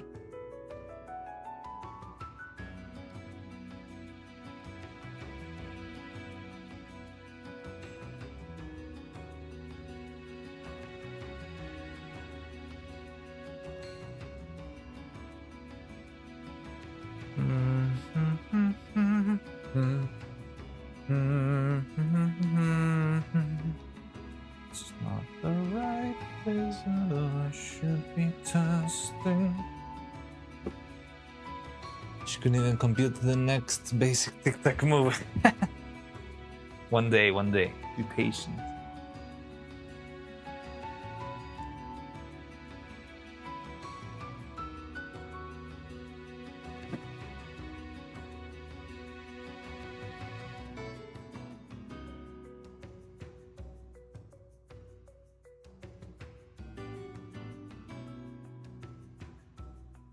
Why does this one sort of work? The one doesn't. Okay, I think I'm gonna have to cast another piece. But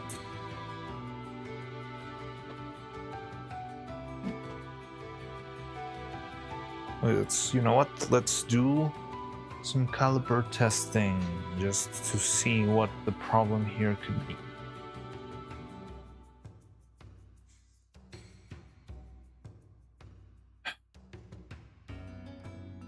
Where did I put those gosh darn calipers?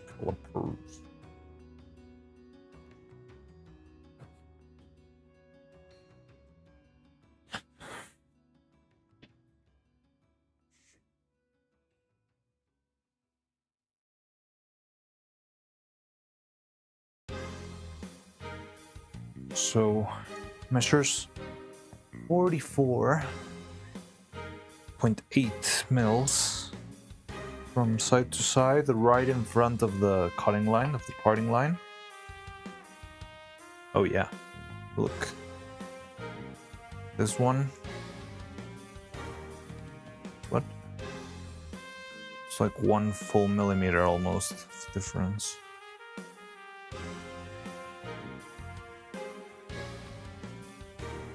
Look at this. And then look at this guy. Not even making contact. Yeah, it's 1 millimeter difference, which could translate into part of the issue. So maybe I do need to cast this one. Well, let's compare it to this one. 44.93.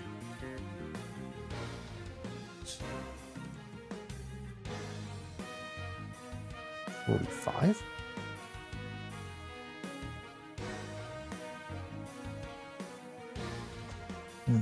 Just further back.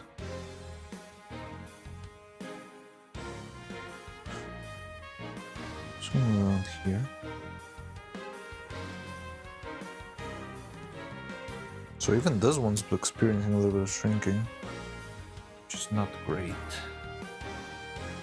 Probably because of the bacon. That could be troublesome if...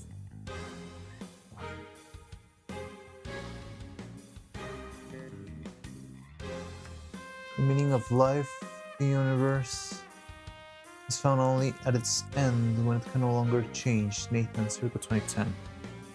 That's way too complicated. The secret to life, universe, and everything is just 42. Simple and clean.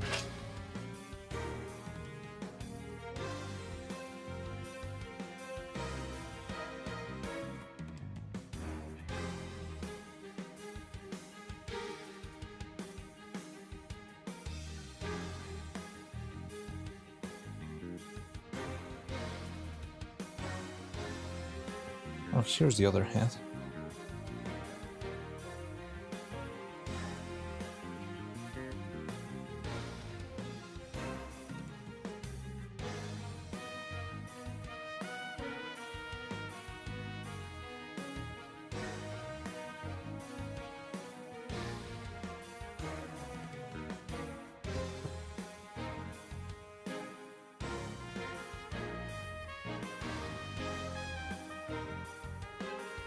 So many streamers with the tagline "Warm Shelter" lately?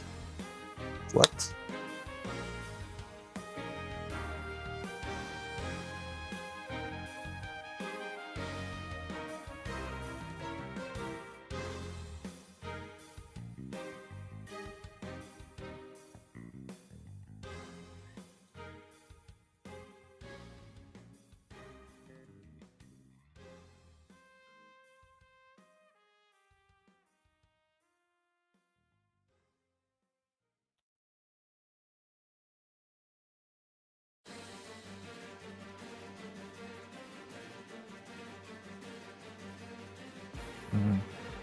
Ah. Oh.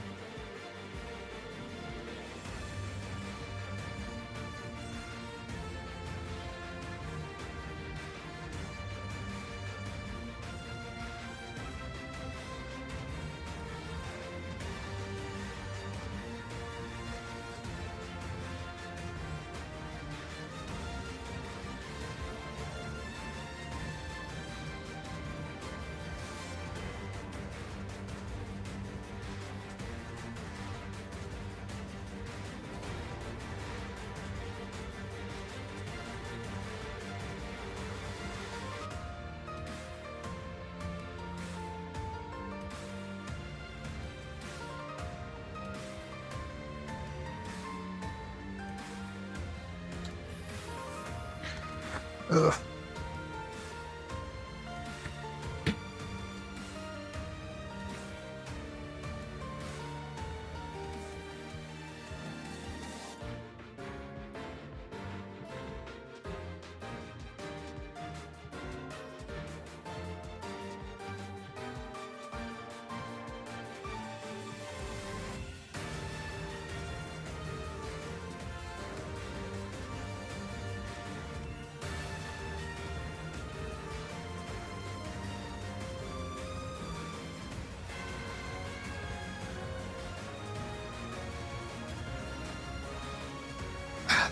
Okay, it works. So yeah, this head is safe-ish.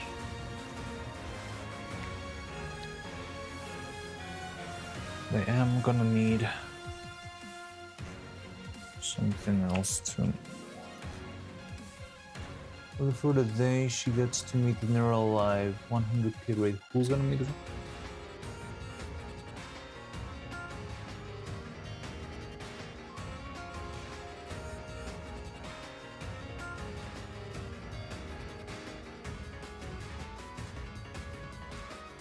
Miriam.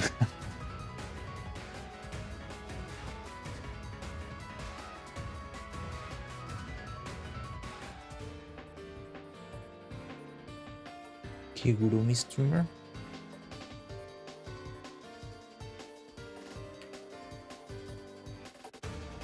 Yeah, I lost a little bit of track of the conversation, but I'll be back.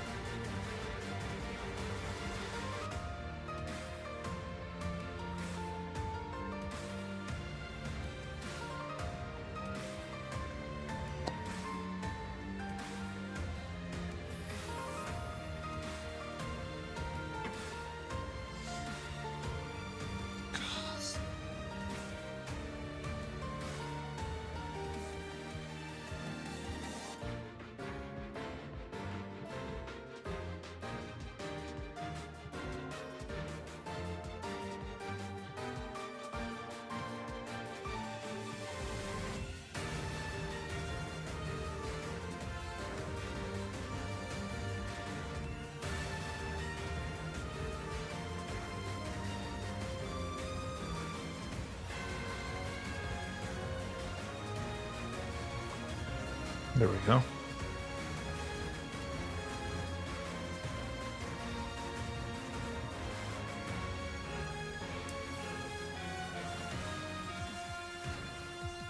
It's not clutch, but it works, and this one doesn't.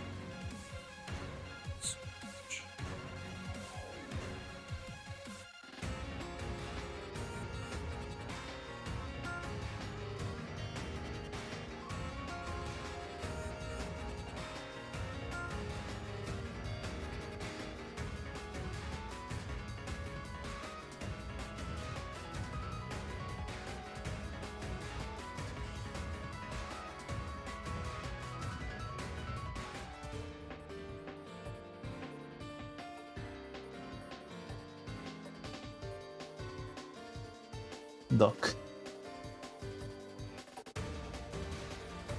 Oh yeah, now that you say it, I think I remember like people spamming something in Vidal's chat. It was just like Duck6560 something. But I never knew what that meant. Was it a meme? What was it? Out of the loop, I do not know how Demi and Camilla clips from the recent collab seem to suggest drama. Why Chan King trying to do occasional reaction last year and yours?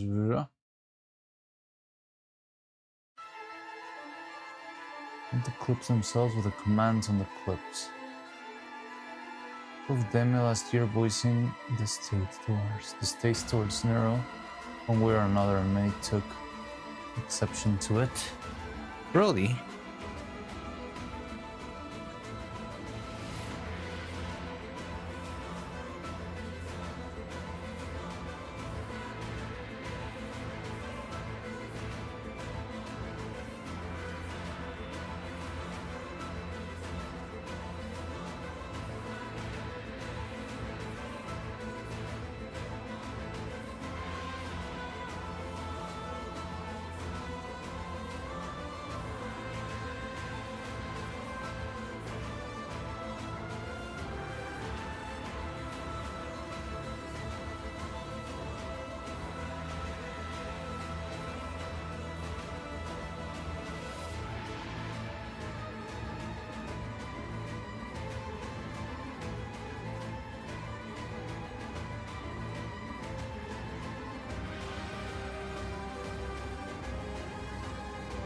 Where's my incognito window?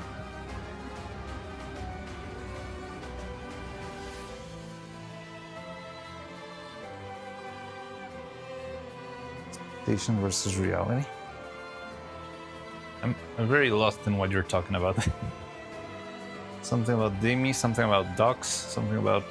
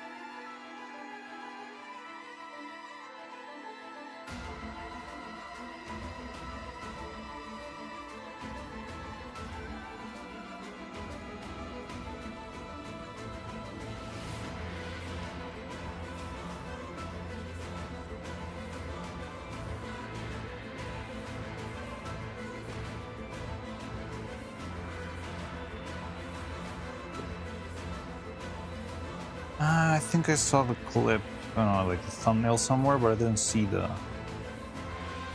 video.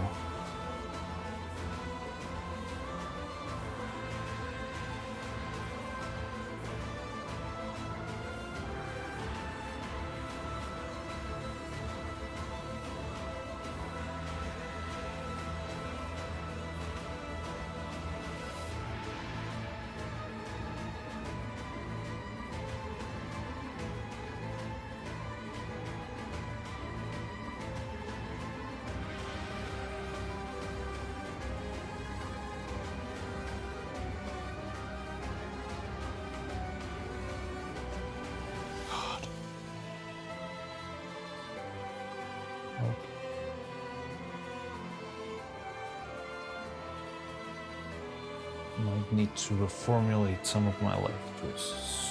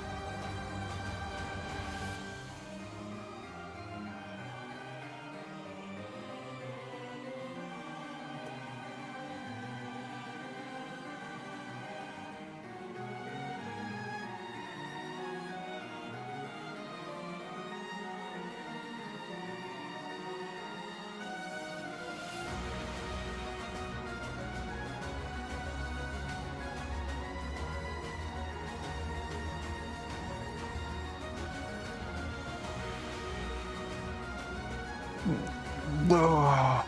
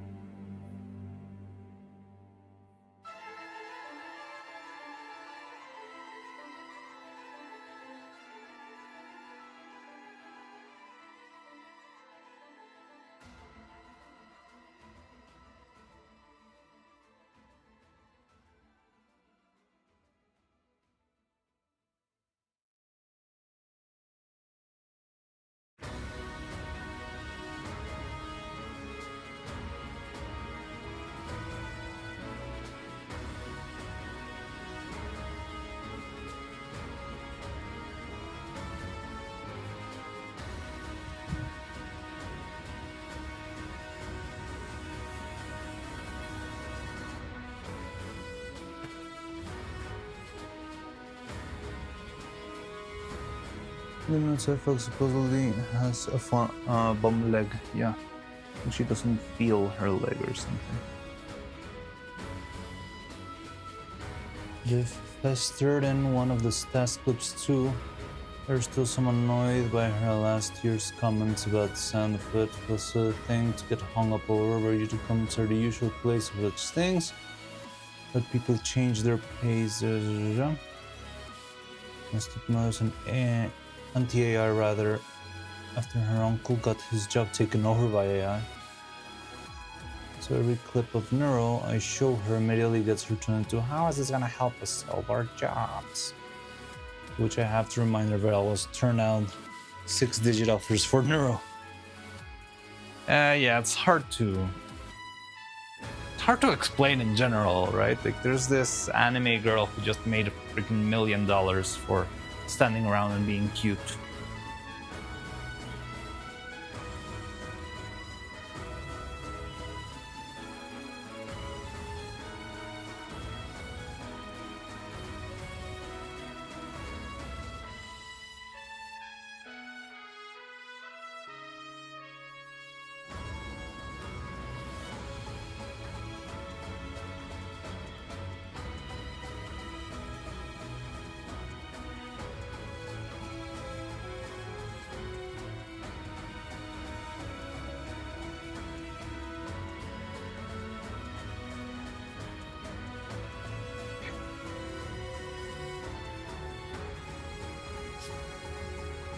An $8 a sub for the stream and he gets half before tax.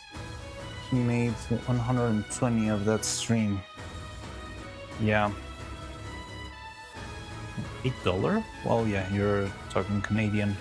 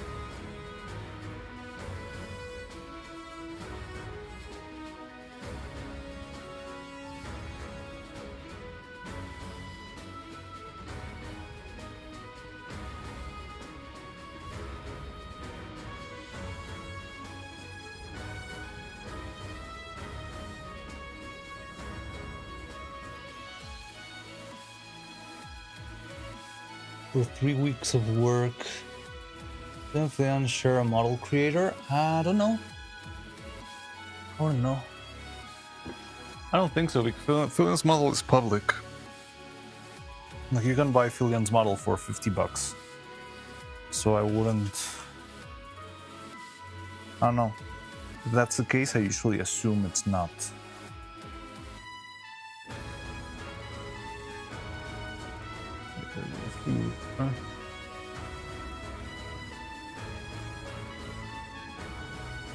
None of the discussions about Demi are that crazy. People mostly affirming, nah, still not a fan, but not getting obnoxious about it, so hopefully it just stays and you can comment together.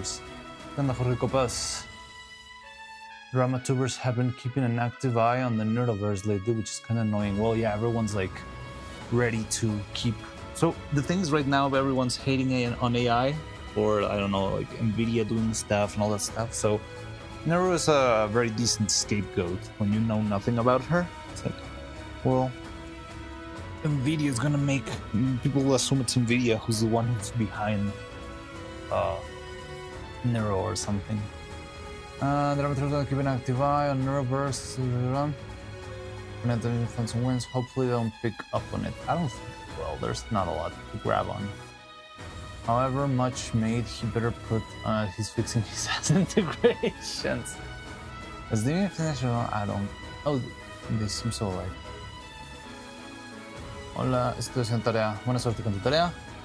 Most of the dramaturgs are actually pandering to Swarm right now. Interesting. Being like, hey, we're on your side. Look at these rude people being rude. Makes sense. I don't know, I mean, I just think just tourists being tourists. What else do these people expect, honestly? Ba-da-dum, ba-da-dum. To think, how am I gonna solve this stuff? So the head is weird, but I think I'm gonna have to cast another. I think that's the best way to go. Which means I need to separate another. Again, how much is it? 100 grams. I'm not sure if I've got enough resin. That's 40 grams. It's okay. Right? No. 50 grams? Russia memes that happened, what, 3 years? What happened with Russia? Like, I barely know her. I know she was a white-haired VTuber. That's all I know about her. 50 grams. Entrenaste. Qué bueno. Muy bien.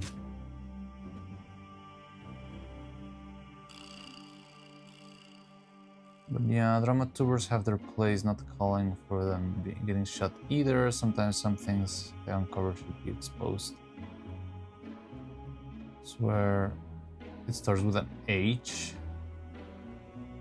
Wait, well, what about it? Like, Camilla does it too, doesn't she? She's got her own blue site. I don't see her getting into trouble.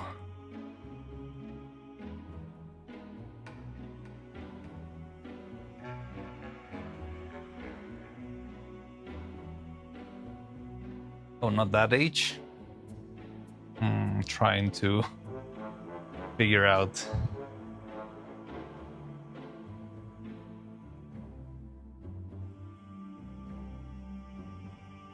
What other H?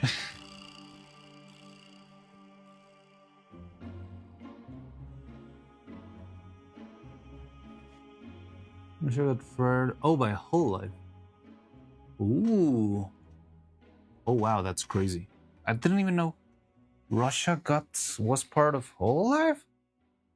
I never knew Russia was part of Hololive. Thought she was just an indie tour. That's insane. I mean, that's asking for trouble, honestly.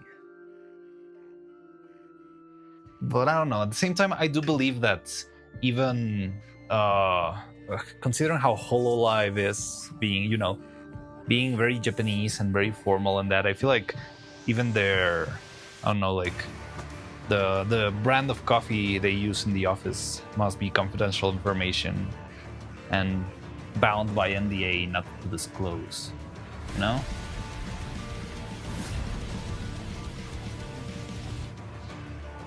Aggressive fandom behavior. Eh?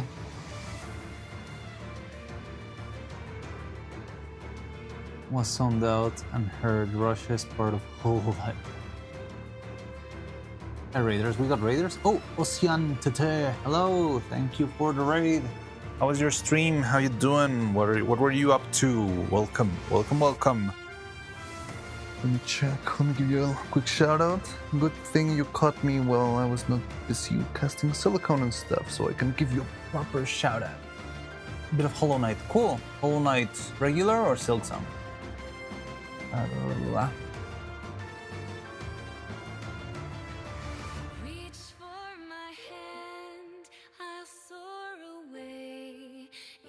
It's cool. I never played the original. I've only been playing the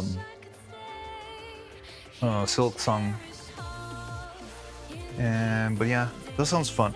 It does sound fun. I want to play the original too, but first, like right now, I'm struggling enough with Silksong, so one thing at a time, I guess. And yeah, usually I don't spend too much time gaming because I'm usually making stuff. So, in case either you or your audience are new here, hello, I'm Mariano. I make stop motion animation, and I'm currently working on a little puppet. So I am making Doing OG first, I'll play six souls on hard time. Yeah, understandable. Yeah, I'm making a stop motion puppet for Neuro-Sama, who just broke the world record with her subathon and stuff. But I was making this before that. I'm not a tourist, I swear.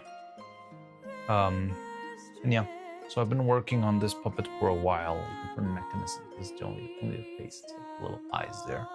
I was just testing some stuff with the faces, so everything's a little bit all over the place. It's coming along. So right now, the biggest problem right now is that I'm waiting for the for the clothes to be ready. And while the clothes are on the works, I'm trying to fix all the little problems that I had during the previous construction. So I changed the color of the hair because the previous hair I didn't like very much. It was very pale. It looks a little bit too blonde for my taste. So yeah, right now I'm changing from this hair color, which is very pale, very blonde. There's the front part too. Into a darker, a little bit more caramel color, which is this one. And I'm working on that right now. I'm also making a new color for Evil. We're on our way. It's a little bit slow, but the good thing is I don't have a rush anymore, fortunately. Like before I was very rushed because I wanted to finish for the subathon. Then things happened, so I couldn't finish for the subathon, which was unfortunate, but at the same time, it gave me time to fix these little things. And right now, yeah, I'm mostly waiting for the outfit. But while I'm waiting, I try to correct all these little things, try to find little fixes, so that whenever I get into animation, it hopefully is the best thing it could possibly be. And that's what I've been up to. So yeah, thank you, Ocean Tete, for coming, for raiding. I appreciate that very, very much. And yeah, that's what we've been up to. Honestly, right now, right as you arrived, I'm like thinking on what to do. So I just casted Nero's hair. It's inside this mold right here. You can see all the caramel hair strands popping on the sides, but it's not ready. I cannot open this yet. But once I open it, I'm gonna get like a little, I don't know, it's like a little star. That's the main piece for the top of the hair. So this is Evil's one. This one's ready. We casted this one yesterday. Downtime for Swarm now anyways. Well, yeah, right now Swarm is a little bit slow. But anyway, I do still want to, you know, make progress either way. And I provide unofficial, unlicensed, and OpenTO isn't reaching color commentary on a regular basis. Yes, that is Husk for you. Very interesting chatter, I would say. But yeah, it's really fun. I go, take care, Dressy. Bye-bye. So, yeah, like right now I'm in this little gap of what do I do? I've been casting pieces. I think I should stop being around the bush and just make the hair.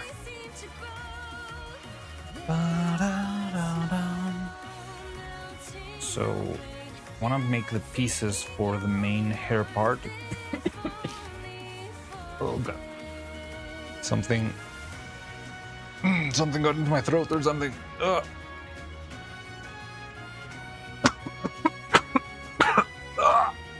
What was that? Oh god. Okay. Hair mold? Yeah, this is the mold for the pigtails. So I've got the ahoge. This little one is the ahoge. This one is the braid, or well, the pigtail on the left, and the pigtail right should be also around here. Here it is.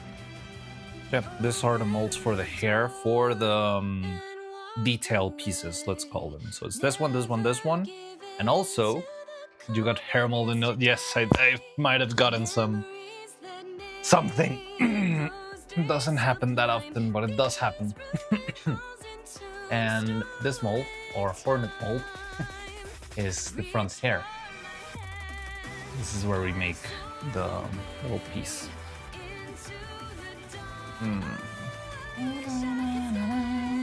Look. So yeah. I'm gonna be making another one of these, I guess. So yeah, maybe I should work on that while I can.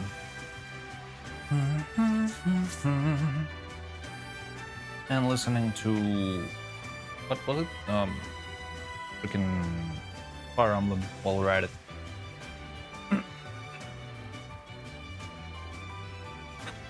So yeah, that's what I've been up to.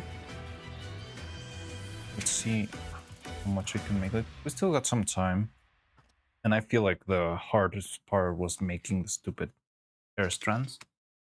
But still, it's slow. It's not the fastest thing in the world, but yeah. So I'm gonna get what, like maybe 2 grams would be best material, and try to cover the surface of all of these molds very carefully. And then we can do the casting, the main casting.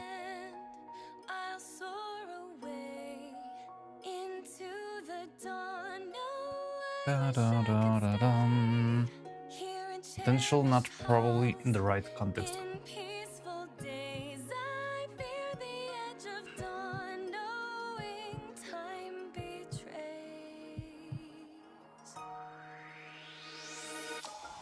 Potentially not probably in the right context. Copyright free, non-refereed music from.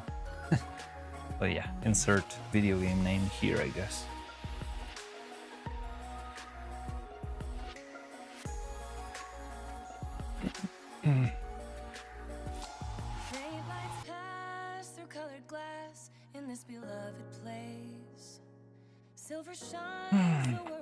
Oh, how much do I use? 2 grams would need. 2 grams sounds like a good number to me, but 2 grams would require, I think, 2 drops of catalyzer at the very least. Very least. Yeah, I think that's a fine number. I do need a little cup. Not sure if there's one available somewhere. Could have used one recently.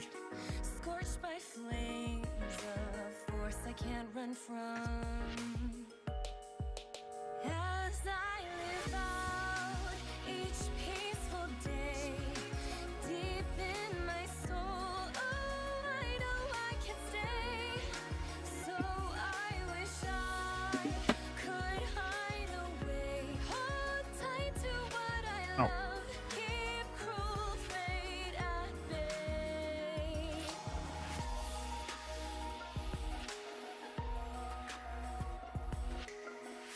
Well, I'm gonna go crack open a cold one and start writing a sub-chapter. Alright, good luck. Enjoy the writing and enjoy your beer. And I'll see you around. Take care, Husk. As the rain falls on the path, I chase your shadow. I don't feel a single drop or the ground below. Then you turn to me and I stop before. So anything about a beer? Well, I don't know. Cold bottle of water then. I'll be lurking. Time for a good GL with the hairs. Oh, thank you very much. Yeah, thank you very, very much, Ocean.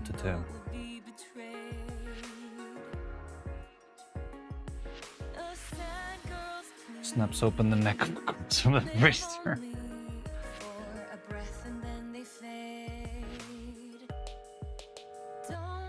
True, the only way to get into the Madeline mindset, right?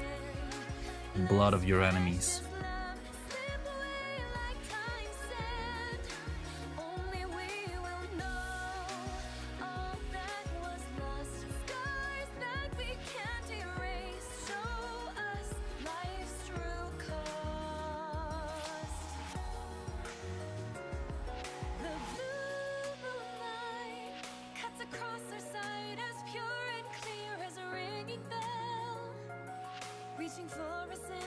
Good night, Ocean.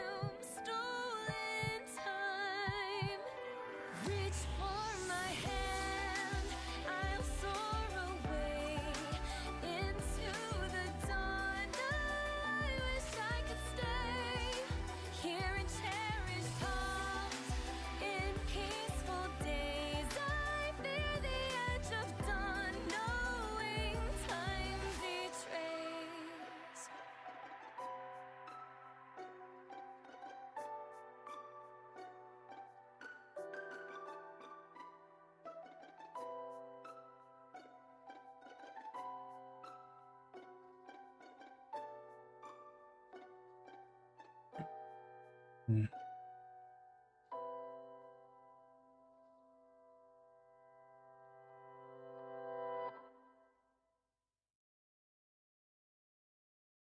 I'm going to writing the POV of the heroes and getting a look at the. So are the heroes actually heroes, or are you just are they like I'll say this like I think there's a figure, like a narrative figure for that, because you never speak about the heroes. You usually speak about Madeline, and so I'm not sure if the heroes are like your standard hero party of upright citizens, but the story is not about them really. And I don't know, that sounds fun.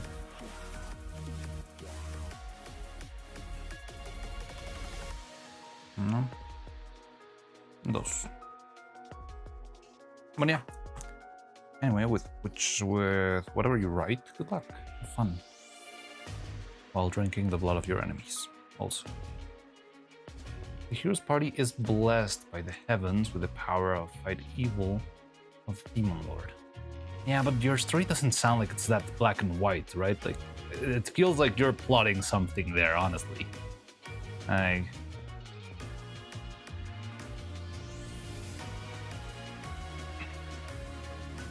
Sounds too good to be true, like just blessed by the light, everything they do is always righteous and nothing could ever go wrong with this noble party of heroes. You're the kind of reader I want, haha! Because you're gonna trick me? You're gonna make me feel like something bad is gonna happen, but it's not gonna happen. Well, I could always read it, give it a read whenever I find some time, but I'm not sure. Have you ever posted a link or something? The name after all the consequences of a hero. Oh, I didn't even know that was the name. Oh.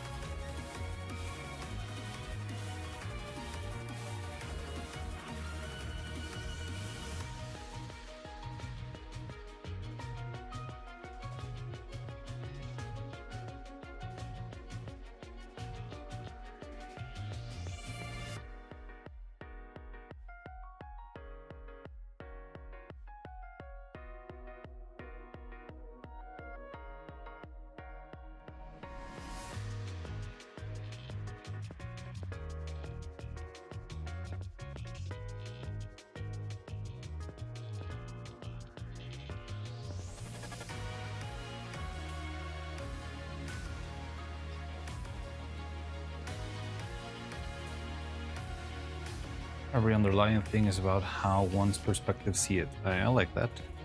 Sounds insightful, you know. That's something I always had a little bit of a gripe with the movie that I worked on. I mean, I guess it's because it's made for children or something, but it's very clear cut. Like, oh, the villain is big, fat, ugly, lazy, and has absolutely no motivation for being a jerk other than he was born a jerk and he will always be a jerk. And again, I think it's something that usually works in children's movies, but even children's movies feel to me like they are starting to, well, not starting, it's been a while already that they do elaborate in their villains a little bit. But yeah, that's always something I never fully vibed with on the movie. Like, all the characters are very black and white. They are either good or bad, and the closest thing in between is being too naive and being too careless, and because of that, there's a big misunderstanding, and now everyone hates you. But you were always well-intentioned, and you just did the best thing you could, you know? That's the closest thing to So always the characters felt a little bit flat to me.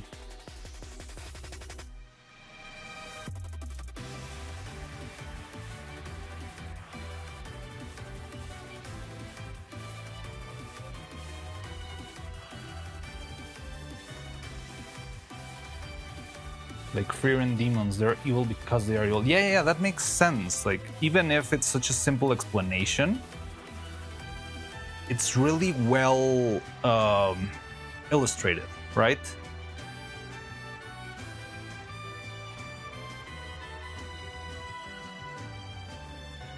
But yeah, demons are like, yeah, it's under nature to try and kill humans and that sort of stuff, right? And it's good. And they try to play with subverting that expectation at first with, oh, but maybe things have changed in the last years and maybe Frieren is just racist. And no, Frieren is not racist. She's very reasonable when hating the demons. Those link in the Discord, sure.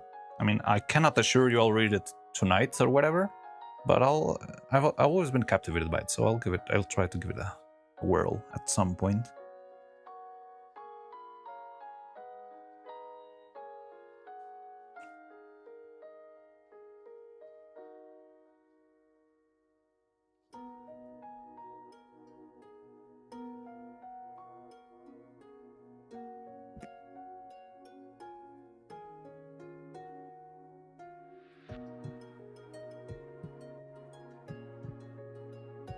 I need something smaller than this. I need a classic good old toothpick. Oh, I got a message from Jitsu. Ah.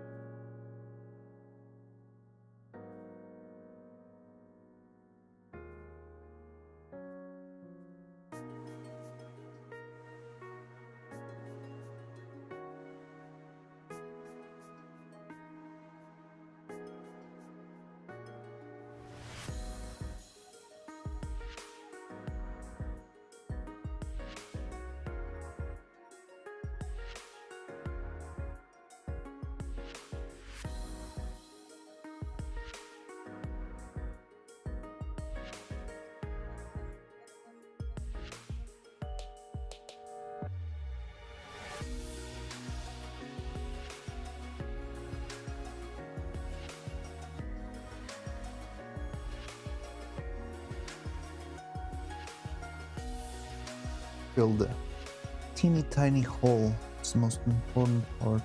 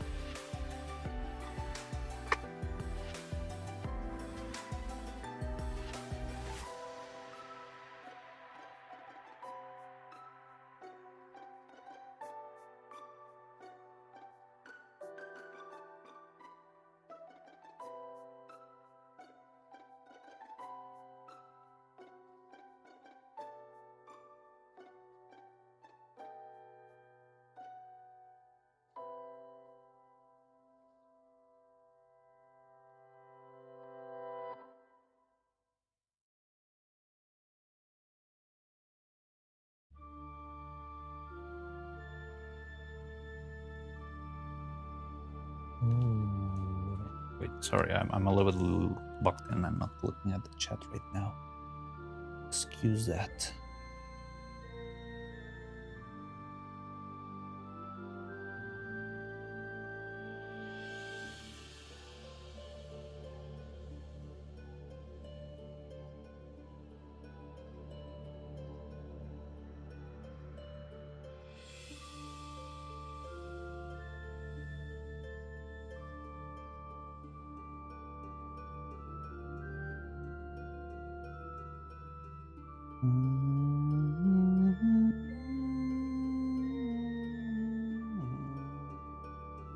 You see, it's the same 3 songs in different style. This is the organ pipe, and then there's the casual style.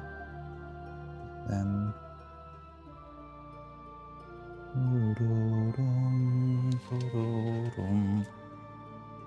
I think I did nail it with the amount of silicone that I decided to cast and stuff.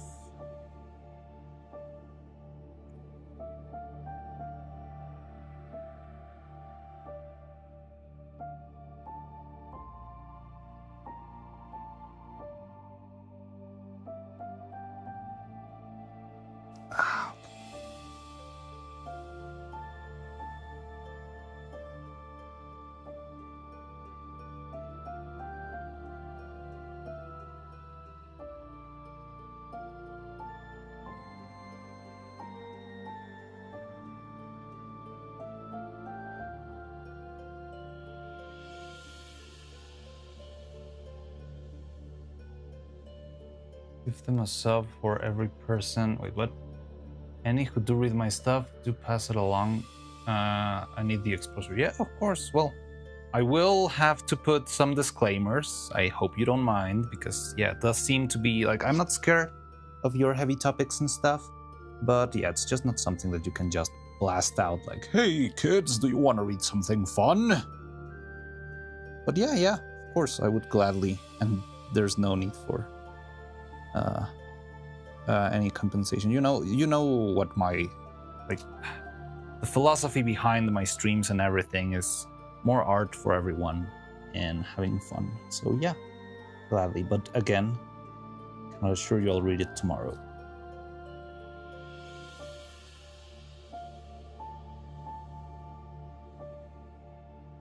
Also, I'm not sure how fast of a reader I am. Usually I struggle a little bit when reading in English. I think I already talked about this with Cloud once, that, I don't know, my brain is not used to reading. Like, I can read, I don't know, like a news article or something, but when I try to read a book, it's not that I can't, but I get very sleepy very quickly, which is very odd. I think my brain gets tired because it's not used to process another language like that, maybe? Even though, like, I feel like I'm fairly good at speaking English, somehow reading it, yeah, it tires me out.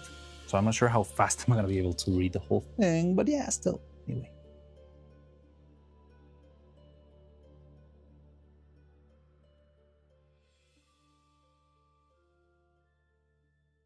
Shilling is against TOS. Oh, really? I didn't know that. I was actually being authentic. But if it is against TOS, of course I would never do such a thing. How dare you consider that? Twitch is very kind, and I would never soil the purity and sanctity of Twitch.com.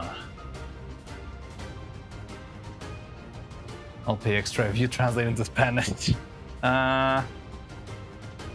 We'll see about that. If I find it interesting, I might consider it. It would be a nice exercise to practice my English, you know? But yeah, don't quote me on that. It'll be fun. Sounds like a fun side quest.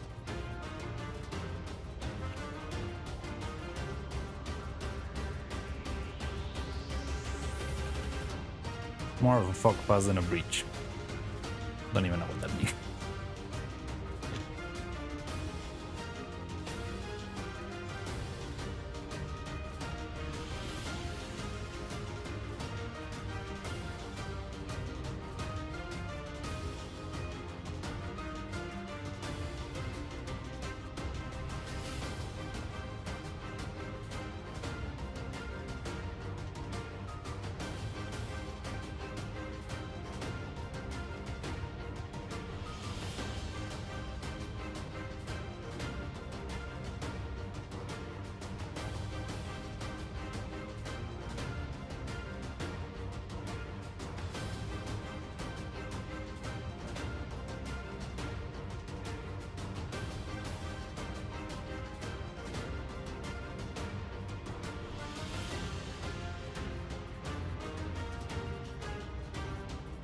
So I think I really nailed the amount. Like, it's still liquid enough for me to apply.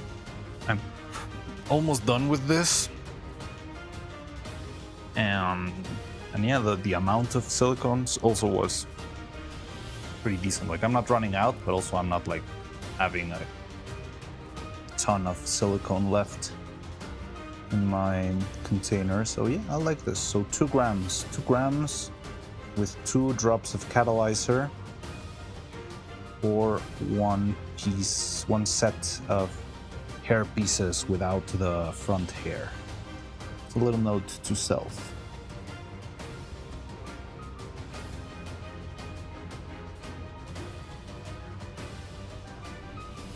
There we go. Just a little bit more on the very, very tip. This one's gonna be tricky.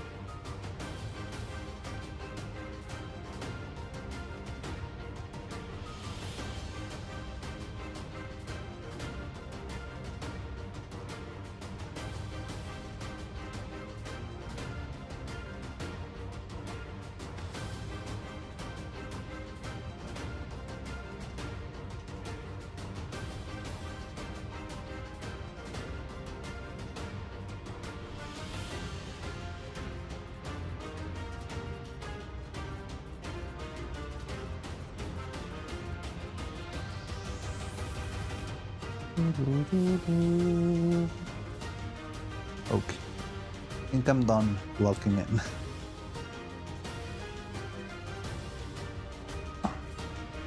Just gonna clean the edges now. Ugh.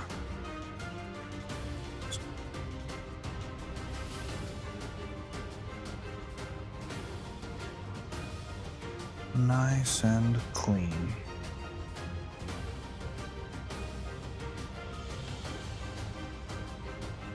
News article is just information for you.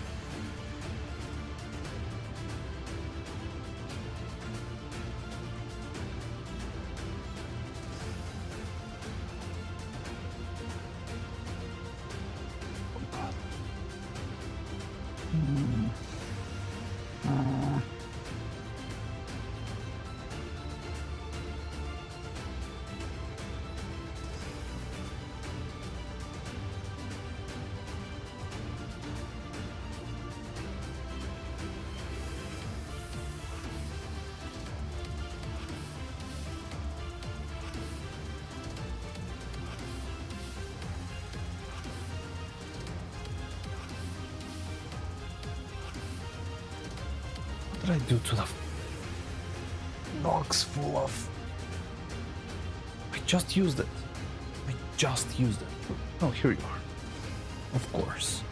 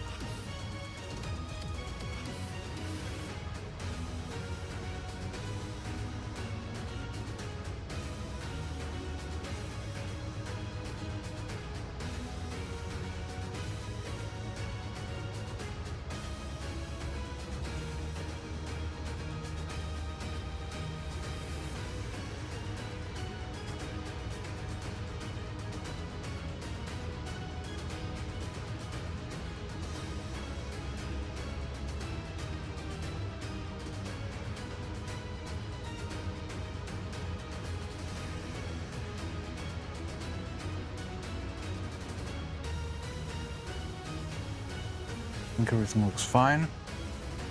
Cool. So that means we can let it rest, hopefully it dries soon, and then we can straight up close it. So cool.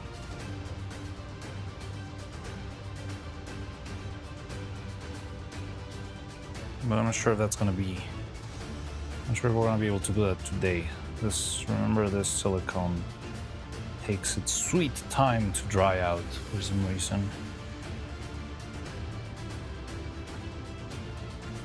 News article is just information. Fiction reading requires transforming the information into visuals. Yeah, maybe it's that, but not even. It's not only in like narrative stories, because I have some books that are more. Yeah, I mean they're not news articles, but they're like essay kind of books, you know. And well, I mean, maybe those are the ones that get me tired the most, you know?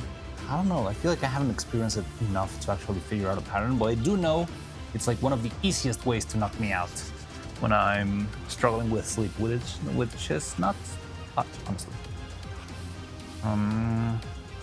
Okay, so we got this.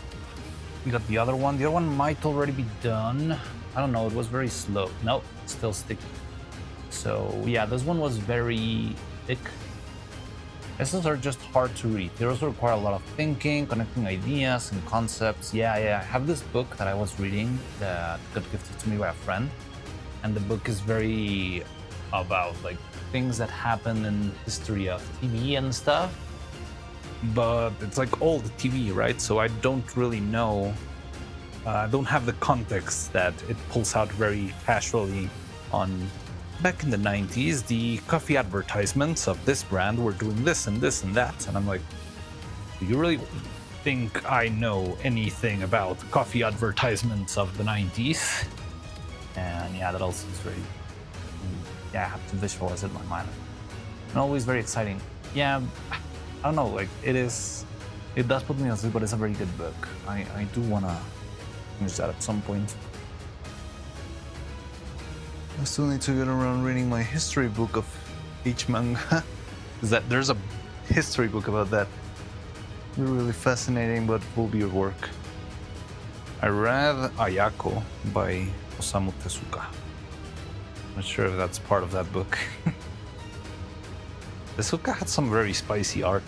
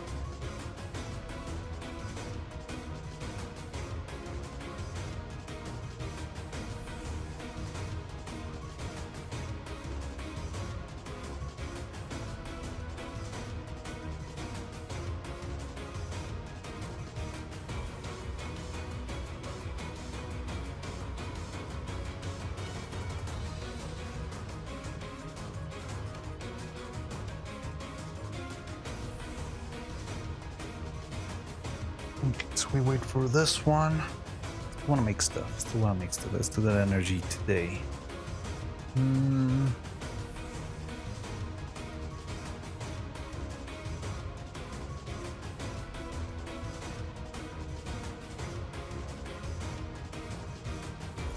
One needs to wait, that one needs to wait. The head, the eyes. So I'm a little bit concerned for the head. Seems like it doesn't fit very well, so I might have to do some alterations. And I'm trying to think of the least destructive mode to do that, but I think it's gonna have to go on 3D, and it's not very exciting thing, so I might just do it by myself off stream.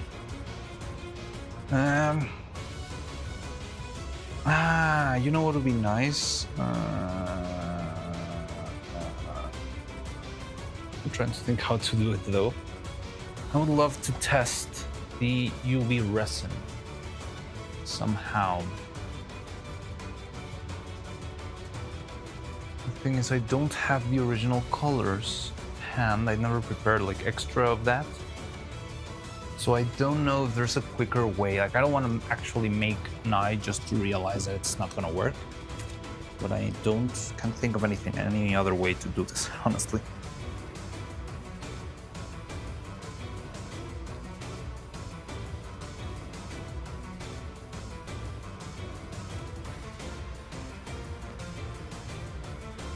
Okay, I can try to mix some paint, just throw it in the eye, have it dry, and then see if it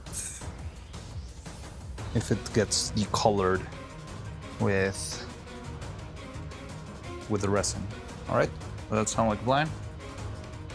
Yes, it sounds like a plan. Thank you very much, chat. I'm totally not going psychotic. So I'm gonna need some color here.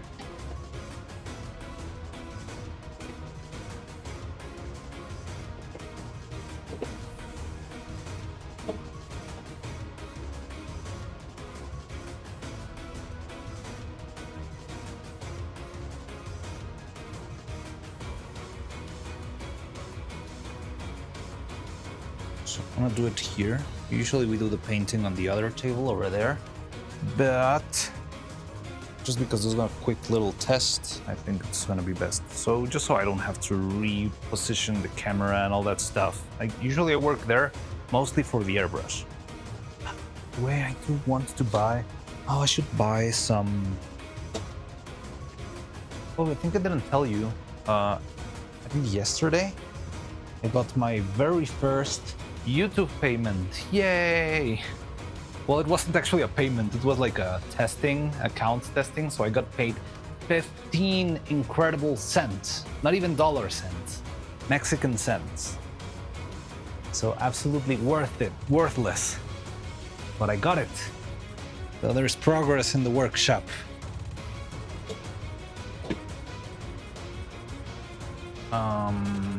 Where's my plate? There we go.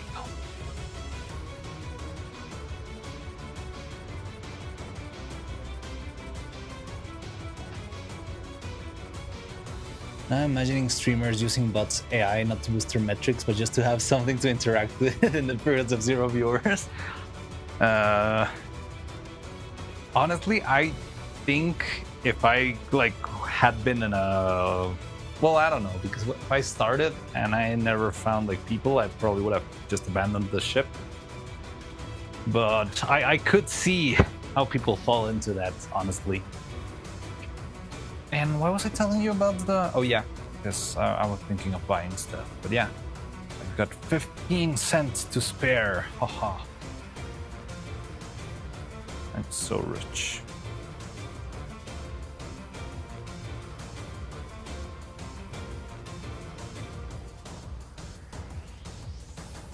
Well, it's the most money I've seen in all year. If that counts for anything.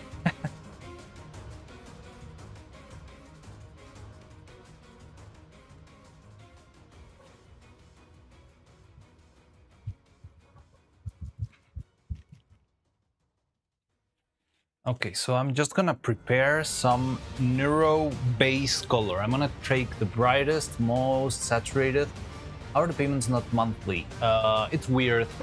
So the thing is, you need to make it through a threshold before they send it to you. And I could have had payments before, but I think I didn't check that I had to do some parts of the process that, oh, you need to rectify your information. Oh, you need to reset your password, stuff like that. Like there's a lot of little buttons to press that takes time.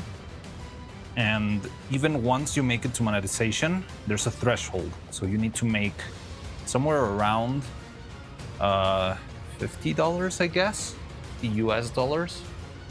And that's how, like, only when you make it to that threshold is when you get the stuff. Let's put up. Is when you actually make the money. Paralonsi, I think I understand it, because if you had to make like 1 million gazillion payments of 5 cents to 100,000 people around the world, it's like you're spending more money making the payments than actually the money that you're giving out. So yeah, I think it's useful to have a little threshold. It just sounds reasonable to me. Because, yeah, it's not a salary, you know? Salary is, well, I pay you this monthly because I assume you're gonna be doing these tasks every month. But here in YouTube is like, well, you made 50 cents this week, and most of those cents are going to Square Enix because you dared to use Neuro-Sama music in your videos. So say goodbye to your income. And what would be the point of giving you like the other 2 cents?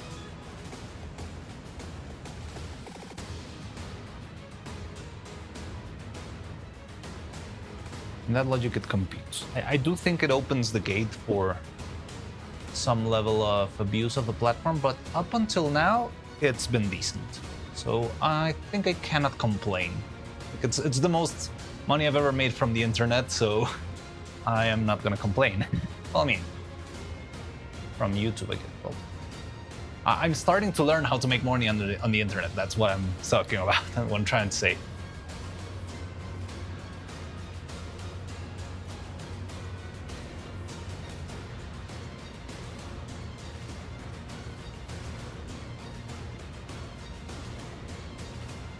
The Church of Neuro-Sama.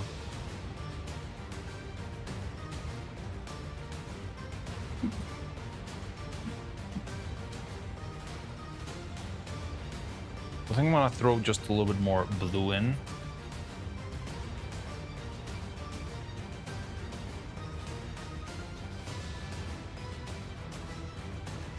For the sake of having this properly set.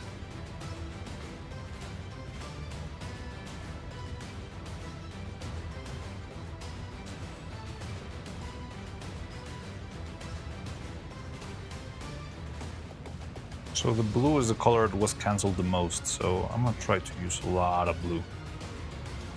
A very bluish, greenish color. How does that look? Does that look like a Neuro blue to you?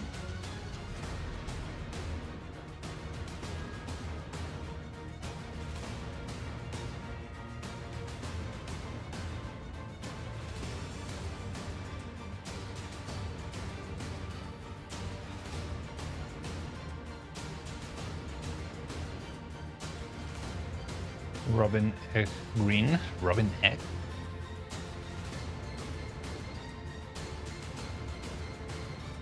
Her bow tie, that is. Yeah, of course, her bow tie. Yeah. I mean, her bow tie and her eyes are pretty much. No, the bow tie is a little bit more saturated. Well, I think it's better if we go for a more saturated color, right? We're gonna notice the difference a bit more.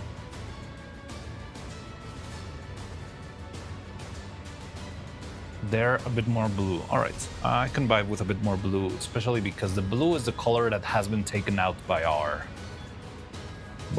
resin before. So yeah, I think it would be better to try with more blue.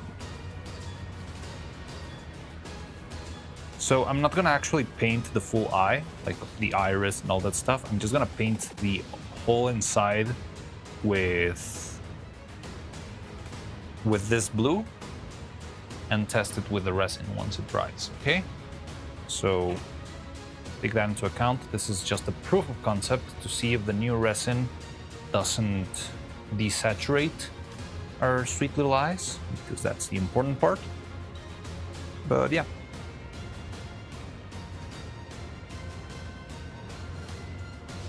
The eyes are slightly more blue, more desaturated. So again, I'm gonna keep it saturated here because what I want is to see the desaturation, you know?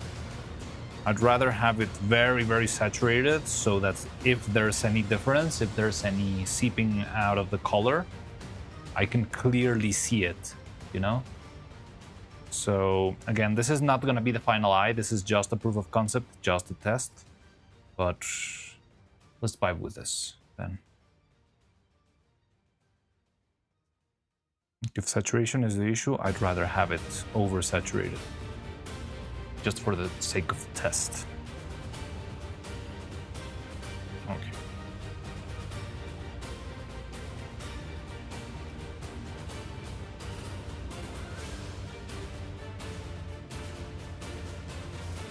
It's pretty similar to the color of the resin, though.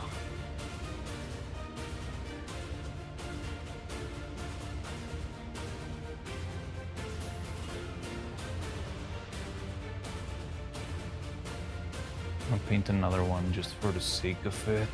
Do I have another one? No. I can paint this one. I don't need a cavity. This is just a control.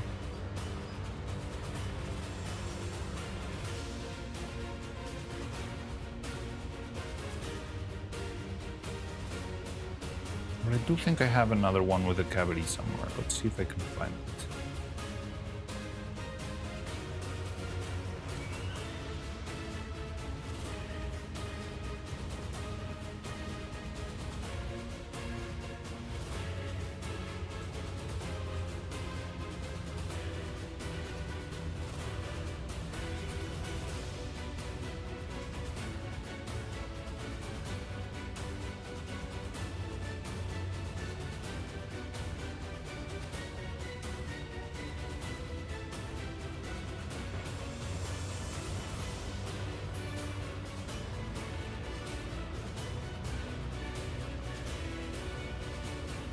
Let me see if I can find another one with a little bit of,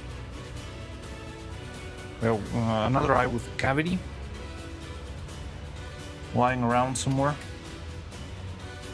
I'm gonna get some water for cleaning the brush.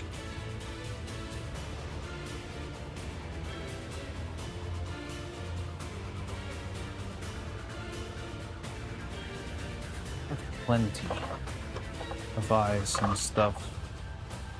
So there should be one somewhere.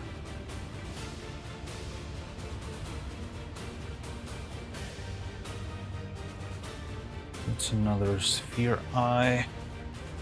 No, no, no, I need cavity. Here, you. Oh.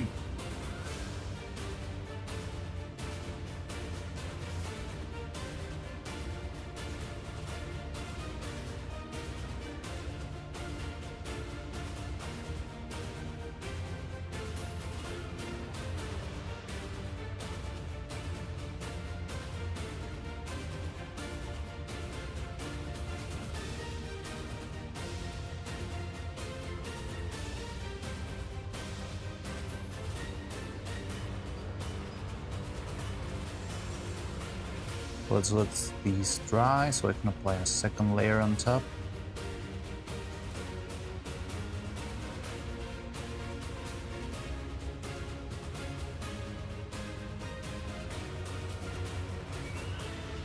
It's probably gonna take a while to dry. Ah, stop.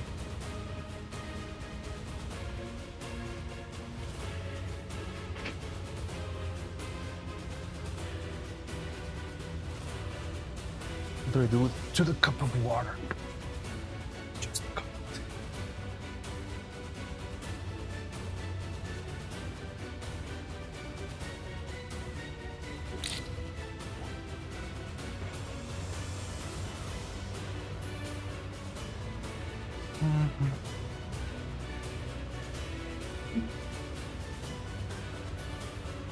What is going on? Oh, there.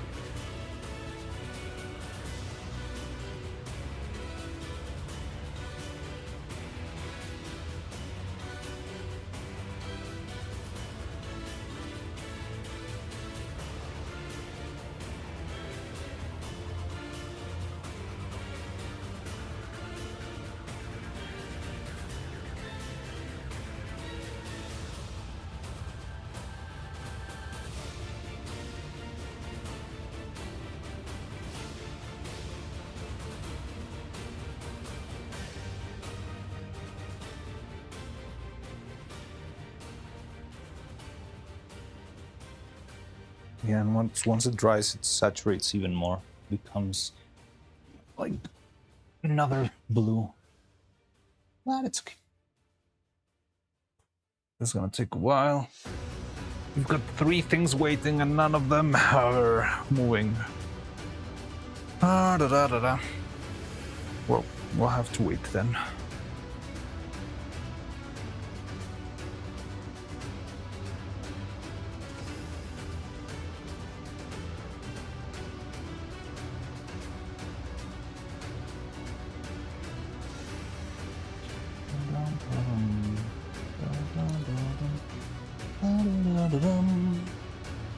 I think because of the shape of the eye, the air struggles to get in, so it doesn't really dry this quickly. Because this one that I painted second seems to already be dry. It's okay. Patience, young grass. Evil, so cute. It's so very, very cute.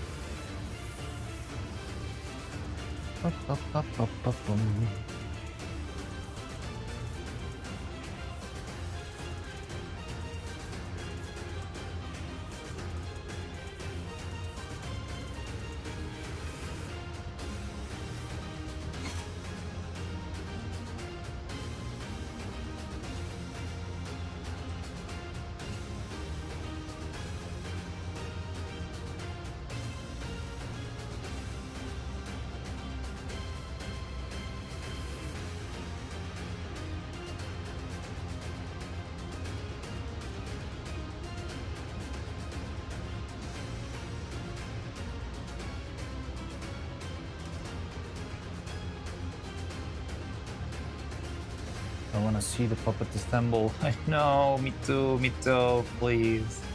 Be patient. It's okay, it's gonna be fun, it's gonna be cool. I mean, it's gonna be similar to Evil from Extravaganza, but it's just gonna be cleaner around the edges, hopefully. And yeah, everything's gonna be cool. Maybe we can make a special assembly stream, but I just feel like doing that would be a recipe for... It's like calling in Murphy's Law to bite me in the ass. And that kind of scares me if I make like a exclusive assembling the final Evil Nero today, don't miss out. That's exactly when I'm assembling, it's gonna be like, oh no, I forgot. Magnet polarity is inverted. None of this works, I have to start over. Oh. I can see that in my future. If I'm careless.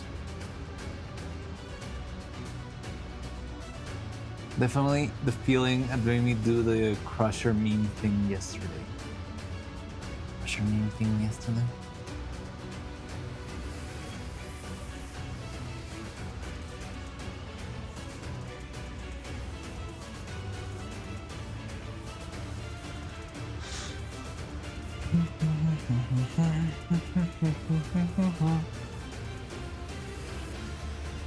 What I want to animate. Man, I really miss animation.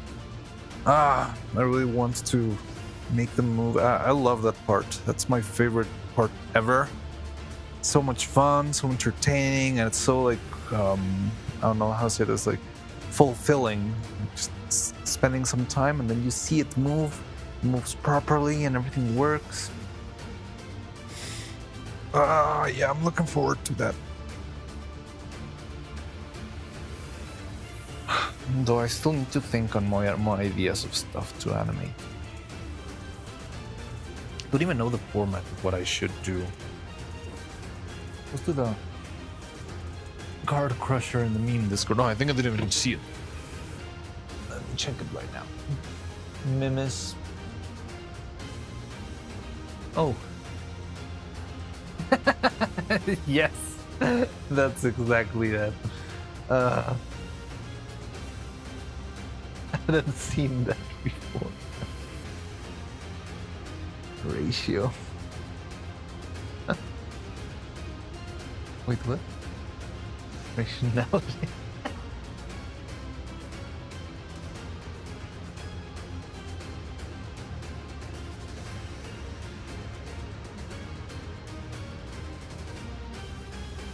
We're gonna have the second brainstorm session. Yeah. I think we can have. So, we need to have.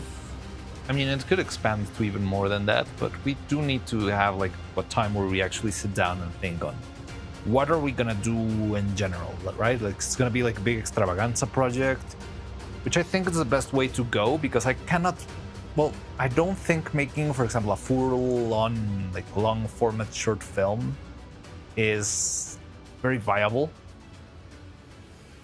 I think the short formative like little skits works a little bit better, just for the sake of making more stuff. Because if you try to tie everything together properly, then you'll get to not tell that much of a story. If you can skip to the juicy bits, then you can, yeah, make it a more engaging experience. And I don't know, I do think it's the best way to go, but I still haven't thought of any like little bits and pieces to do. And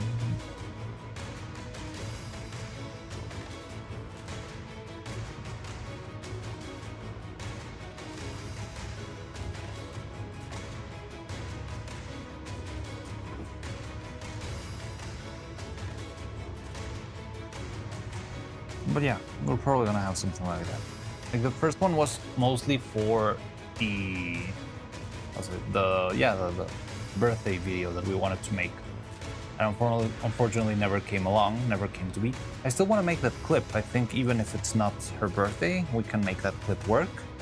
And yeah, it's just cool. I like that it's a little bit more serious, toned down, less hyperactive, evil core craziness. So I still want to make that one. But yeah, I mean, that brainstorming was just for a single skit, right? We could have like more of a more open, fun, like brainstorming sesh where we actually like throw everything we can come up with. Like, oh, there's this dialogue that she said back in the subathon where she did this and that. Maybe we can do this and this and this. And yeah, that sort of stuff. That's what I like the most. I think that's the right way to go with the process. But yeah, still it is. I know it's slow, but yeah, slow and steady. I really am pushing so much. I really want to reach the point where I can actually make more than one puppet, like in a month. Or making a puppet in a month would be ideal to me because I just don't like being stuck without progress. Ooh. I like to. Well, I want to make more stuff, you know, because take it into account. Like, take a look at think about it like this. If it took me, right now I'm making it 1 year since I actually started working on the evil puppet. Right, it's been 1 year since I started working on the very first evil. If I keep this rhythm, it means that in 10 years I'll probably have about 5 or maybe 7 puppets or whatever. And I would like that number to be higher, honestly. I would love to have more stuff to show in 10 years. And that's like sort of one of those things that pushes me to want to find a way to make more. And yeah, I don't know. I've been struggling a lot with these hair stuff, but I feel like once we figure it out a little bit, we'll be able to keep doing this more consistently with other VTubers and stuff.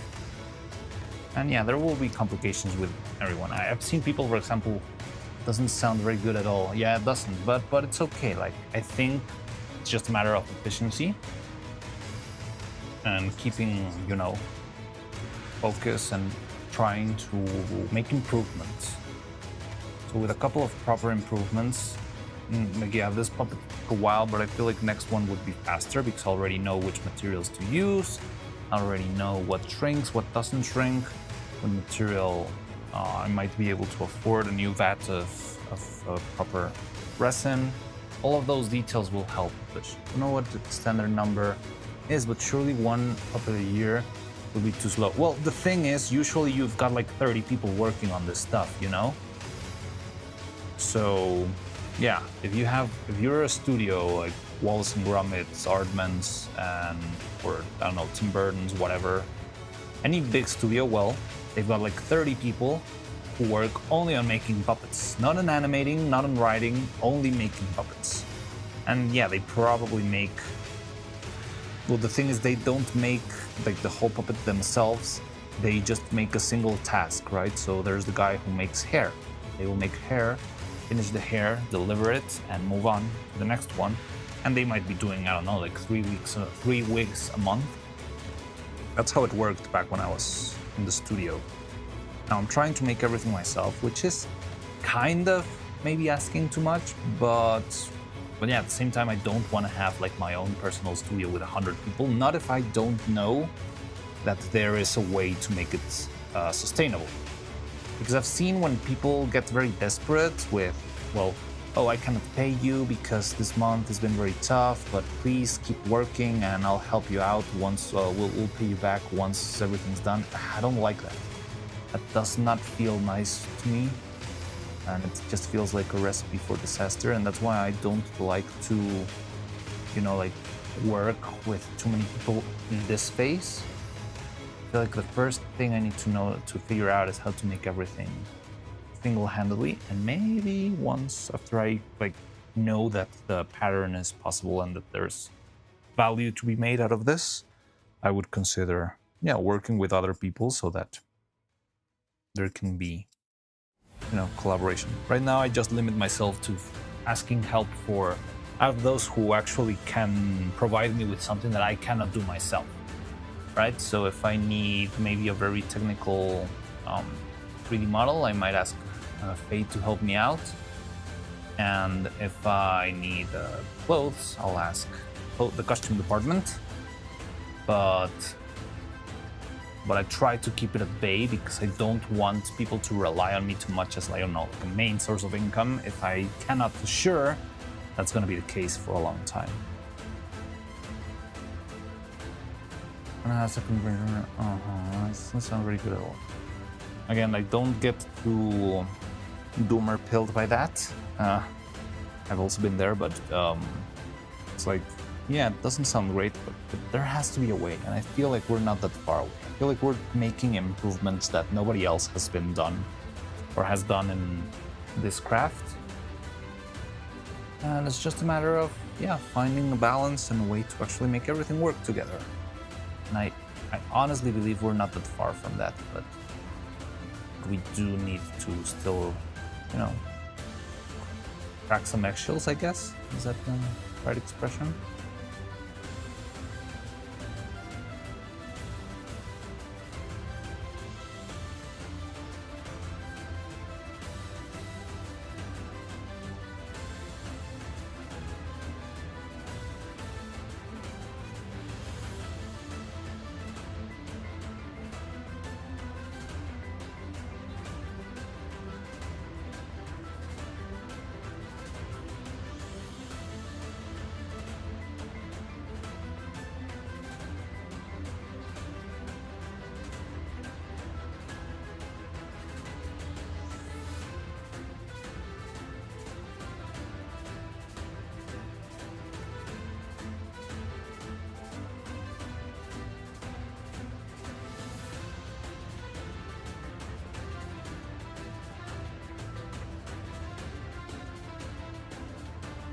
How long would one puppet take them?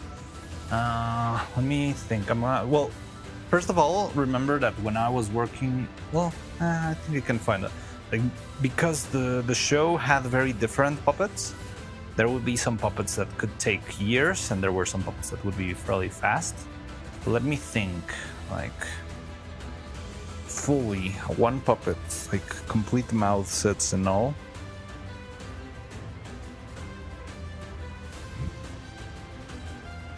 Going from the start of the 3D model, from the 3D modeling phase, all the way to the end. Trying to think. So if I started this, so I'm trying to find like, how to say this, like, points in time. When did House of Dragon come out?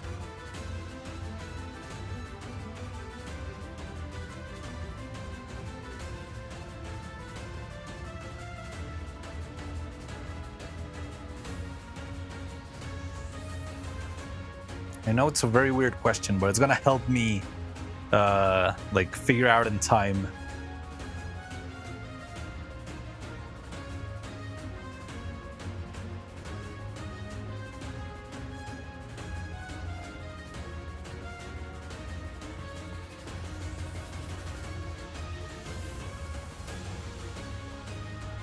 So August 2022. Yeah, it was 2022. August. Wait, what? And then it took.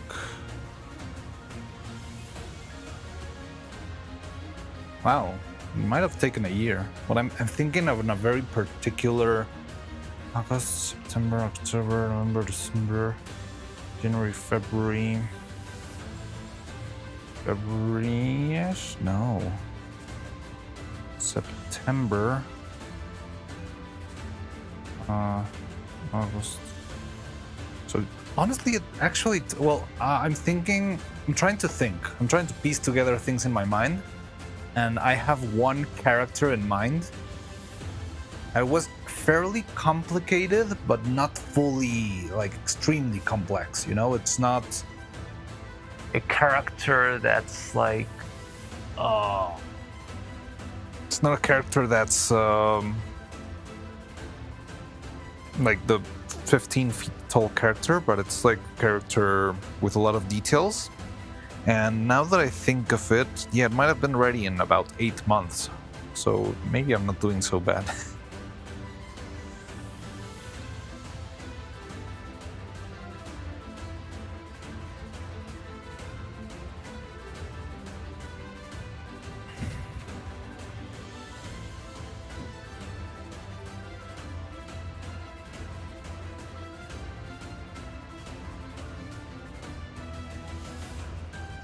Because, yeah, House of Dragon inspired one character in particular. And I remember that. And I remember being like a little bit salty on how is it that the freaking TV show that came out is influencing the script when we have been like 1.5 years in production. This should have already been written out, you know? I'm not gonna lie, kind of 8 months. It was a fairly complex character. I don't think there's any public like screenshots of him for me to show you, but it was a fairly complex character. And I'm talking not even from the like before concept art. So add a couple of extra layers. For example, we're starting Neuro, but we already know what Neuro looks like, you know? So when House of Dragon released, somewhere around maybe like September or something, the idea popped in.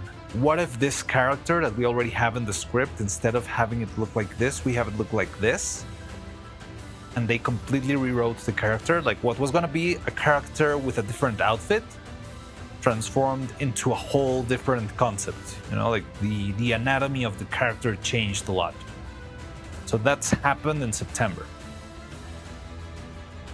Then there was this the process, like concept art, design, 3D sculpting, printing, costume design, replacements, figures, belting. So that's the whole thing. Season 1 started on, then it probably was in September because it's from the later episodes, I believe. Yeah, no, it was season 1. I know it was season 1. So yeah, let's take into account. So the idea popped in September, October-ish, right? Then I remember the character being ready. I remember I worked on that character on August 2. So imagine so House of Dragon releases in August, and well, the episode of House of Dragon that inspired this probably released in September or even October, because the first part, well, it wasn't the earliest episode, and the show started to air at late August. So I'm guessing the idea popped on September or on October, right? And I worked on that character on the next September, before, maybe August. Yeah, maybe August. I started working on that character in August, but I was not the first animator to work on that guy. I think I was the second animator to work on that guy, but it wasn't long. I think it had been worked on, I don't know, maybe a month or a little bit more before I started working with him. So yeah, that sorta helps me add up the numbers into more or less that. There were redesigns in 8 months would be acceptable. Yeah. Like, this is the clearest cut example that I can give you, because House of Dragon helps me like grasp a point in time of when it started, you know? Because I'm trying to think of who else was ready. So I remember characters were not ready a lot of the time. Some characters were already made before we started the show because they already had copies from the previous season. They made a couple of tweaks, but the bodies were already done, the faces were already done, you know? Oh, when I started working, it was a very stupid thing. So I started working on a character. There's actually a shot. I don't know, it's so stupid. It's so stupid. So it was the first thing I animated on the movie. And there was this character who had already had the scene in the previous show, so they already had the puppet ready. So I just got in and I was ready to animate it, but it was a very sad scene. However, because of the previous show, the puppet was never sad. It had always been happy. So I was about to start animating, and then I looked at my faceit and I was like, dude, guys, how do you want me to make this guy cry if all the mouths here are happy? And like, we just looked at each other and was like, oh no. Wait, what? And yeah, well, it was a very sad scene, but all the mouths were just happy ones, because in the previous show we never saw the guy frown. He was always happy. So like, so now what? So there's one single shot that I managed to somehow trick it with a smile while they were working on the frowns. And they made the frowns in like 1 week at most. Yeah, I think it was about 1 week. But I think they had to work on Saturday that week. But so there's one shot that I managed to trick using only happy faces, but mostly because that specific shot had a conversation. I'm not talking about a full puppet. I'm talking about a mouth set. Like a week or a set of 12 of these. 12 of these with different mouth shapes and pieces and a different set of eyebrows. So similar to what I do here, yeah, was, so it's 12? No, let me think. I'm remembering the codes of the mouth. So we had neutral A E M F A E M S L R. Yeah, let's say about, yeah, we had about 10 mouths. Why does it take a week? Well, they had to sculpt them from the start. So they had to print all of them, they had to sculpt them, they had to paint them, they had to spray it, they had to design the mouths, and make the other elements. They needed to make eyebrows, they needed to make, gotta wait for the print to dry. Yeah. The print and the clay and the paint and everything, I think that's the biggest problem. There's a lot of waiting in between. So having to wait for the paint to dry and then the extra layer of lacquer to dry and the glue to dry and this to dry. And there were also extra little finishes. For example, that character has feathers. So on top of all the painting and stuff, they have to very carefully apply little feathers to the top of the eyebrows. And that sort of stuff probably was also took a while. So there's a lot of dead time. Yes and no. Like, you start working on that, but while you're not working, like, there's that time for me here usually, because yeah, I'm just one guy. But when you're working like there in a big production, it's like, okay, I'm gonna paint this, and once I'm done with this, I'm just moving to another desk, because in that other desk I have the other character. So I'm gonna keep working on that other character while this one dries. And once I finish that one and now this one's drying, then I come back to this one and then I'm gonna keep working on this one. So it's a lot of coming and going rather than full-on death time, you know? And yeah, I mean, I feel like people would be working on maybe 7 different characters in a single day, you know? But they would just be popping from one into the other, and then I would come in with one broken puppet and I broke the arm, I'm sorry. They would fix the arm, and then they would go back to the other puppet, and then they would finish the paint job. But I wouldn't call it like full-on dead time. It's not like they're just sitting doing nothing.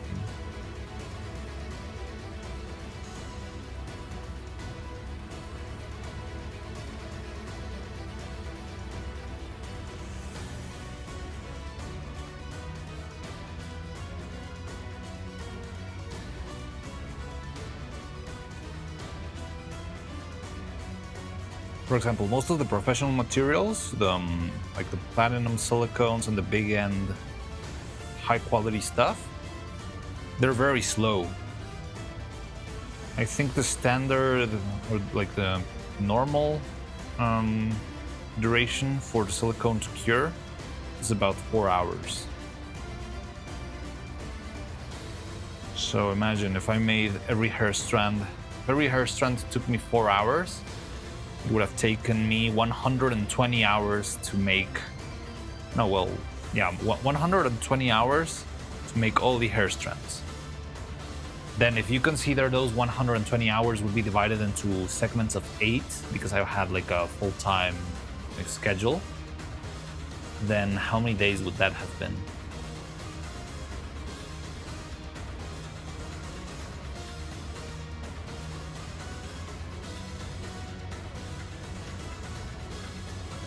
And that would be just to make one single set of hairs. Well, no, maybe the two. That would be, my math is wrong. That would be for the 2 hair sets of Evil and Neuro. And well, even though it's not faster, most of the time they end up using those because they're more reliable. They're not gonna have the issues that might arise with, I don't know, the paint is not sticking in place, the stuff is, the silicone didn't cure, all of that stuff. Those are risks that you cannot afford in the production. So you'd rather spend those 4 hours waiting than risk losing 3 weeks of work of 5 different people in one bad batch, you know? So I feel like that's also the approach with those professional productions. But yeah, it's not that, oh yeah, you already casted your thing, you can leave now and just do nothing.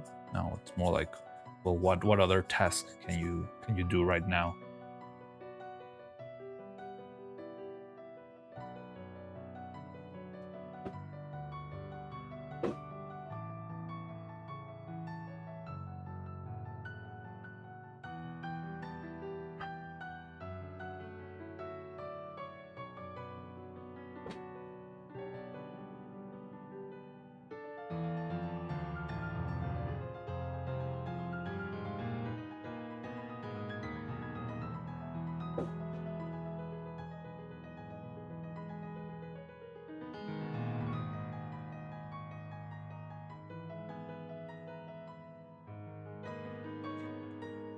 Setting, I just wanted to try, and I think we can make the test finally.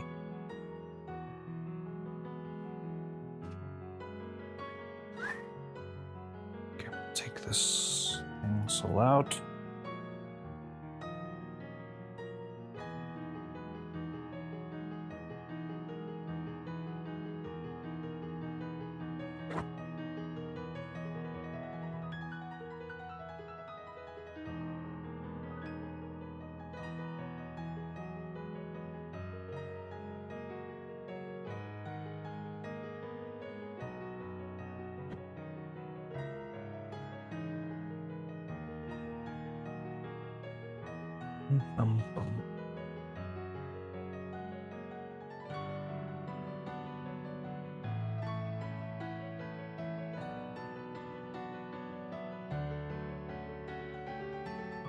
Might be close to finishing this playlist.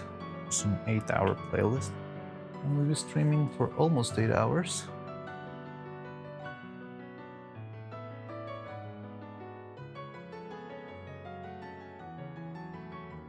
Japanese plim plim plum, yes. Yeah. I also got that that little I don't know, yeah, something hit me. And for a second I thought it was gonna start doing the plim plim plum. Bum bum bum. Da da dum dum. Oh no, it's still got 2 hours to go.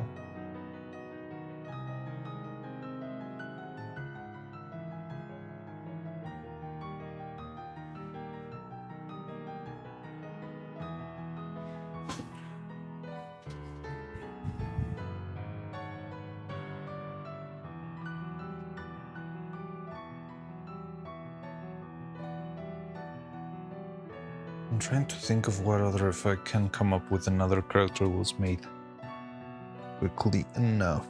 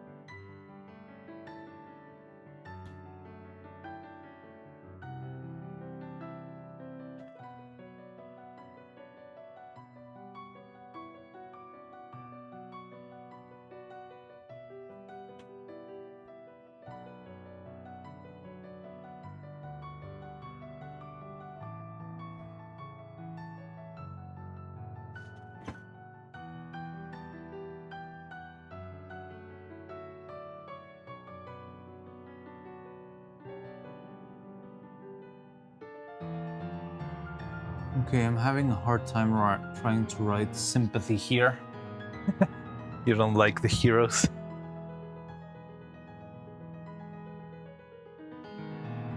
Don't buy with the heroes, I guess.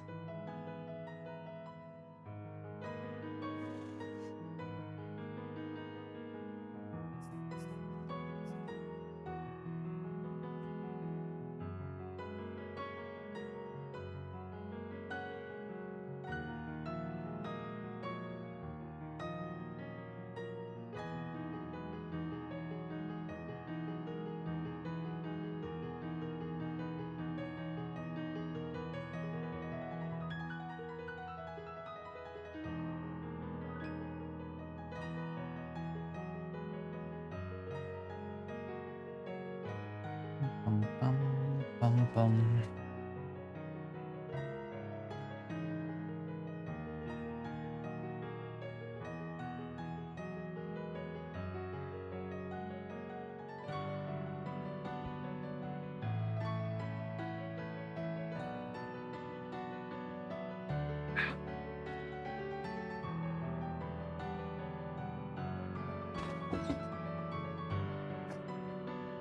Oh, ah! What the hell? Ah! How did that happen? Oh! I got pinched with a piece of wire. I think a piece of wire was in my chair and poked me. Ow. This stupid wire wants me dead.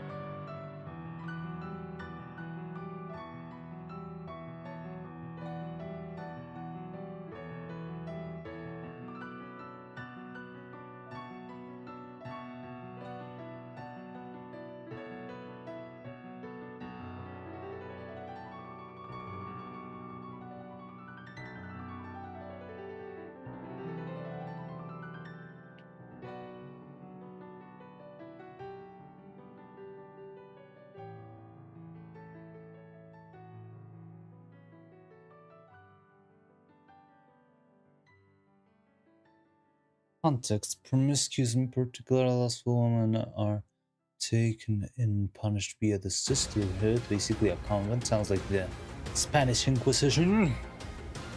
Whereupon they are chained. Normally concentrates their flesh. Yeah.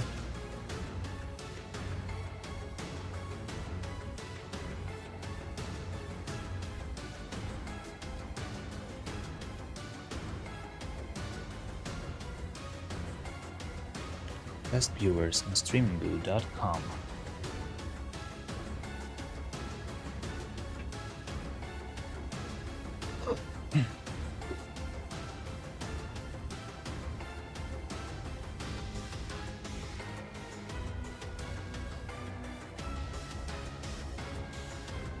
Die.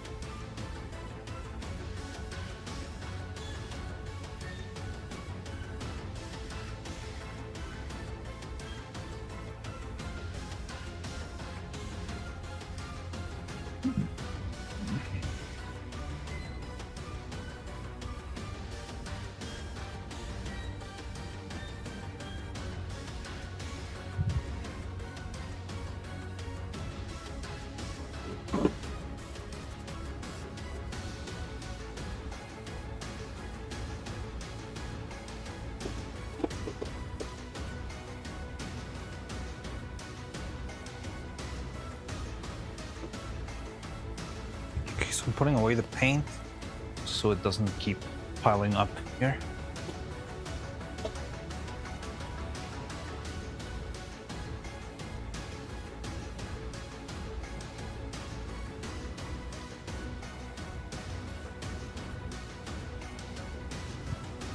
I need these eyes to dry.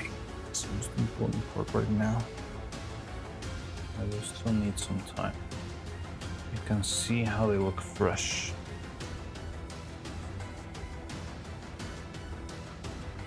One particular case that's gonna deal with High Bishop Amadeus. That sounds suspiciously demonic. And she replaces the former agent's descendant. He's one of the more forgiving, believing they will always have a chance to redeem themselves as long as they are afforded. The priest chastity. peace. Sisters constantly saying they wouldn't be in their positions. What feels like to begin with. Alright.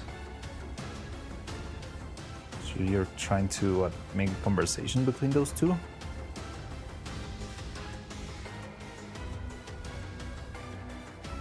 My sister I'm writing had personally wronged. Know how to make noise. Receptive or yet. Coldly receptive, yet merciful in her punishment? I mean, if you're going for the traditional religious precept, it would be like no punishment of the sort. Maybe some prayer. It's like the usual indulgence and penitence. You know? Think Frollo, but no evil background. Yeah, I see it. Like stern and authoritative, but yeah, like if you go for the precepts, like depends on how the religion deals with it. But in general, like, because, you know, I feel like the religious precept would be the one at fault there. I mean, there is some blame on the son of the priest. Is it a priest? The bishop? Like there's blame on the son of the bishop for falling into a temptation. So it's not completely the fault. Now it's probably sinful to try to corrupt another soul, but the corruption of the other soul is not. I'm talking in very like close religious mentality. It's not really like my personal thoughts and stuff. I'm just trying to, but it also depends on the precepts of your very like of the specific religion, you know? Role to Quasimodo fear of judgment in this case. His mother shows pity because his fate is required of him, yet he himself has no right to beg.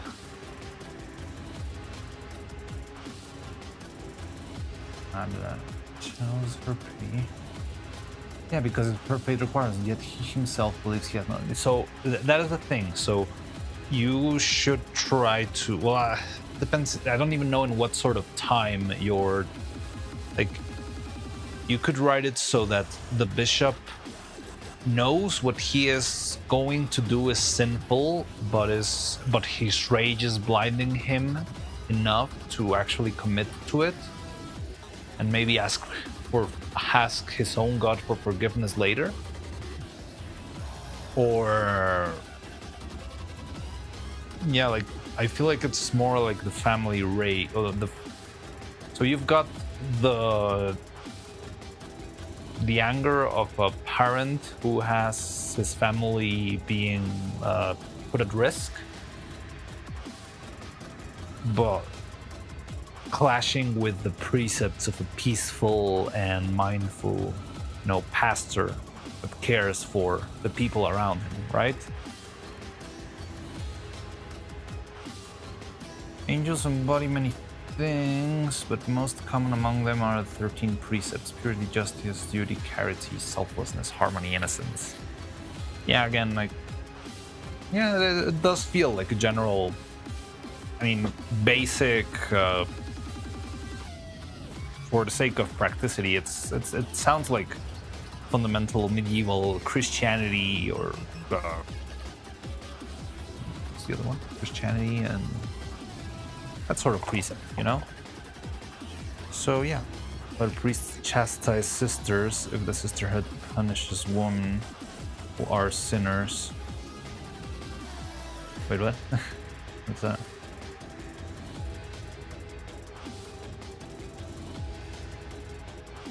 Said that because I'm trying to allude to it without outright saying it, lol. Yeah, well, that's a little bit of how I think of. Oh god, what happened there? Why is there blue in there? There should not be blue there. Why is there blue there? I need a needle. Why are you blue? Saved. Did you see that? Oh, you didn't see it. It was not on screen. There was blue inside of the silicone here. And that is not good. Well, I mean, I don't know if it would probably just make it not stick to itself, but that's not good. Well, distracted successfully. It's okay. Also, this is already dried enough, so maybe we can do our final test. Finally! Think of the priest as the parole officers and sisters as an inmate. Yeah, again, like the well, I mean, I guess it's not a system. Well, I think. Yeah, I lost track. But what I was telling you is, whenever I try to think of characters and interactions and stuff, I usually try to map out the pieces that make that moment in time, right? So yeah, here the bishop is between his precepts and his family, and it's very common that when family is put at risk, like rage will come out. Like, have you ever seen videos of mothers who are like near to a car crash? Like they don't fully crash, but usually that's when you'll get like people. There's this famous video of like a crazy Karen like screaming at someone and their children are just like listening to. Yeah, the meme was that she was saying like, yeah, the children are listening to Kids Bop, so I can keep swearing at you as much as I want. And I think it's something relatively natural that, like, as an instinct, you get protective of your own kind, of your own your own I don't know, like family and stuff. So the inmates punish themselves. Yeah, I don't really. So I think that's an interesting point. Like, are the sisters? Well, the sisters are like the nuns, right? And I'm guessing there might be nuns that get into that because they were like punished, but they're probably nuns who just join in for the sake of following the precept. It used to be very common that when a woman fell into some sort of tragedy and maybe lost her father and didn't have a husband, that sort of stuff, they would move into the life of religion because there was mostly nothing else for them. And so I don't really know. Priests are supposed to help them rehabilitate. Okay, so sisters are only for so to speak the sinners. There's no sister that just comes for their own volition, like, I want to serve God and I want to be here.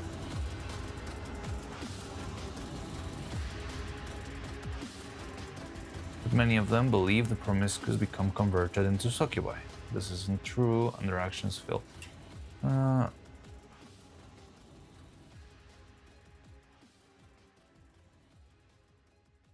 not gonna figure that out, so there is a second part to that. Okay, so Christians who fail to convert are then burned via consecration, turning in.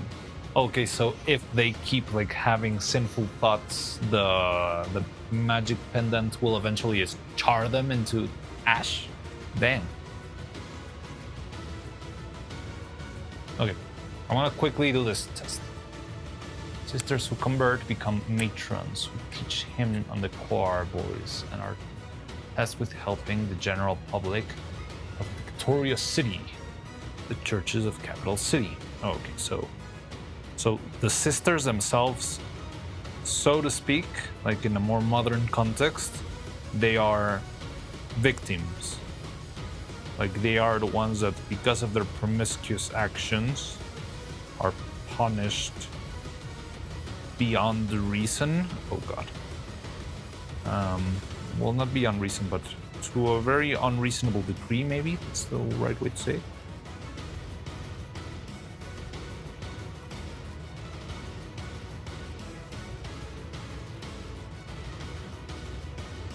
Wait, sorry, I'm locking in. I need to poke these bubbles real quick. Not sure you can see there.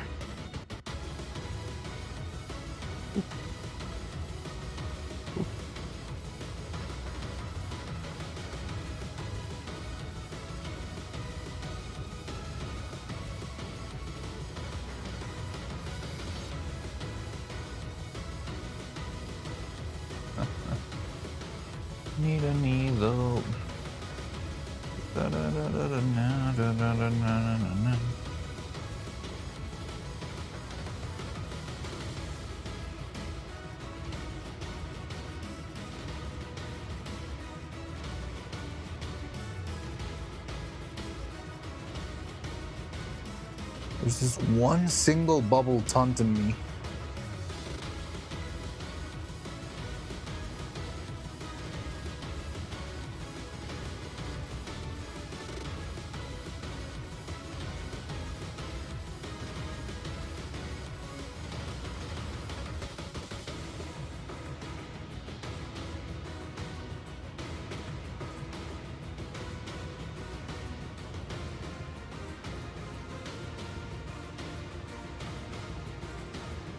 But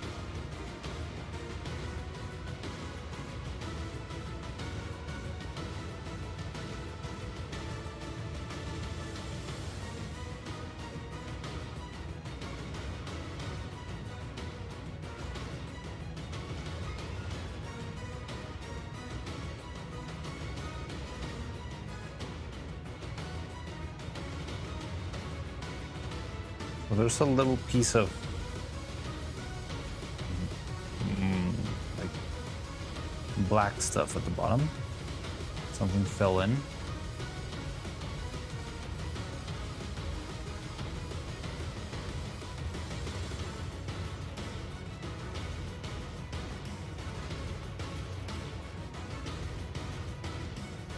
Give me a sec.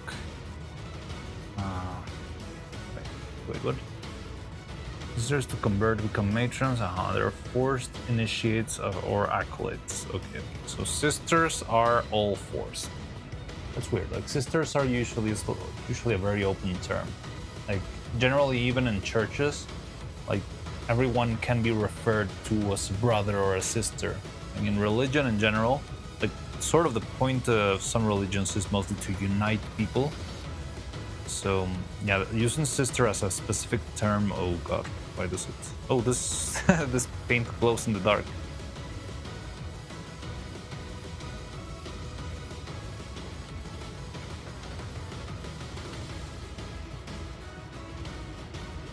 Symbol houses holy energy. Yeah, I get that part. So the energy, well, like the symbols that they use have some sort of magic property. That's what causes it to be like whenever you sin, it burns, and that could be part of the problem, but it's what they consider right.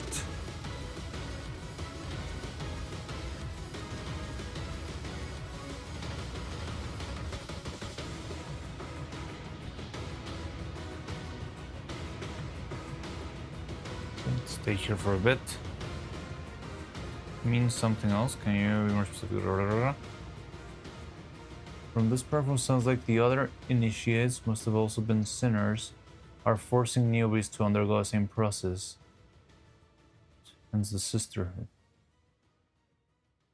The priests are not former sisters. Okay, so the priests are the ones who enforce themselves on the sisters.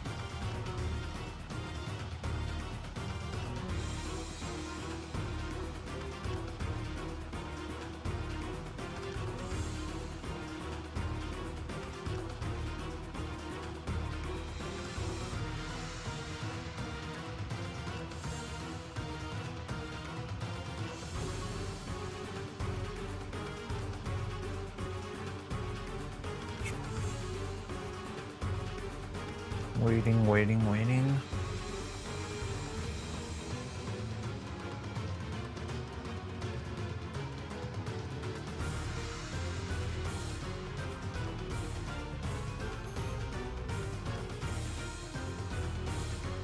Gold is one of the only materials that can house pure holy divine energy and is used in the symbols because of like this. Spreading the protection of the heavens. In realm on the other side of the dimensional border using a mirror material room. And access areas where the sun reflects of gold. Oh, that's very interesting.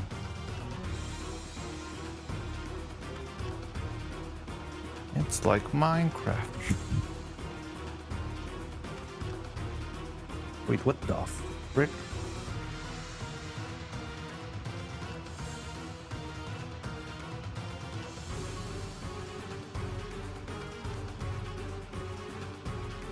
Okay, so two things. One, seems like the paint reacted, and two, it seems like the paint changed the color, which I don't love. Well, not the paint, the resin. Maybe it wasn't dry enough. Yeah, look at this. It does look yellow. Maybe I overexposed it. I don't know if that's possible. But you can see the clear difference in color, right?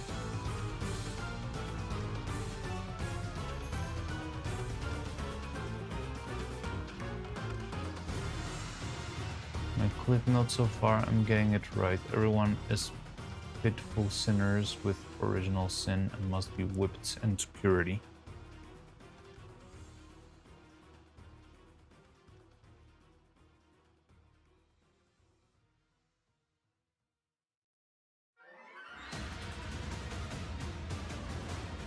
Going.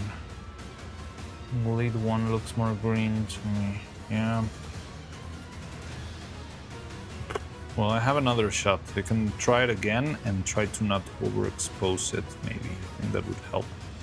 So maybe natural light will be less harmful than blasting it with the lamp. Because it didn't look like this at the beginning, but then I actually blasted it. So I'm gonna do a very quick... I mean, the instruction says to expose for about 4 minutes, but I think I'm not gonna do that.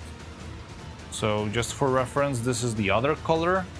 I think it's going to be a little bit harder to sort out now that it's not another, because I want to fill this one to see if we can make something better.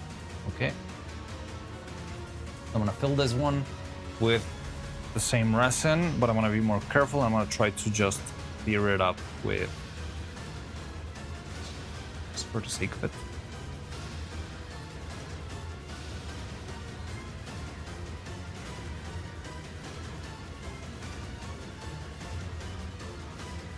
So I'm gonna add more resin, and I'm not gonna blast it that hard with the lamp. I'm just gonna gently have it dry, and then I'm just gonna leave it out.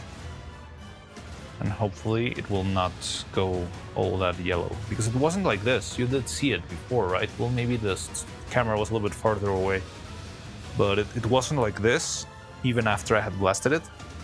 But then I kept the light on, and maybe it was too much.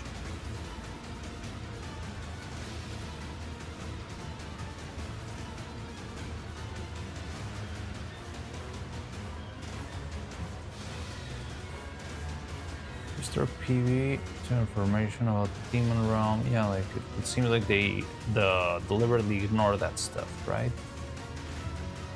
All the truths that they need, they get from Gospel. And there's no need to, you know, study the demons nor anything related to them. Whatever you need to know, it's already there in the gospel, in the writings, scripture.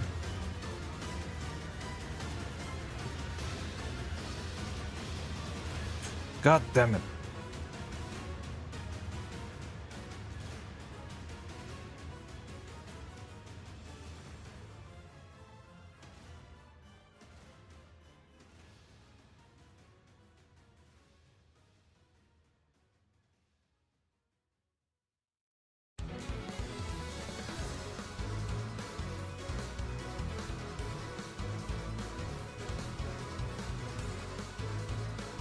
This stupid bubbles.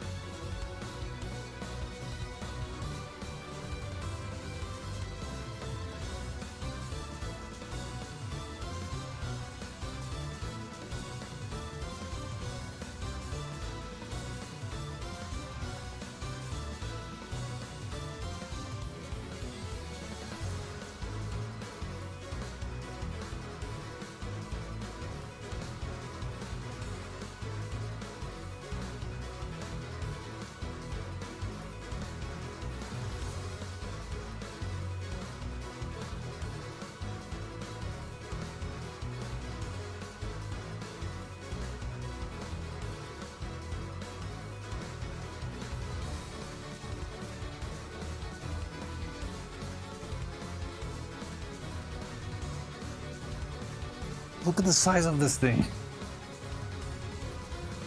How is it not popping?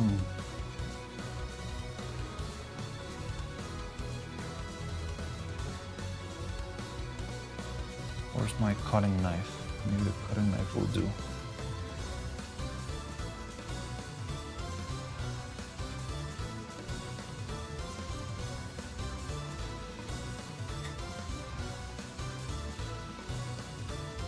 Sorry, I cannot read right now. I'm very have to very carefully hold this thing so that the resin doesn't drip out.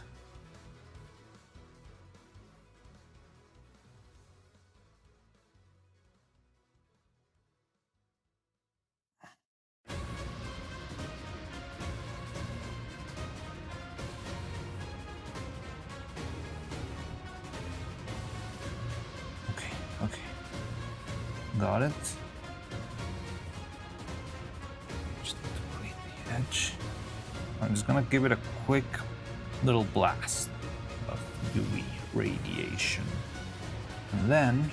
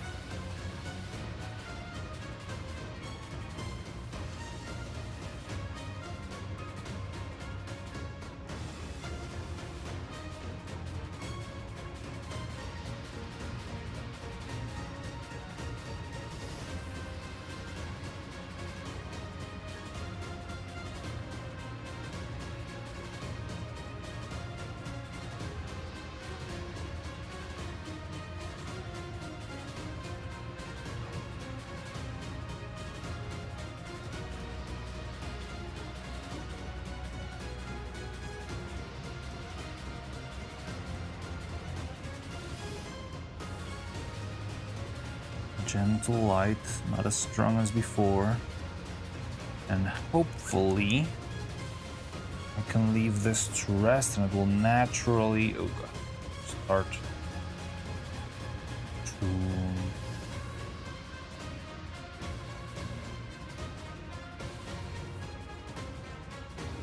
to harden a little bit better, and maybe it will not yellow out. Oh no.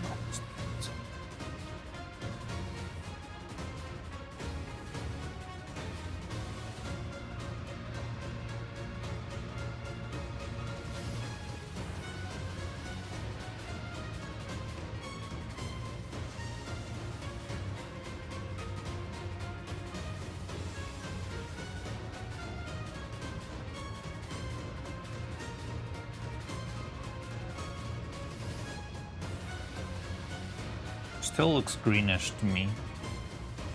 Maybe we're cooked. Maybe there's nothing to do about this.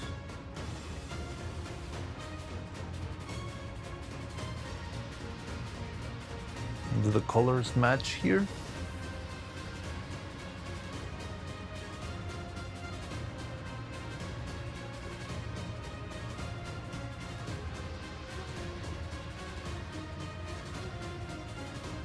So at the very least, I think it didn't get as grayed out as the other ones, but I do feel like there's a little bit of yellowing and a little bit of color loss here.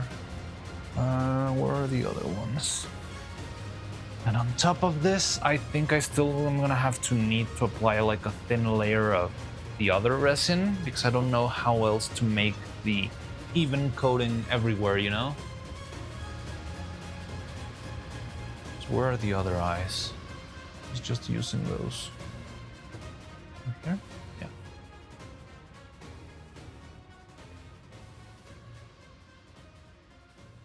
One looks at least closer. So I know the original was not exactly the color. Yeah, this is what we've got for the Neuro-Eye before. This is a color now. Don't get distracted by the surrounding blue. Only the inside blue is the important part. I mean, it does look a little bit more saturated, right? It looks less gray.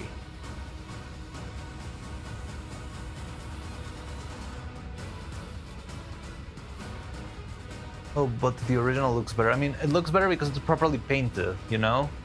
Just don't look at how, you know, pretty it is.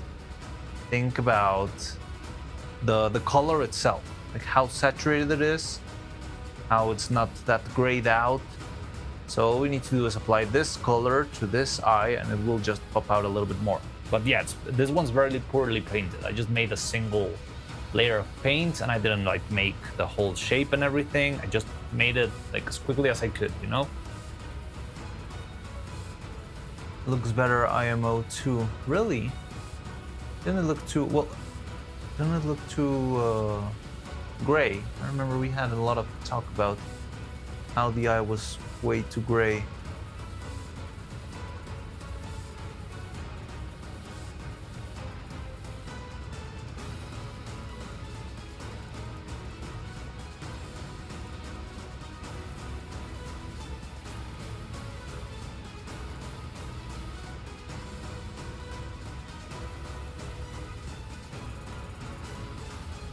What I can tell you is that it looks clearer. Like this one I can see little bubbles on the surface. It makes the eye also feel a little bit more dull. And this one's actually like very nice thin coat of. Yeah, like just transparent. I see a little bit more clarity. Looks too neon. It's okay, like I was not looking for the neuro color, but I was looking to see if we could save the colors from getting hued out. So yeah, maybe it'll work. So again, yeah, next time when I'm actually doing this, I'm gonna actually try to match the colors better. But I'm still gonna take into account a little bit of yellowing.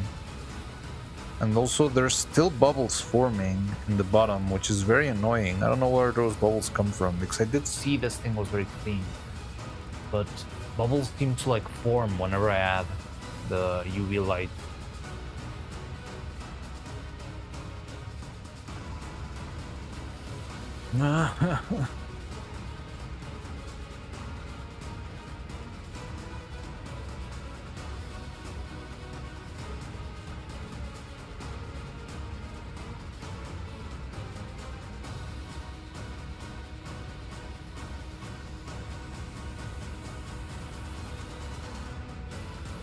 Okay. We'll see about that, I guess. At least we made our test today.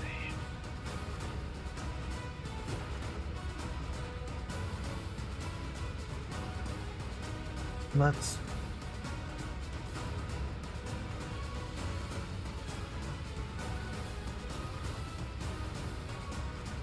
I had to bed. Can't get myself into anything. Or eat, so could at least sleep. That's the level reserve. Thank you. I think we're gonna. Well, I'm gonna think what we can do for the rest of the stream, but yeah, I don't think we're gonna stay up too late today. We're most likely gonna be waiting for the. So the hairstone, yeah, it still needs some time. Okay. This one probably still needs time. I don't know, I did 2 drops, so no, it still does. Look how it looks after. This was 2 grams, and after a couple of hours, it's like very thick, but still like viscous. But it's starting to become sort of like a gelatin. I'm very fascinated by this new silicone.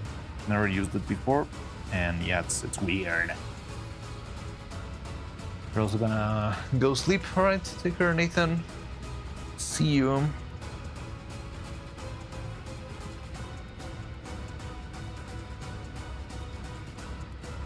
Sleeping and resting, an idea. Yeah, that also helps a lot. Sleeping on it also gives you good insight sometimes.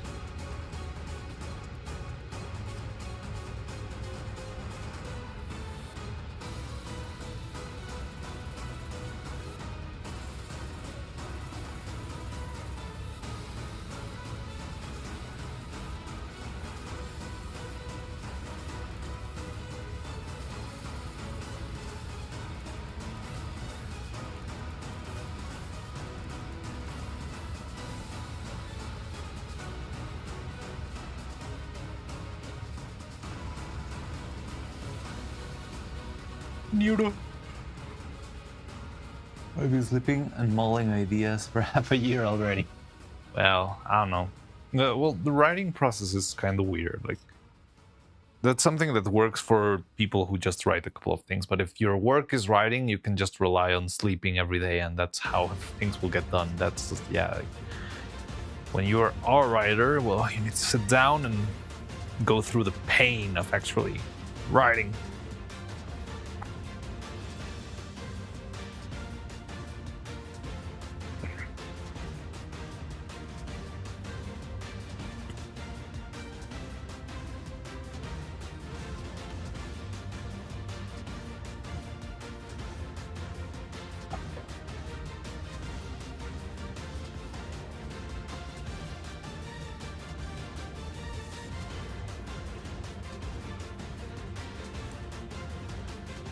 Well, with the story concept in single 8-hour workday.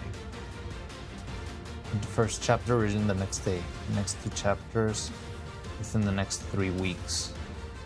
Let's stop and think, considered everything I had thought up. How have you been doing this? This story in particular. What, like a year? Oh, you said half a year already, right? And it's not that much for a story, right? That people, some writers spend like years writing their big novel or something.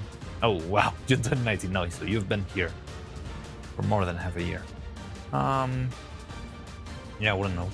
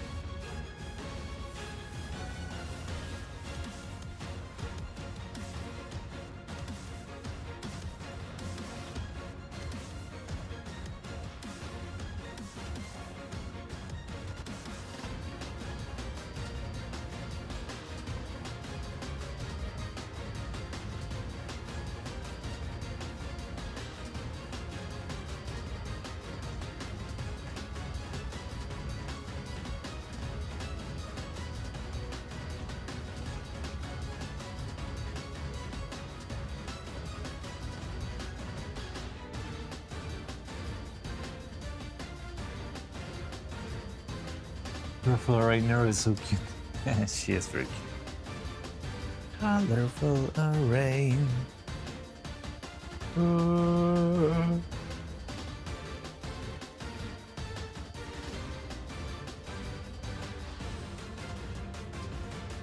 Also, I think I'm gonna cast the face, the head.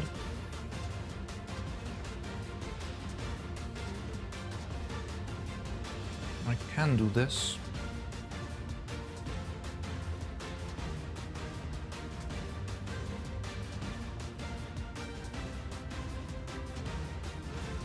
I really like this mold.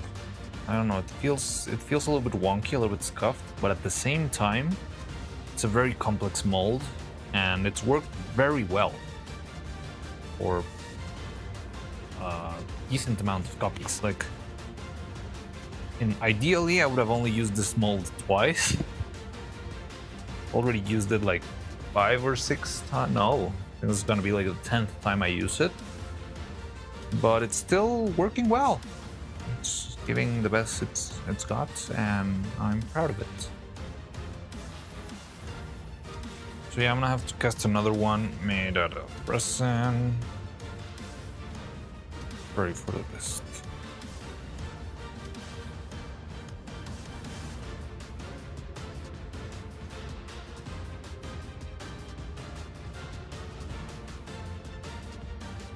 Made out of the fancy resin. The cool resin. Make sure we don't have a bow head on our hands.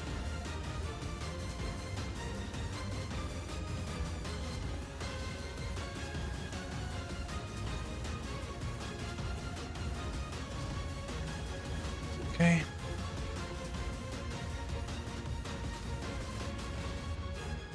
This story started with such a narrow plot frame. Hero is betrayed, joins demon forces, witnesses the consequences of their actions as heroes.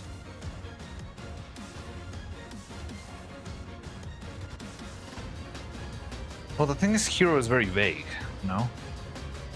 Because at the same time, you could be making something similar to, I don't know, The Boys. And it's like, yeah, the medieval hero is actually a jackass.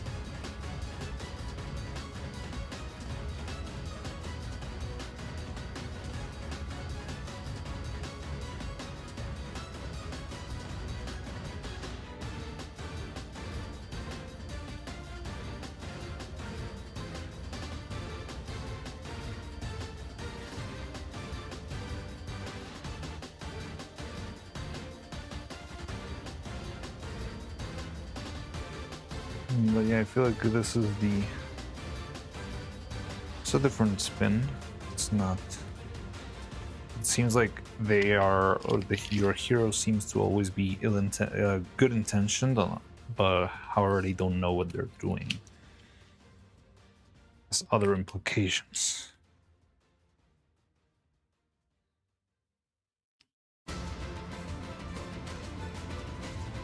Which is interesting because it's like similar view.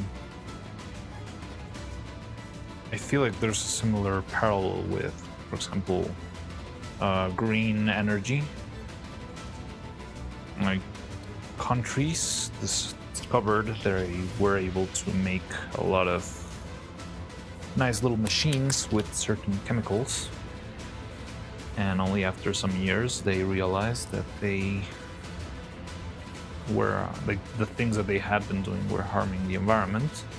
Now they're vouching for it to stop, but it's weird because they got to grow, and once they finished growing and they have the means to actually make alternative stuff, they want other countries to stop doing the things that brought them to the place where they are currently. I don't know, it's like a weird dynamic, you know? Give me a second.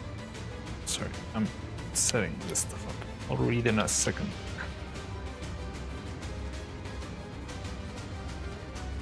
There we go. Clean.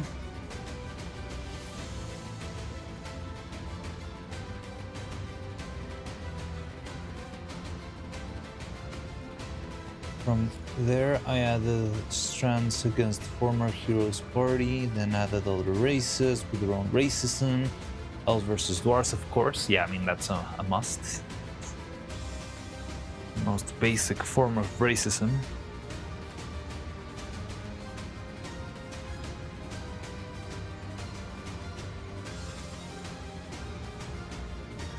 Ah, fuck.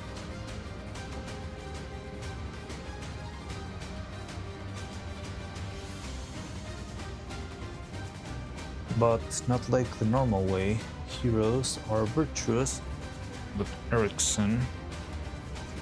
Wait.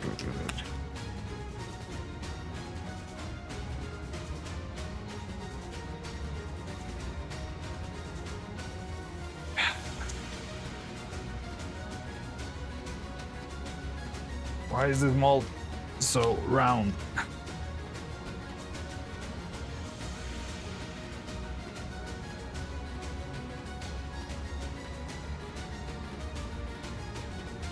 You know what?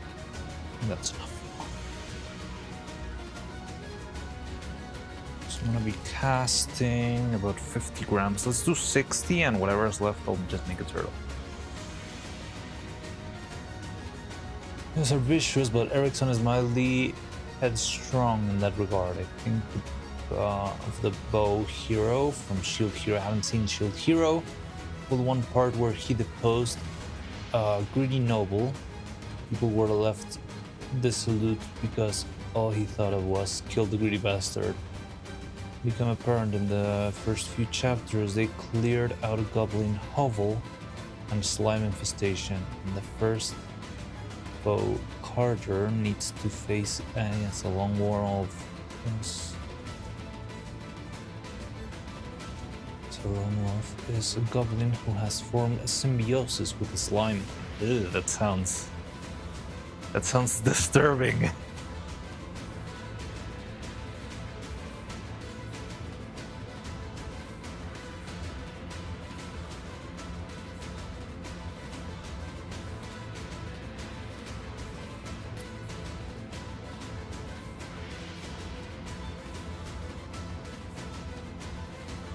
And when you say symbiosis, it doesn't sound to me like a very, you know, like clean, like the goblin brings apples and the slime cooks the apples for him. It sounds like they are like freaking venom stuff, you know?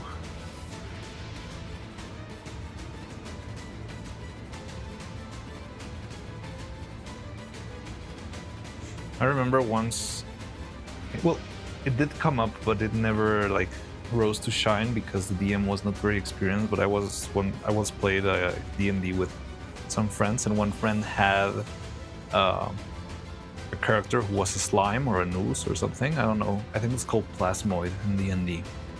But it was very fun because he would use the spell like Speak with the Dead. But the way he did Speak with the Dead was that he would like insert his arm into the body of the dead person and use it as a Muppet. So even though we would get the information from the questioning the dead, it looked very creepy because it was like just a dead corpse acting like a little Muppet. Like, yeah, they went that way. And then, I don't know, the jaw fell out or something like that. And that's what I think about when I hear your goblin slime symbiosis.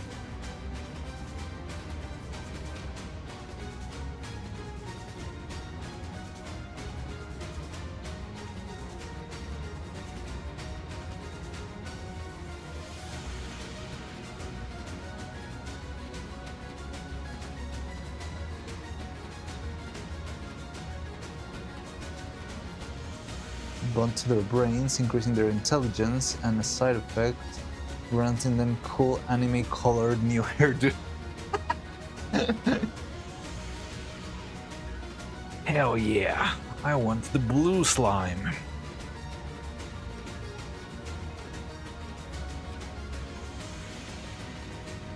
That in return receiving broken seed beds to feed them. So they're fed like the...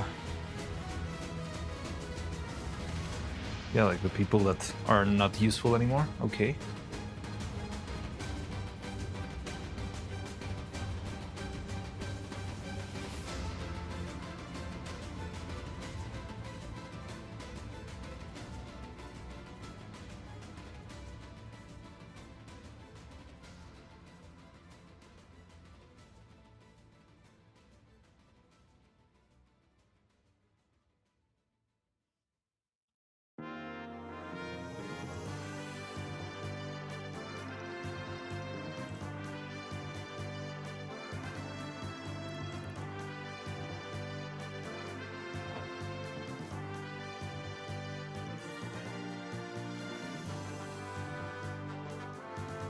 Franco, the Goblin Prime Minister's left-hand man, is giving a neon blue pompadour and an Aussie accent.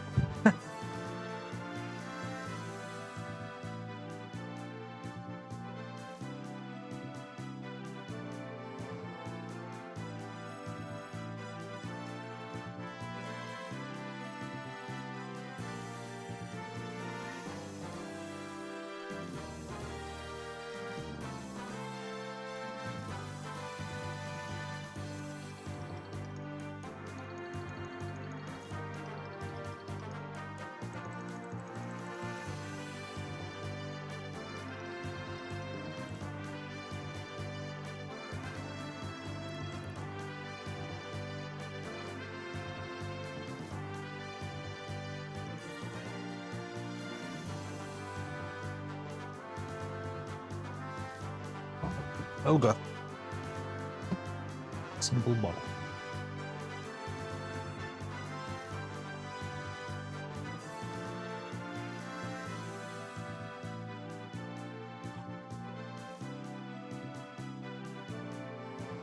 Unsubtle character traits in that arc. We learned that Mira is allergic to peat. Okay.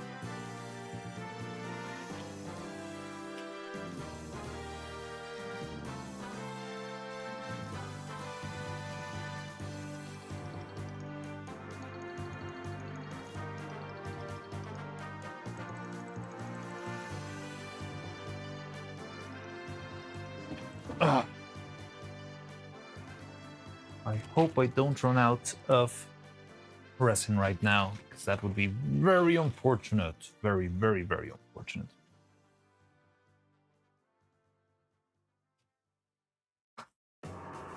So, wish me luck.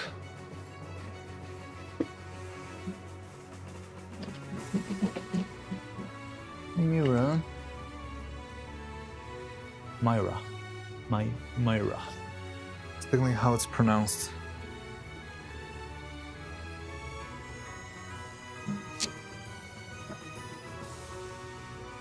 Ah, come on! I used you like 2-3 days ago. Come on. On one hand, I do really want to get rid of this resin already.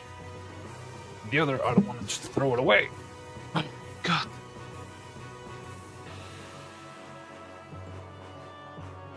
It's my ultimate technique.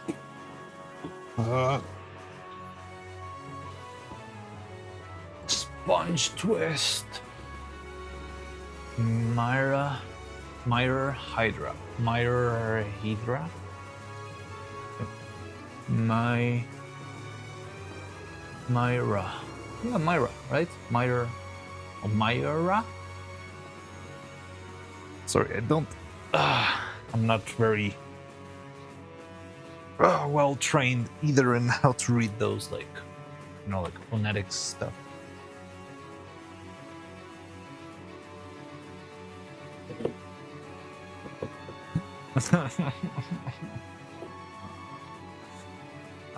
Why?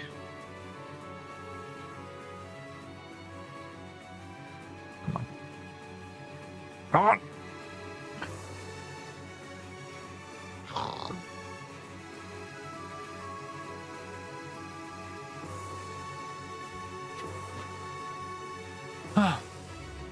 Myra plus Hydra. Mydra. That's how I read it, but I'm not sure.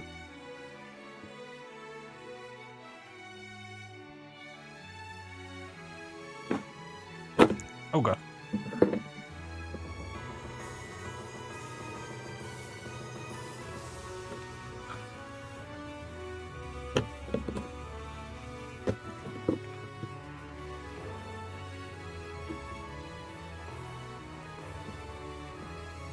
I could very easily break my own fingers while doing this. I'm not careful.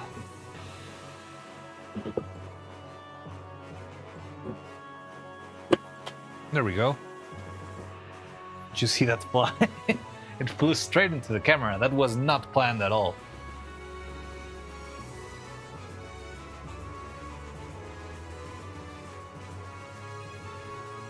That looked really...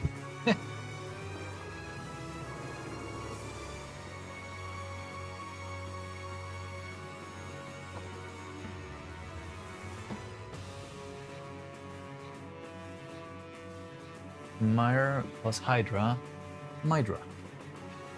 Okay, so it has a D. Sorry, My still makes me sound, drop the D, to make the name softer. Myra. Yeah, okay.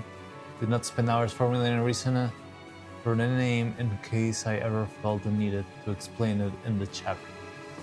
How do you know what stuff you want to like put it straight into the chapter, or what do you want to keep for yourself for the future? Like, I feel like to me that's always a struggle on, well, how do I make this, you know, wait, sorry, I'm focusing here.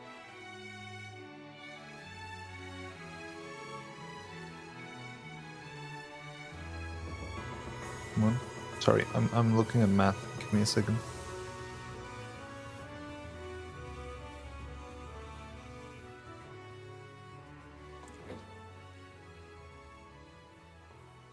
write it in a fugue state. So you never know how it happens. It's just like the little What's the tale? The shoemaker elves or something? And you just go to sleep and magically there's shoes everywhere.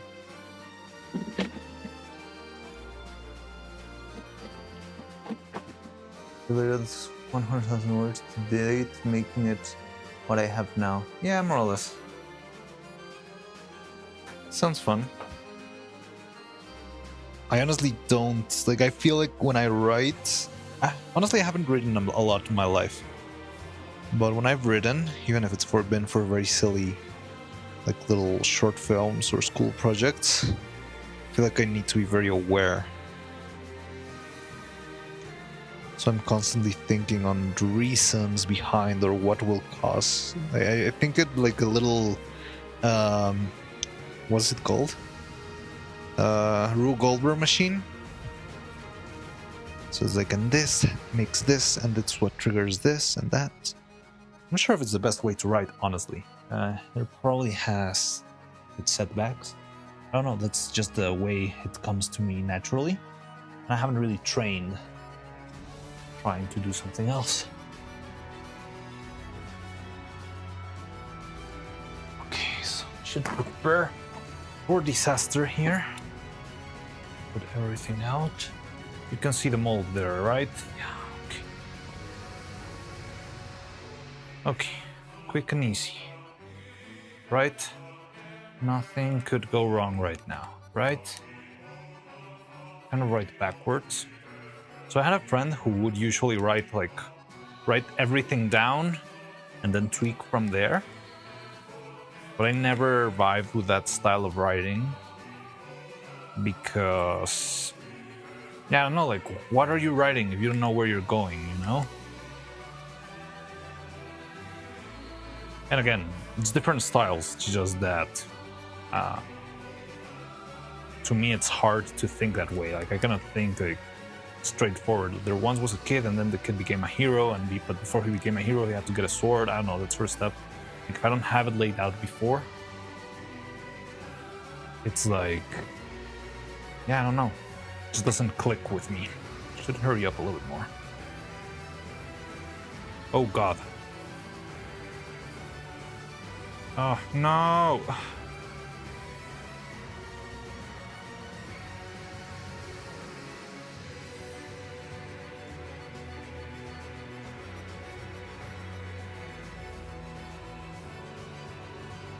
I'm looking in Nathan. Give me a sec.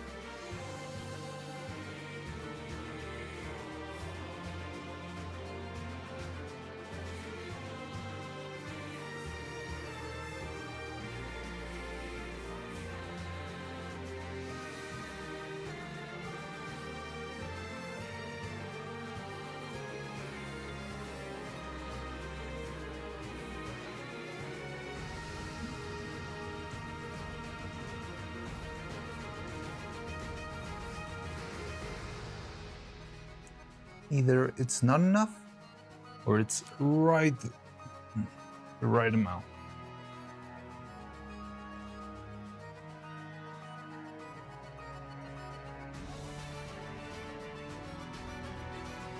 Man.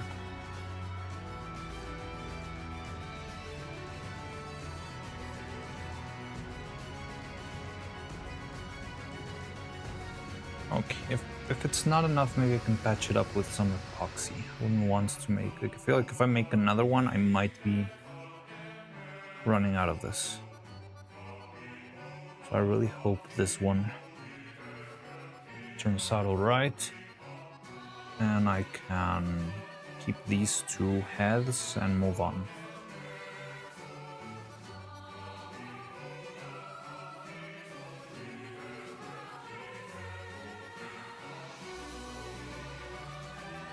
I really need better containers, but I cannot be spending on new containers every single time I use this stuff, you know? It all worked before Madeline became a thing.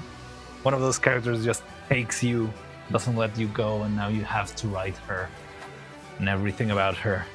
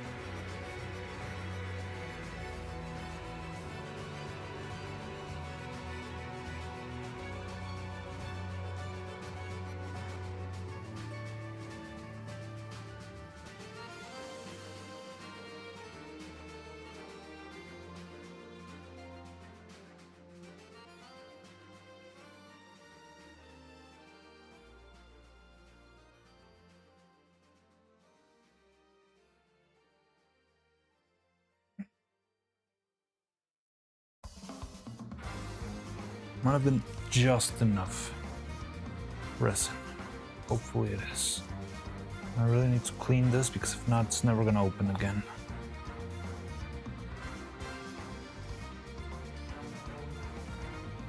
Yeah. Sorry, I'll get back to your writing, but right now I'm cleaning my mess. Oh god. Why am I like this? Oh. Oh god.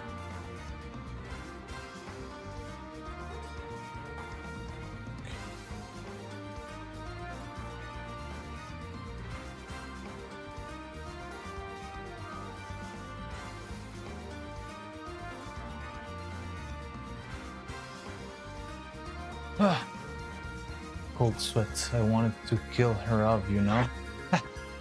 You're having a Vince Gilligan?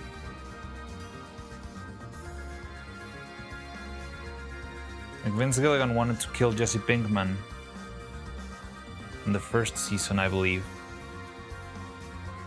But he couldn't. And he ended up like writing Jesse Pinkman all the way until the end and even made a spin-off out of him.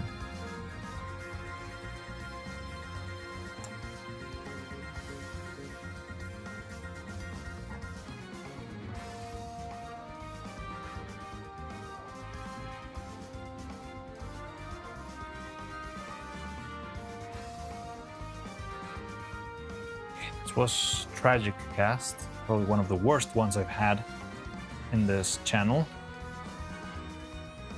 Thankfully, only Nathan is a witness to it. No one will believe Nathan, right? Okay, now let me read your stuff.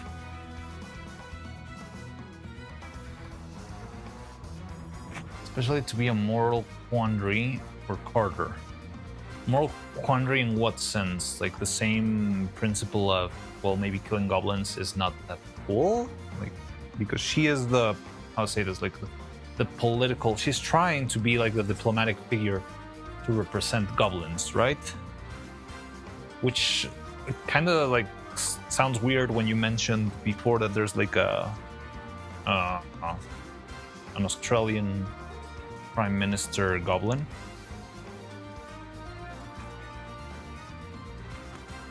Well, I got much praise for her being well-written, strong female character that doesn't pander to make it sell market. Yeah, like the thing with her is she's a very nice archetype by herself. Like just from the very first like drawings you sent on the Discord, it was like, wow. So this is a character that I can see, and I can like get myself a good image of who this character is without it feeling, you know, like empty and stuff. Yeah, because yeah, it's not like a just we can poster thing. But I don't know what the moral quandary would be with Carter. It would be like, yeah, the fact that killing goblins is not that great. For the goblins mostly.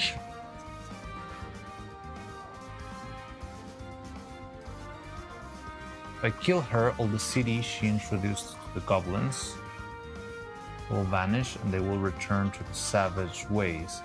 But if she leaves, a group of civilians will be doomed being a seedbed. Okay, that's an interesting conundrum.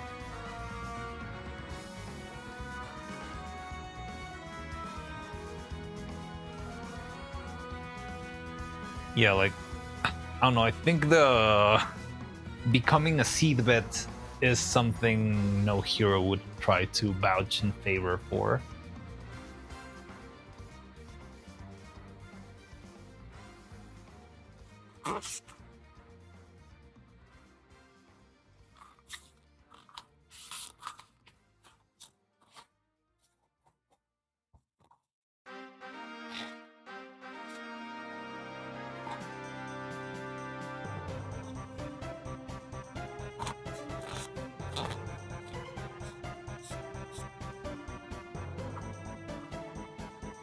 Gets deeper than that, but that's minor spoiler. All right, let's wait. Hopefully, I'll read it and we can talk about it more in depth.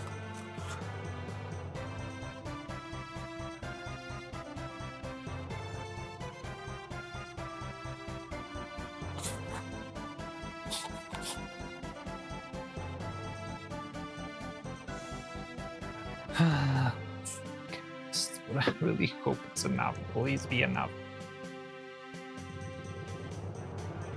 There might be a way to... No. I don't think so at all. I don't know. Just coping. Let me cope.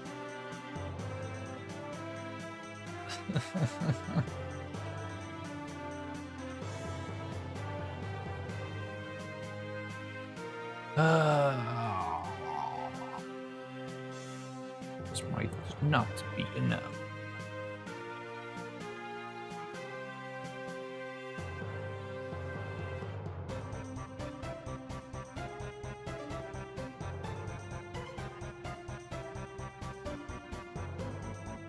Look, it is not enough. Why?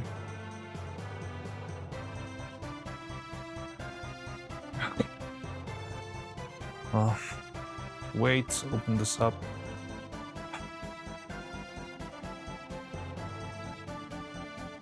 And if it doesn't work, well, I don't know, maybe you can patch it. Am I coping too hard?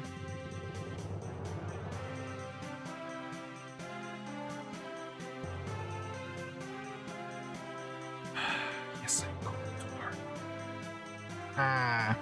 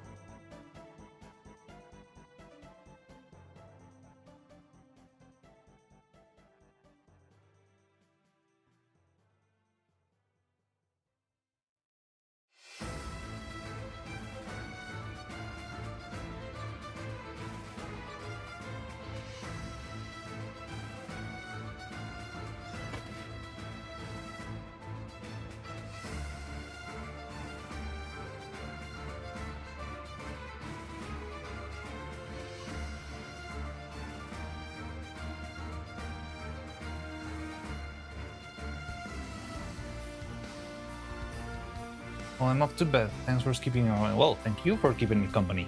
It's been fun. It's something I plan on posting. At least in the main story, but might make Shinette in the side quest. We'll see, we'll see.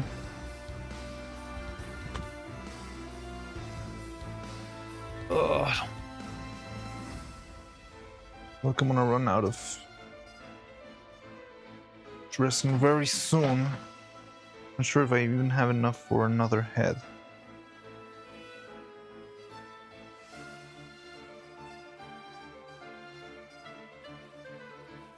Maybe we can cheese it out somehow.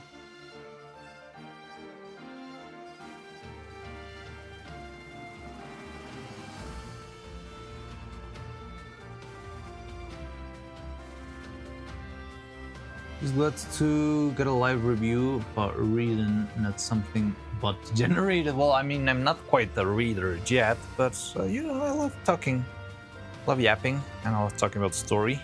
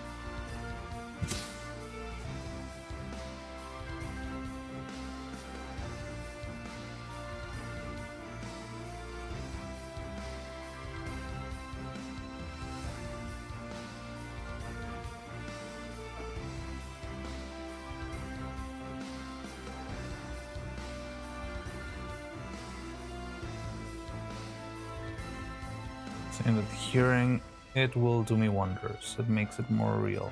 Yeah, I will gladly vouch for that. So let me see what I can do. Let me see. Do I need to make an account? I don't know. I'll figure that out. But yeah.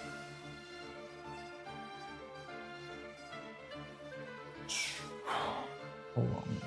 So I want to give this 7 minutes and I'll open it up. Doesn't work, I'll try to patch it up, or I'll see if I can patch it up somehow. And if I can't, I'll move on with my life, I guess.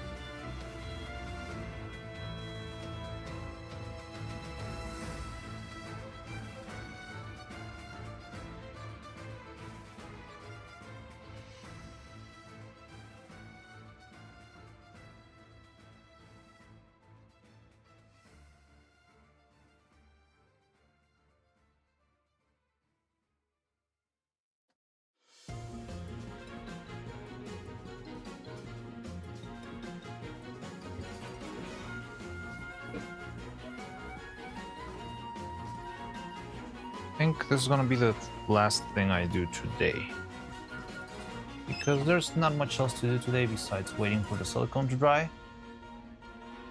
And I'm not sure if there's anyone here yet still who isn't. Well, Nathan, I think, is already leaving, already left, and also Delphine and Cloud. So my main chatters, my main heavy-hitting chatters are not here. I'm not sure, but there's 9 people here. I can see you. 7 people. Oh no, I'm going down. Ah. But yeah, if you are here, yeah, I don't know. I was just gonna tell you that I wanna wait, open this up, see if I can patch it if it needs that. But other than that, I think we'll be wrapping up for the day. Then I'm gonna have to think on what else to do. Oh, I'm so glad I don't need to cast more hair strands. You don't know how happy that makes me.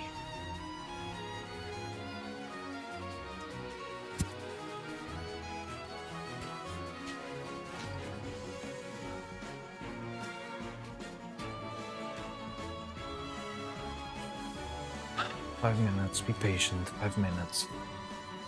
Sorry, I'm not having something to do just makes me giddy.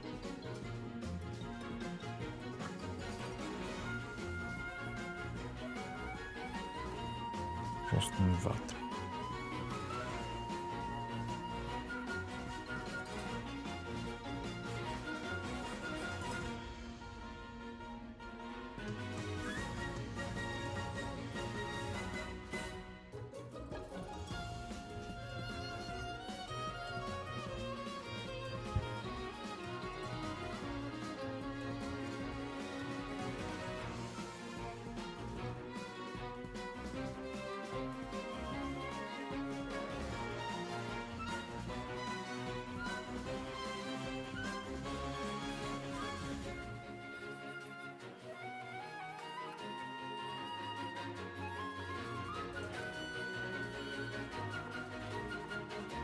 wait a little more.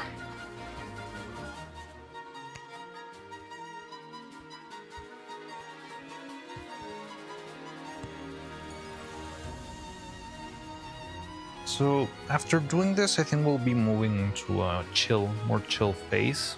Well, still we need some other pieces, but which is, yeah, just painting, mouth making, all that stuff. I think it's gonna be easy enough. I should spend some time looking at Neuro and Evil so that I can figure out her faces. But other than that, I think we're fine.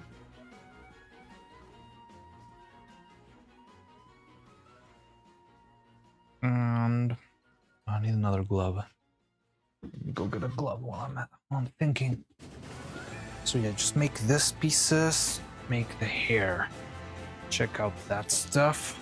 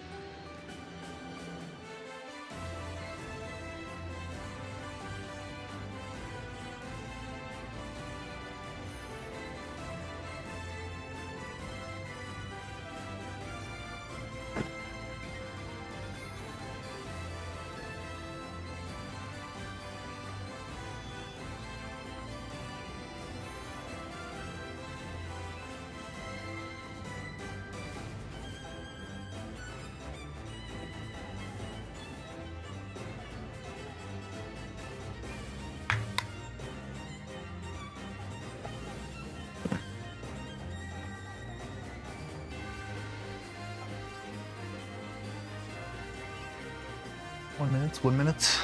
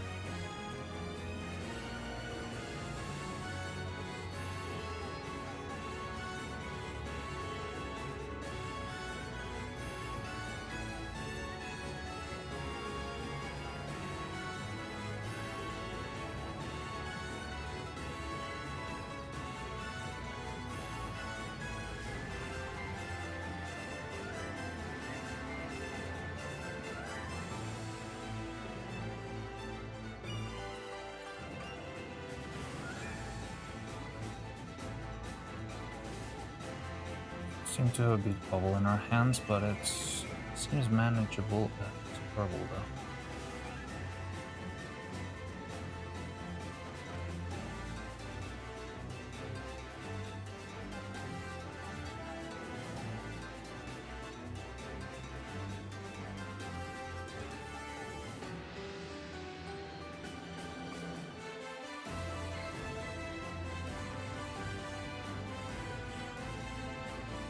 Okay, now we can patch this up.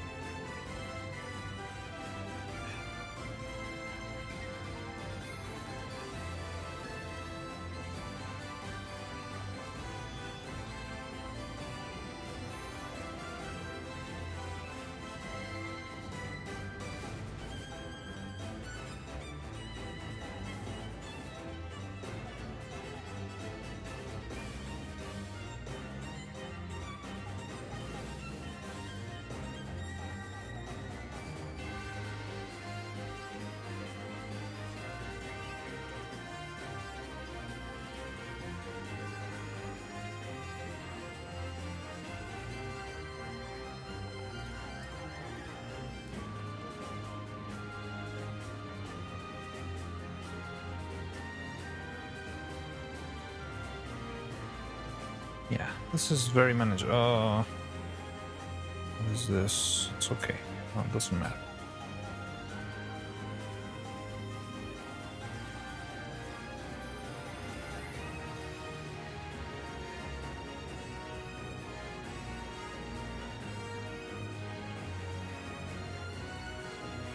Okay, so let's just add some clay to the top because this is horrible.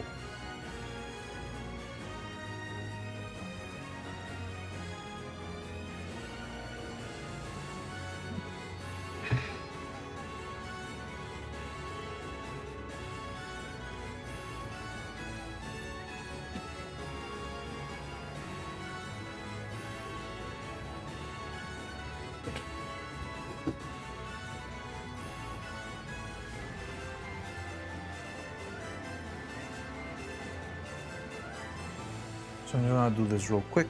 Nothing we can end string there. Ah! Something got into my nose. Ugh.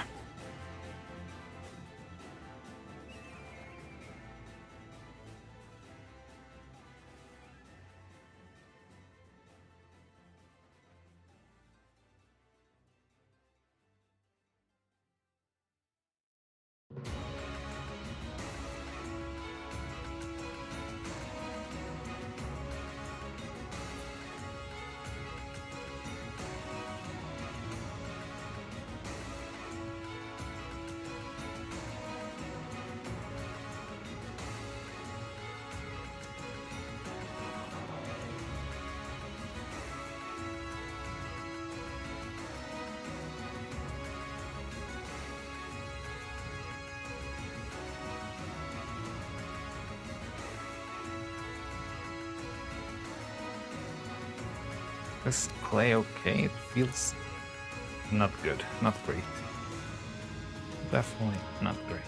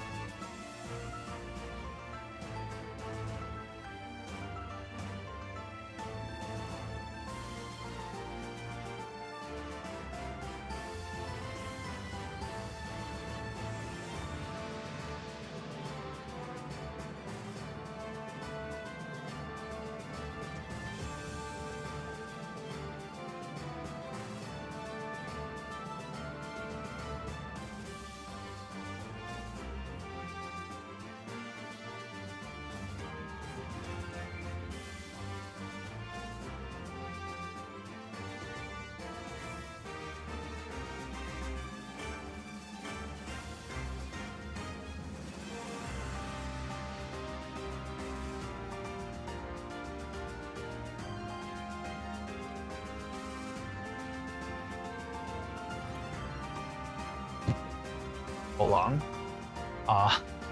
Hello. I was talking with Husk, so I'm not sure if Husk was listening to me in the very end. But yeah, right now I just noticed my mic wasn't working. But yeah. Oh, and the chat instantly went up. Well, not the chat, the viewer count instantly went up as soon as I said we were gonna start to wrap up, I guess. But yeah, so whoa. I think we're done for the day. So we made the head, we made the hair. We did a couple of trial tests for the nuts and bolts, which also seems good. But I think we can leave it at that because right now all we have to do is just wait for stuff to dry. Which, I mean, okay, fine. But yeah, so I'm wrapping up for the day. I'm not sure if anyone's here. I've been like apparently the last, I don't know, hour or so just silent because my mic was dead. But yeah, I'm not sure if you can hear me, or maybe today it's been like more of a lurker day, which is totally fine. But yeah, so just want to say that's the plan. That's what we're gonna be trying to do tomorrow too, and see you around. See you around. Tomorrow I want to try to keep on working on this. The day after tomorrow we'll be having a stream with Faye apparently, and that's about it. So take care everyone, thank you for stopping by, and yeah, I'll see you next time then. Alright, bye-bye. Where's my screen thingy? We spent all day listening to Fire Emblem music. We're actually 3 minutes away from finishing the playlist, which is fun. So yeah, I'll see you around. Thank you for stopping by, and bye-bye. Where's this? There we go. All right, see ya.